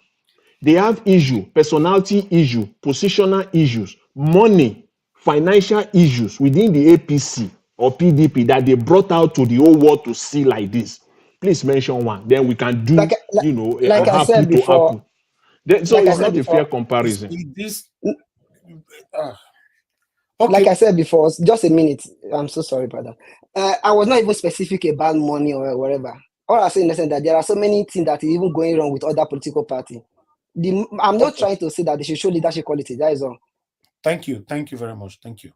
Let's move on. I'd like to call on moderator. Let me know when to reach my turn, I beg. Okay, moderator, please hold on. Sorry. And give us a mandate. I totally forgot. No, let her go. No. You go ahead. Give us a mandate, please. Talk to us 6 minutes. Well, I mean, thank you for the time. It's very interesting to see everything that has played out today with Labour Party and the nation Nigeria. I think that as it stands right now, if you're calling for Peter Obi to actually leave Labour Party, then I really don't know how we start to get things right in the country. As it sits right now, he was the president candidate of the party, right? And to what that speaker even said, he considered him as the leader of the party. And as the leader of the party, I believe that Mr. Peter Gregory Obi, Yunus Atanko, Aisha Yesufu, Dele Farutimi, and others can actually come together with the National Working Committee, the Labour Party executives, and let's see what's going on in the party. How can we probably put things right in this party? Because whether you believe it or not, Labour is still a pain to both APC and PDP. Never will APC or PDP believe that that kind of party will do what they did to them in the last election. The last election was won by Peter Gregory Obi through Labour Party's platform. Everything that we see playing out today from the guests that came today, if you look at everything just revolves around the issue of money. And I think like Mr. Alex said some time ago, if you take money out of our politics, imagine, tell these people that sit in the House of Assembly, okay, we'll pay you 200,000 naira per month. See how many of them will resign. It's like money is an inducement when it comes to the issue of Nigerian politics. And that needs to be addressed, because everything that guy brought forward today is just on the issue of, oh, I asked for this, they didn't give me. I asked for that, they didn't give me. Everything revolves around the issue of money. Everything is just, oh, Abure cannot be doing this alone. Abure cannot do that alone. Everything is just the issue of money. And so, for me, I will not suggest with that opinion that Peter Gregory should leave Labour Party. What can we do? There is this, if you look at during the campaign, there is kind of synergy between Peter and Abure. Now, as man to man, can you guys call yourself together? This is going on. What is happening?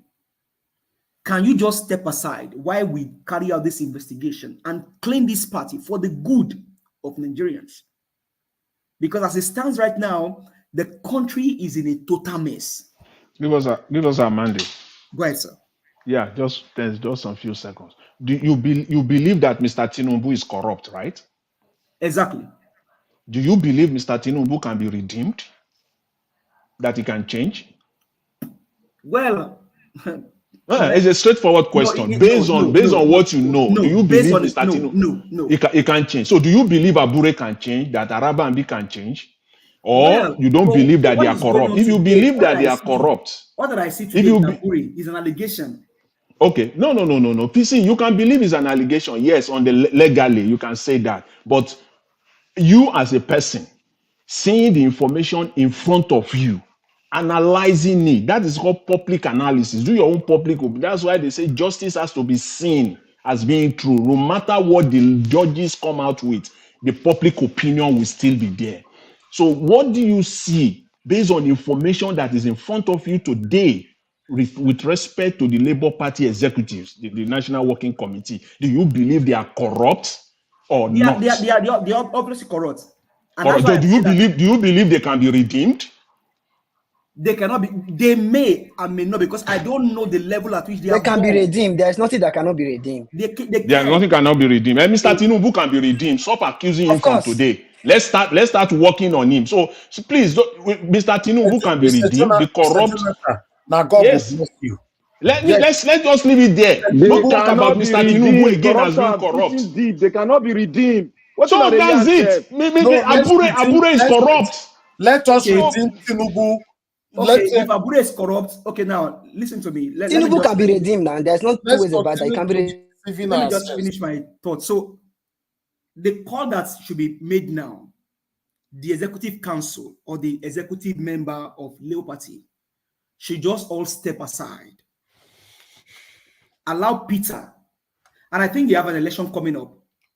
Maybe election is coming up, and they are talking about some chairman and all that who can be candidates. You have Yunus Satanko, you have Aisha Yusufu. In fact, there are some Labour Party members that people are already vying up to become the chairman. Abure, just, you know what, just sit down one place, just leave. Both you, whether our party is a fraction or not a fraction, all of you should just leave. Because the reason for this call is because everybody now look up to Labour Party. And the issue of Edo is at stake also. So that will be my call than to say Peter Gregory Obi should leave the party. Thank you. Thank you. Thank you for your submission. Let me move on. Madam Rita, please talk to us. Good evening to you. You have 6 minutes. Thank you. Good evening, Mr. Elvis and Mommy Diaspora, everybody. Good evening. Please, does anybody know when the National Convention of the Labour Party is taking place? I don't know if anybody knows. Mr. Alex, if you're listening, probably give us the details. Does everybody realize that with what happened last year with the native doctor and Mr. Bambi, all the shenanigans that happened last year, irrespective of that, Peter Obi still won the election? What does that tell you? It tells you that when it comes to the day of voting, the masses, that's the voters right now, they wouldn't even look at what is going on within the political parties. What they look out for, that's the electorate now, is the candidate that they want.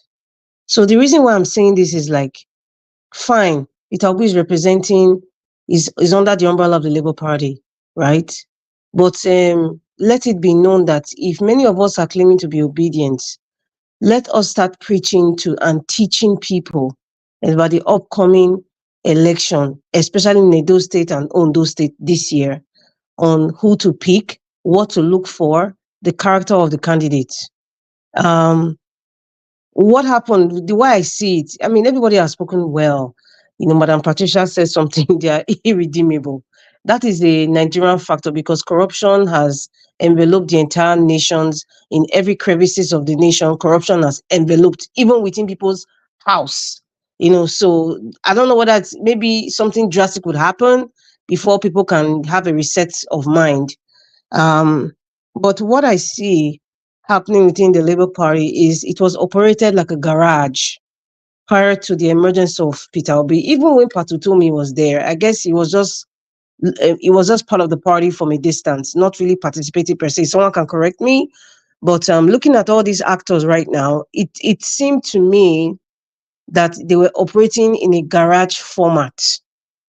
You know, sorry I didn't attend the interview, but based on what everybody's saying, it seems like, okay, Mr. Julius Abure he jumped from one position, jumped 3 steps and became the chairman. That's a garage operation now. But now that they realized that Peter Obi came, joined it, and it became popular, you know, people started donating from left, right, center, you know, the obedience movement started, you know, so they now realized that everybody was now scrambling for, okay, let us align with what was legal, forgetting that the way they operated the Labour Party was in a garage format. And all this scrambling now for alignment, like the gentleman that came, Mr. Anslem that came today, as well as the native doctor and the Bambi, and including Abure himself, is because they have not seen that, okay, there's some sort of popularity, Peter Obi has made them popular, okay, let us align. But the basis of this alignment that they're all claiming and right is pure greed and power obsession. That's just what it's for. And of course, unfortunately, you know, it cannot be changed, you know, unless there's a convention. So that's why I was asking, when is this convention? Is it going to happen this year? Or is it next year? Or even if it's this year, is it going to be prior to the Edo State election? So at least, you know, it's good that we're seeing these characters so that the people who just registered in the Labour Party would know who they want to vote for as their chairman and the ESCO and the other committee members. There's something that's, you know, that I know is, I think I learned it from Michelle Obama. She says, challenges and failures are necessary components for success. Now, if Peter Obi is experiencing these challenges, well, I would say indirectly he's experiencing it, and in his thoughts now will be like, can I leave and create another party? Can I stay here and see if I can at least redeem it to a certain level? Know this, PDP, APC, ABGA, they are all facing this same thing that's going on. The only difference is that Labour Party is hanging there, washing their destiny leanings in public. Definitely there was some infiltration from APC and the PDP just to like put some mud in the party. But all these things going on is happening in other parties. Take it or leave it, it's happening. But they're just keeping it hush hush. Peter Obi, I think he should do what he can to solve this issue. I only hear one or two women, Oluchi and another woman that was ousted out, as a female there. There's a whole lot of male ego going around left, right, center. Everybody's proud. It's all about I, nothing about we. It's all about I. Pride. Women that have so much pride come together. There's always a scuffle. It's definitely going to happen. And when greed is also is in it, it's even worse. So I think Peter Obi should see how he can resolve it, gather everybody. Perhaps Abure should call a convention. I don't know if their constitution says a number of years should pass before convention, or is on the decision of the chairman to say, okay, we're having a convention next month. So that all this nonsense, because none of them have the spirit of resigning honorably, none of them. So we shouldn't expect too much. This is Nigeria for you. Thank you. Thank you very much, Madam Patricia, Madam Rita. God bless you. It's good to have you on the show. Okay, Mr. Duwasa, if you are there, please talk to us. You have 6 minutes. Good evening to you, sir. Okay, you are not there. Madam Luke, please, if you are there, talk to us. 6 minutes. Good evening to you, man. Okay, Madam Luke is not available as well. Okay, let's have a final submission of 2 minutes. Ogasiem, are you there, sir? Ogasiem is not available. I'll go to Mr. Jonathan. Please, your final submission, 2 minutes. Yeah, let me just thank you, Mr. Elvis. Let me just round off just by saying this that Mr.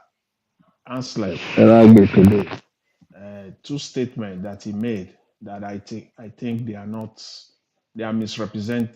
They are misrepresented. I mean, a misrepresentation. I'm here. I am here. Okay. I am here. All right. I am here. Somebody's go ahead, already Madam Luke. Please. Let her go. Okay. Go ahead. Okay. Yeah, just two things that I can characterize as being misrepresentation. He said the election was over after February 25th. No, the election was not over after February 25th. Throughout the time that the case was in court, up from the presidential appeal panel to the Supreme Court, the election was still on. So any actions taken by you or other people or taken together that are inimical to the progress or to the success of Labour Party, I think they are untoward. They are not appropriate. So don't just say the election ended February 25th. No, as far as the opposition was concerned, to them the election was still on. That's why they fought. That's why they spent. They bribe anything bribable, because the election was still on. The second thing you said is that the case was from the High Court, because I can see that you are trying to diminish even the court decision today. No, it was a three-panel appeal court, a three-man panel of the appeal court that did that judgment today, that reaffirmed Abure as the chairman. So those are just to set the record straight. Mr. Elvis, thank you very much, and thanks to everyone. Really appreciate it. Thank you, Mr. Jonathan. Thank you. Your voice was not that clear. I don't know what you use. Sometimes you'll be better, sometimes you'll not be better. I advise you all that is listening that use different kind of thing to talk. Why can't you not talk directly from your phone? Okay, then, Mr. Elvis, give me another 2 minutes. No, I don't have. Thank you, sir. We'll talk about it. Thank you. Thank you, Mr. Elvis. All right. Madam Luke, thank you very much for your time with us. You have 6 minutes. Please talk to us. Good evening to you. Hallelujah. I was having withdrawal. How are you doing, Sir Elvis? Thank you, Ma. I'm very good. Thank you. Mommy Diaspora, Niger Watch family, commentators, viewers, callers, panelists, I greet you. It has been interesting listening to the past 2 days. In fact, yesterday I was so nauseated, I didn't even want to, I was so sick, I didn't even want to join the panel yesterday. But I will not even go there. Today is another day. Well, it looks like the main thing is this Mr. Eragbe. And like I wrote in the comment section, I said I never thought in my life that I would have to apologize to Arabi. In fact, let me even call them, give them their due title, Mr. Arabi and Mr. Papa. Because what is playing out now in Labour Party is what is playing out in Nigeria. What has happened is like illegality has hijacked the Labour Party. Now, read my lips. I don't care if the court affirmed Abure or not.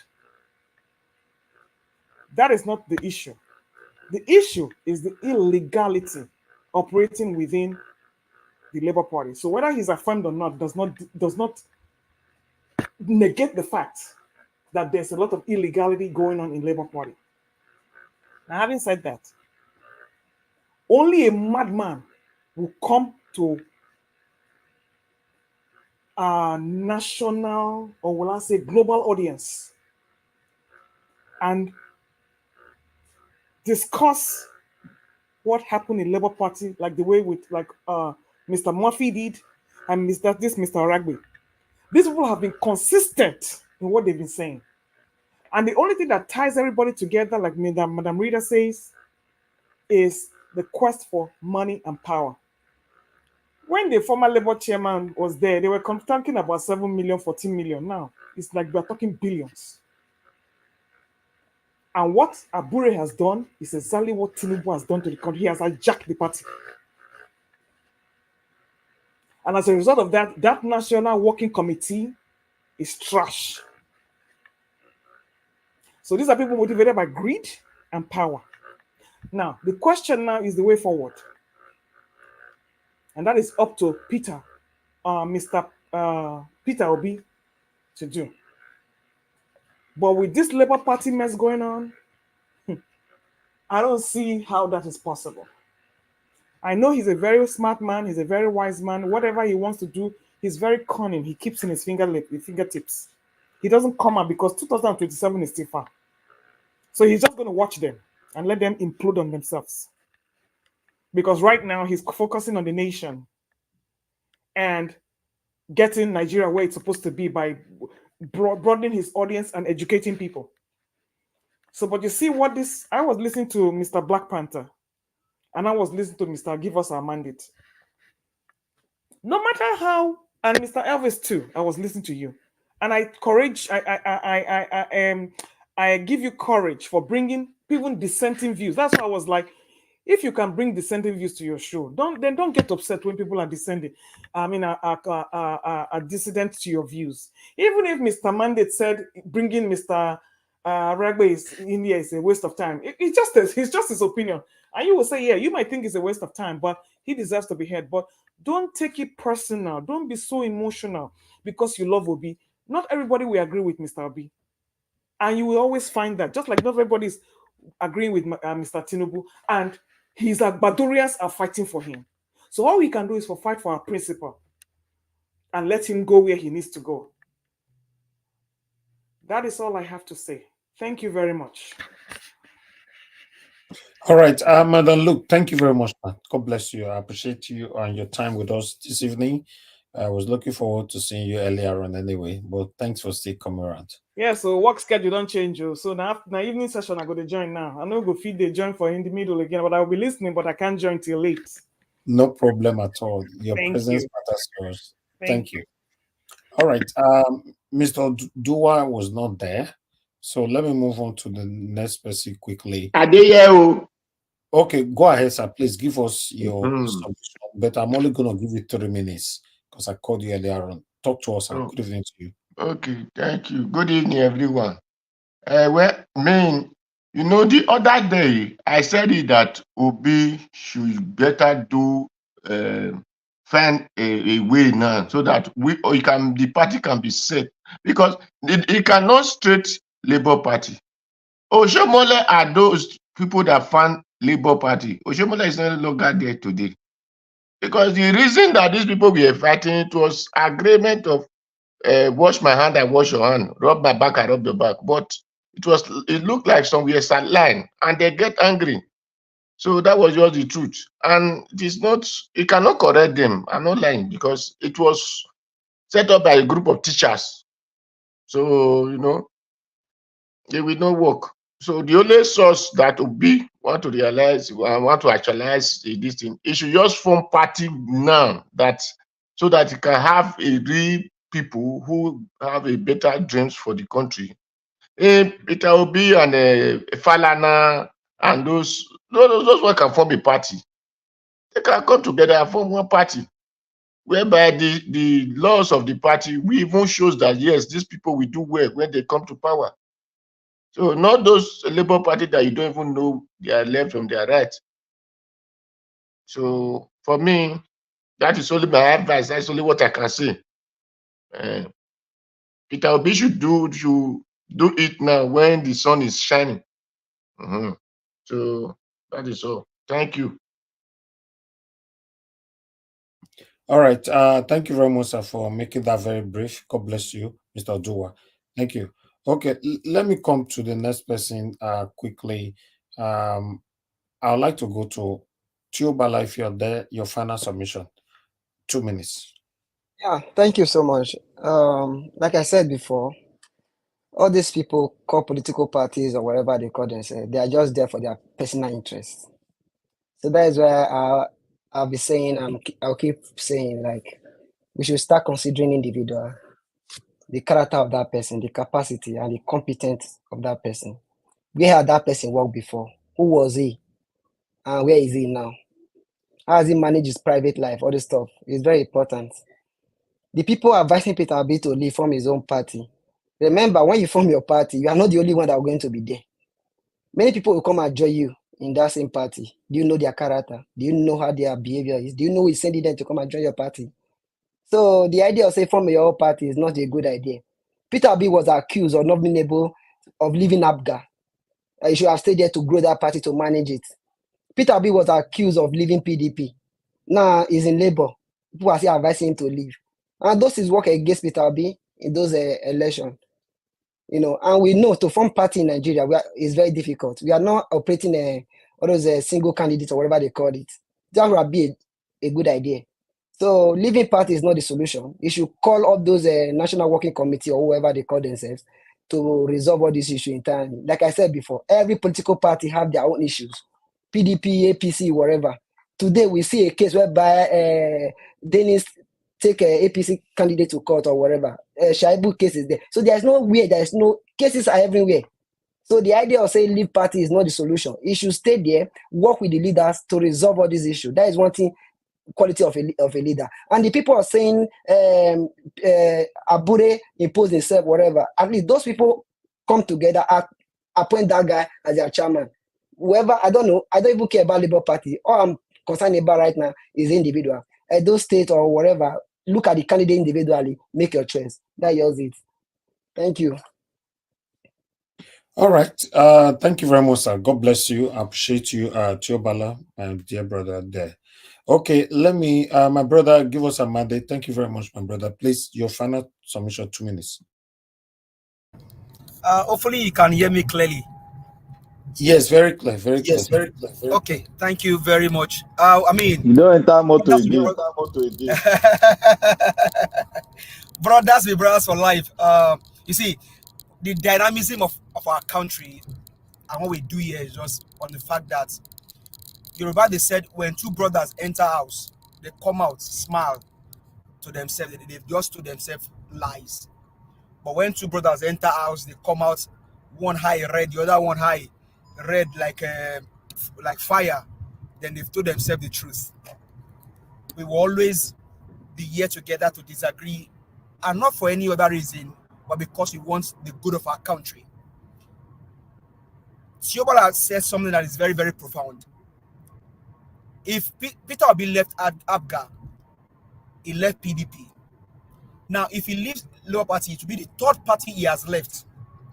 You asking him to go and form a political, thinking about creating a party, you think it's just to call Chukudi, call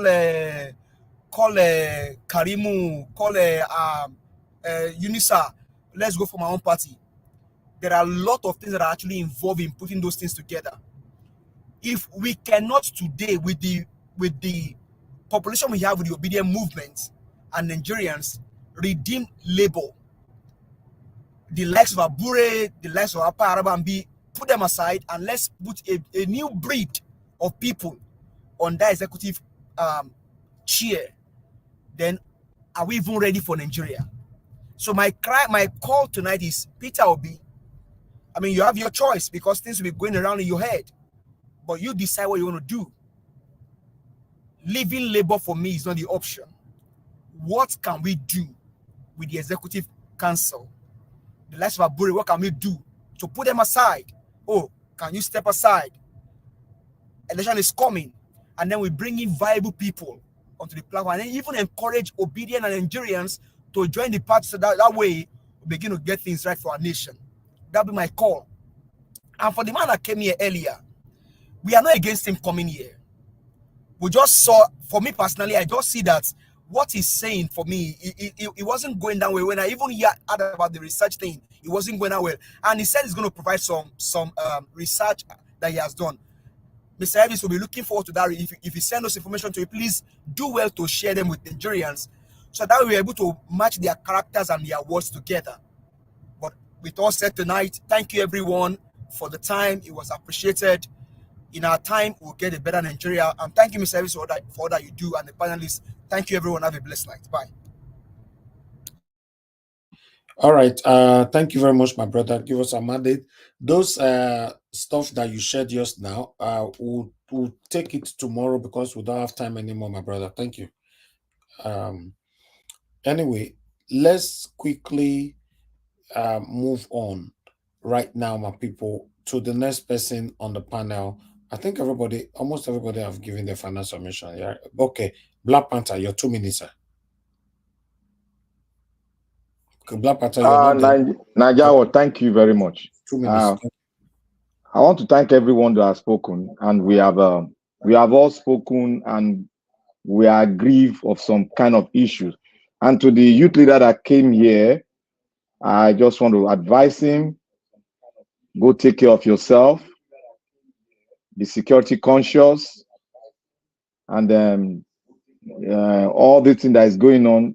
I just want you to be, just secure yourself and don't let the mob and all these political things, go again. Only God saved you from this mob the other time. Because when I watched the video, I felt it.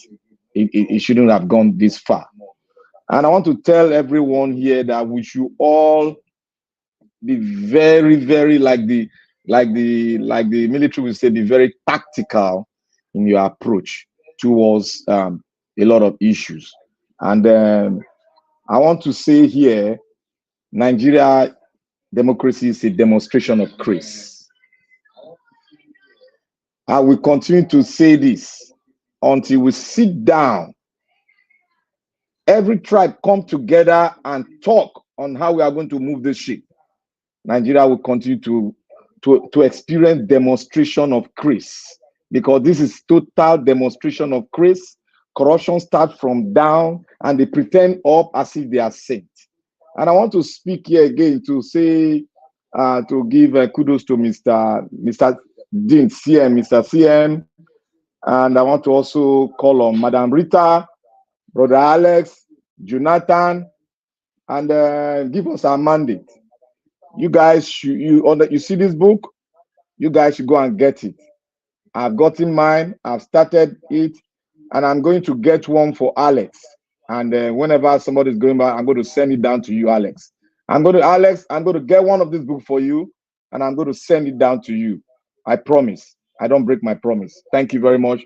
Mr. Niger Watch, also, you need to get this book. Please, I beg you, get this book, so that we all can continue to understand what the entity called Nigeria. We'll continue to understand it. And when people come to us to speak, we'll know why we are not really coming together as a bond. We'll know the reason why we're experiencing all the things we are having. If we know the reason why we're experiencing it, then we will now forge a way forward. So those people that comes to us to say all sort of things, history that we have read before, this book have given me secrets. There are some hidden secret that was written by our own black man concerning Nigeria. This book has really got me down to see a lot of things that happen behind cameras.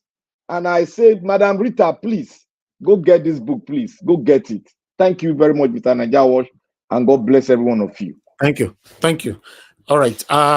Yes, please, you send that book to me privately, please, so that I can see it properly. I not go send that now from UK. Therefore, send and come with me. I not go send no. that. I didn't mean you should send me the book. Send the name to me.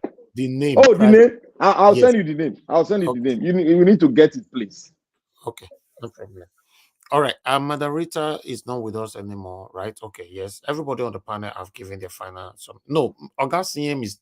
I'm not sure Augustine is there anymore. Anyway, Augustine, are you still there? Okay. Let's move on. Everybody have given their final submission. I appreciate you all, my wonderful people. I would like to quickly pass this on before we round up. 6 hours don't reach. Nah. It's not easy to do what we are doing here. I want to appreciate you all. It's a collective effort. For those of you that called in, thank you so much. I know I could not pick so many calls today because it was very, very intensive. Say sometimes when the platform is like this, it be as it gets. You see the argument that happened between me, Give Us a Mandate, and many others on the comment section, and between Give Us a Mandate and Black Panther and all that. So yes, sometimes once in a while it happens here on this platform. So when things like that are happening, I understand they attract more calls, more people to call in, but it's not easy for us to take everybody, at the same time. Please always understand with us, we are not perfect on this platform. If we don't Najawash. Yes, sir. Sorry to cut you. Sorry, please. Sorry. People call me when I'll give you my final submission, bros. Go Sorry, ahead. just please. Go ahead. Please. Can you help me to communicate with Alex so that I can send you his full address so that when I'm sending the book down to him, I will get the full correct address. Okay, no problem. Thank you. So I want to appreciate those of you that could not pick your calls once again. Thank you very much. And those of you that came to the panel, I'd like to start with Mr. Eragbe Anslem. Thank you very much, sir, for coming in. And I want to thank God for your life, that you are alive. That's the most important thing right now to me, that you are alive to talk about or to tell your own story. Yes, if maybe whatever that happened the other day and you died or anything, a lot of people have that moved on already. In fact, a lot of people that have also criticized you, that yes, now he cause harm for himself and all that. And I also use the opportunity to tell you, because I know you're still listening to us right now, to tell you to please always stand for what is right. I understand that most people, most especially people back home, everybody is on the speed lane. Everybody want to make money so quick. Everybody want to stand out. Everybody want to be the best. Everybody want to be on top of everybody just because I don't know what is pursuing everybody. Please, sir, always stand for what is right. The little you have, be contented and always give thanks to God. That's how I live my life. Stand for what is right. What we all are fighting for on this platform, most especially almost all of us in abroad, is for us to find a good leader that can give us a good country. We are not happy. You see, one of my brother called in earlier on from Canada saying that for the past 20 years, he have not been to Nigeria. This is not nice.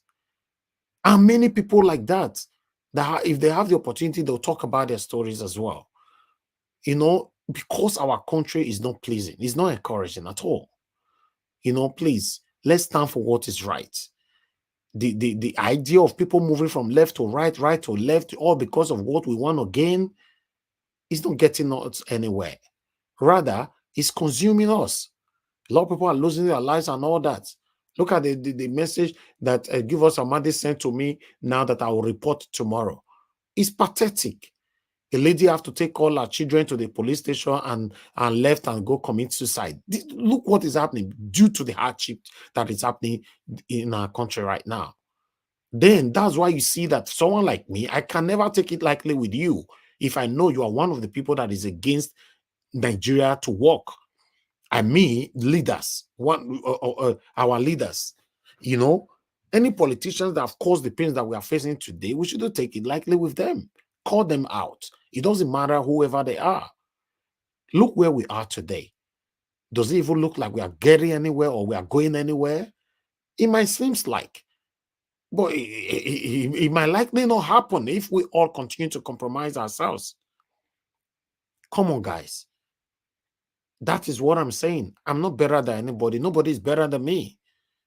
I'm not a perfect person, but I want everybody to understand. Everybody entitled to their opinion here.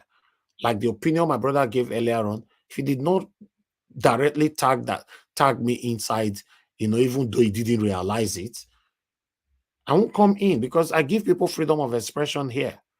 I'm not here to tackle or counter or step on top of your opinionism. No, I don't do that here. I give everybody the right to speak. But one thing I want everybody to understand is this. If you want me to say something about Labour Party, Peter Obi jumped into a party that were already confused, fighting for their selfish interest. But Peter Obi coming into the party now gave them in fact, give them even a bigger platform for all of them to see their potentials, the potentiality. They're now beginning to fight for how they'll become so rich or become better so quick under the umbrella of Peter Obi, not under the umbrella of Labour Party. This is the confusion right now. So the only person I think, if I'm not mistaken, that is innocent 100% right now is Mr. Peter Obi. If there's any other person, please add it to Mr. Peter Obi. That's why I say if I'm not mistaken, it's Mr. Peter Obi that I know. That is the only innocent person right now in Labour Party. Every other person are fighting for one or two interests for themselves. So, for me, I'll continue to call out what is wrong. I will continue to do that. My platform was not built to counter or tackle Tinubu, or to tackle or counter Atiku, or to counter or tackle selective people. No, the platform is built for good governance. Any other thing contrary, I'm not part of it. For good governance, that's it. If you are involved in the opposite, you'll be called out here on this platform. My wonderful panelists, they will tackle you. And one thing I also want people to understand, if you are coming here, you should know you can't come here to lie. You can't come here. People here, we are talking about intellectualism. You know, intellectuals are here. That when you are talking, before you land, they'll counter you. You know, almost everybody on my panel here are first, second, third degree holders. So we are not joking here. We just want a better country. We want a better Nigeria. We want Nigeria to work in our time. That's what we want. That's what we're doing here. And it's my hope, my belief, and I'll continue to hope and believe, or rather, you know, I don't know how the right word to use, that Nigeria will be better in our time. Guys, let's stand for what is right. I've done my part today, bringing Mr. Eragbe Anslem here. And I will see how I'll bring Mr. Abure in as well. But the reason why Mr. Abure cannot come now, I never wanted to say this because I'm communicating behind, is because of the pending allegation, and the continuous questions upon that pending allegation is not nice for now. If not, he would have already been here. That, you know, those allegations everywhere. Even him cannot go on another platform anymore to go answer that question concerning that area.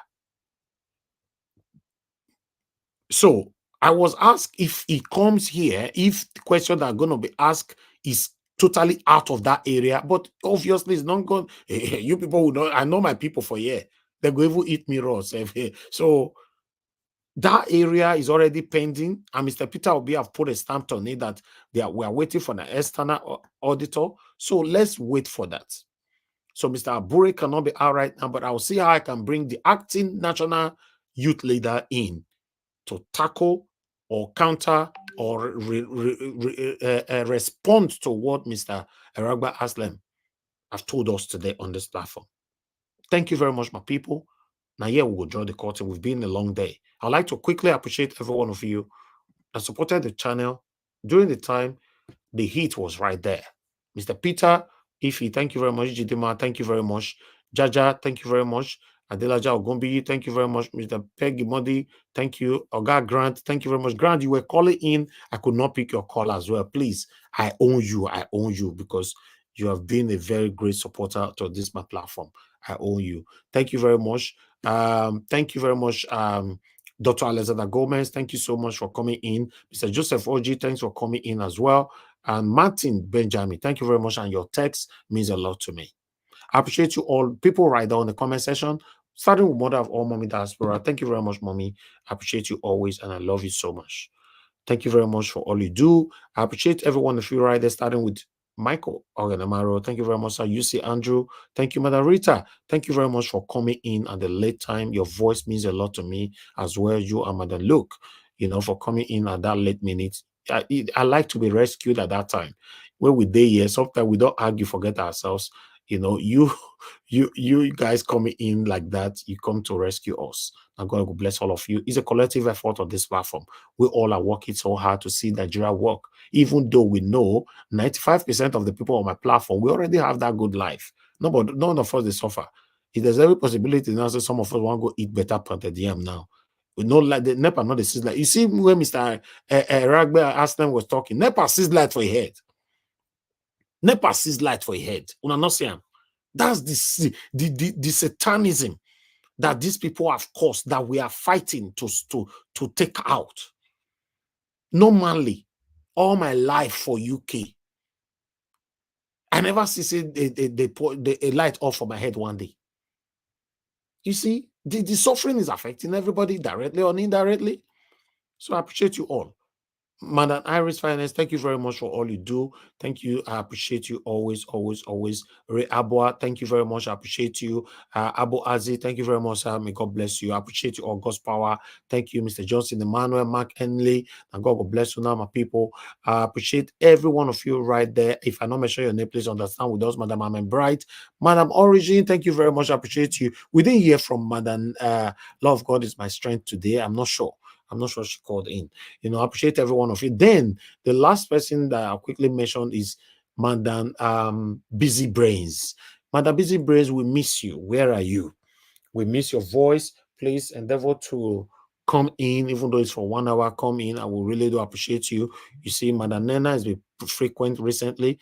All these voices goes a long way. People are listening to you. So okay, I will say this. Somebody who called me while this matter were going on. Okay, I'll leave it. I'll just leave it. I wanted to let you guys know that people are listening to you. Let me leave it like that. Let me leave it like that. People are listening to you guys. Don't talk on this platform. Say maybe listen and Nigeria was listening to you. People are listening to you. That's why I normally say when we are talking, please listen to yourself. Yes, listen to yourself. Even me, myself, I'm also listening to myself, working on myself. So people also call me, no, calm down, your emotions, this is that, blah, blah, and all that. Say, no worry. Will someone also call me, blame me, give us a mandate and all that, blah, blah. I say, no. Give us a mandate is my brother. We've argued more than 379 times on this platform. And in the next second is the first person to pass information to me on what we are doing here. So I know my people. So when I'm quarreling with my people, I don't have issue with that. If you are not my person, I go know you.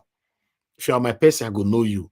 I know my people that we will quarrel, we are together. I'll go see him, I beg, you'll go back to bed, I beg. Your time, we will not get time for you again, we don't close, So my people, I appreciate every one of you. Okay, wait till this man come on camera for now.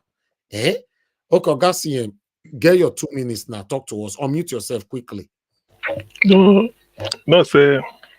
You don't go eat pounded yam. See how they see the okra for your mouth. I wish. Anyway, not really pounded yam, na pan wine.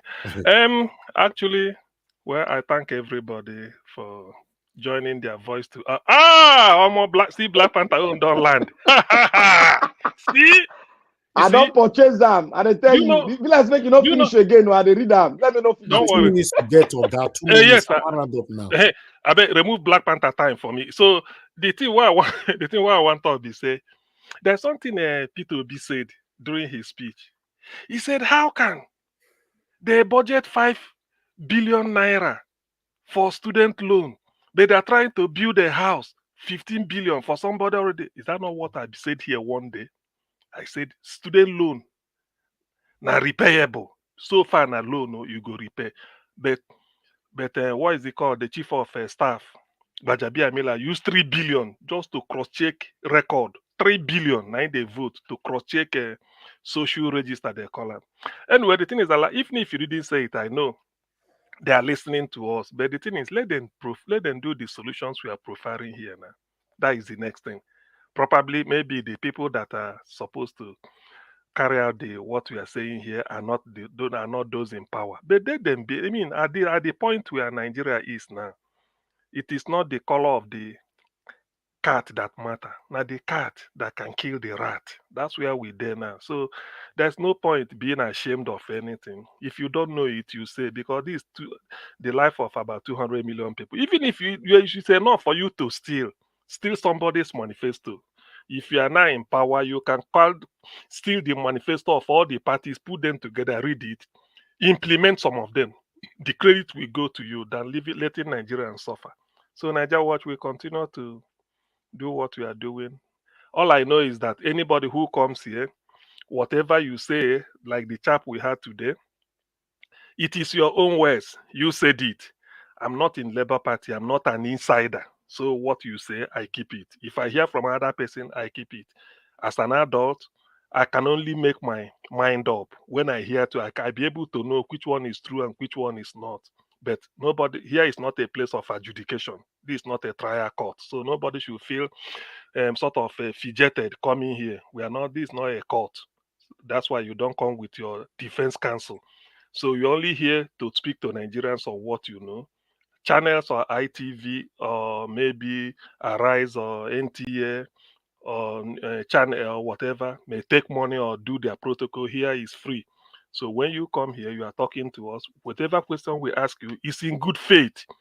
It's in good faith. As far as I know, none of us here are card-carrying members of Labour Party. I doubt. But if they are, well, so be it. But I'm not. So whatever assertion, just in case of anybody coming, any politician coming here, what we are asking you is, one, it will pass public interest test. So because we have the public at hand, at heart, and that's why we are asking. Other ordinarily, I will just cool down. Then when you come in, Yoruba go say. So, thank you. But it's just because we want to know, if possibly, we are suffering. We are pleading on our bended knees.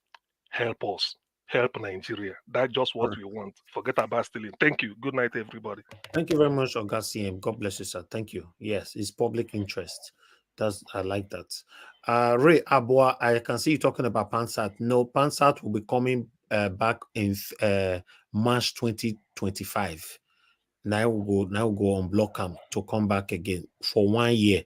We'll come to this plan because it creates a lot of chaos, distraction, and everything here. So it's becoming too deliberate. We don't need that.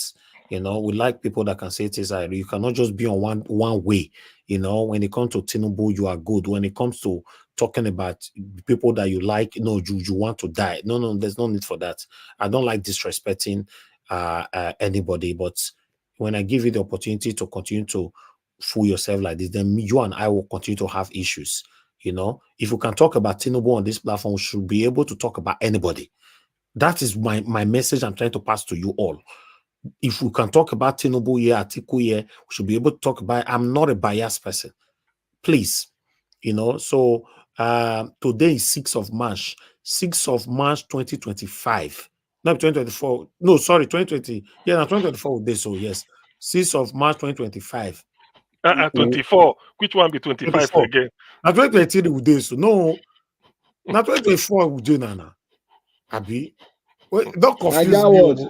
Now you the lenti now. What's it go happen to you now? What's it happen now? Do we have a right of appeal?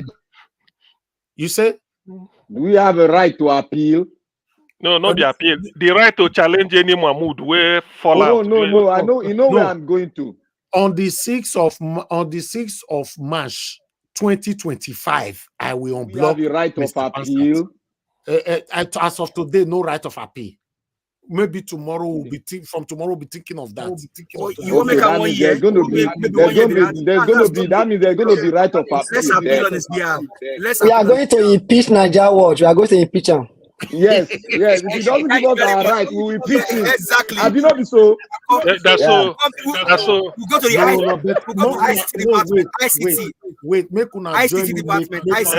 Wait, if you agree, say aye. There's no eye for you. No, the eyes have it. The eyes have it. The eyes have it. We don't beat them. We don't beat them. The eyes have it. So make we prepare paper for to forward to the clerk. Third clerk of the house. Who could be clerk? I am PAMSA legal. I mean, it's legal. What did they call it? Leave or gap answer making enjoy freedom first. PAMSA, I'm your legal advocate now, so make you know we are going to court next week. Okay, don't worry. I will put out a what is it called? Public opinion. Nothing like public opinion. We are going to court. Don't go that route. I say if I take decision for this panel, people will go bias plenty. Public opinion, I go talk. See, Nigeria Watch. Like say, I agree with you on that.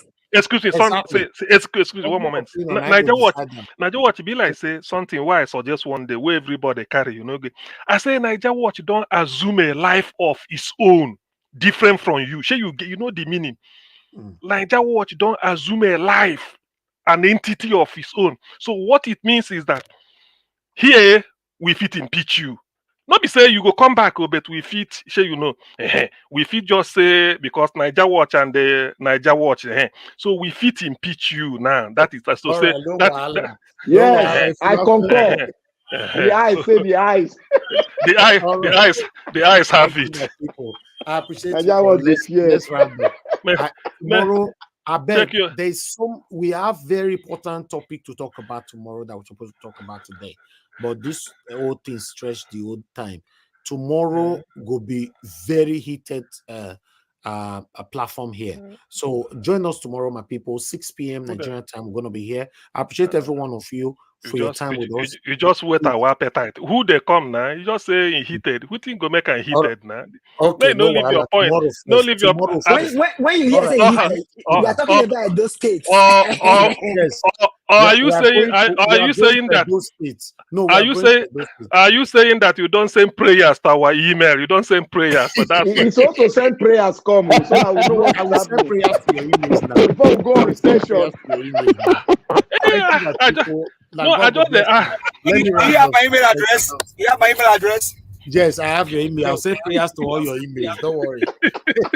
Thank you, Mr. Jonathan, August CM, Black Panther. I will give us a Monday, Madam Nena, Tiobala, Madam Luke, and every one of you that came here earlier, Madam Patricia, and once again, Mr. Eragbe Anslem. Thank you very much. Please look after yourself. Do proper checkup, to avoid internally bleeding and all that. My people, we've come to the end of this broadcast. Now, here we'll draw the curtain. I'll see you guys again tomorrow, 6 p.m. Like and share and support what we do here. Good night and bye for now.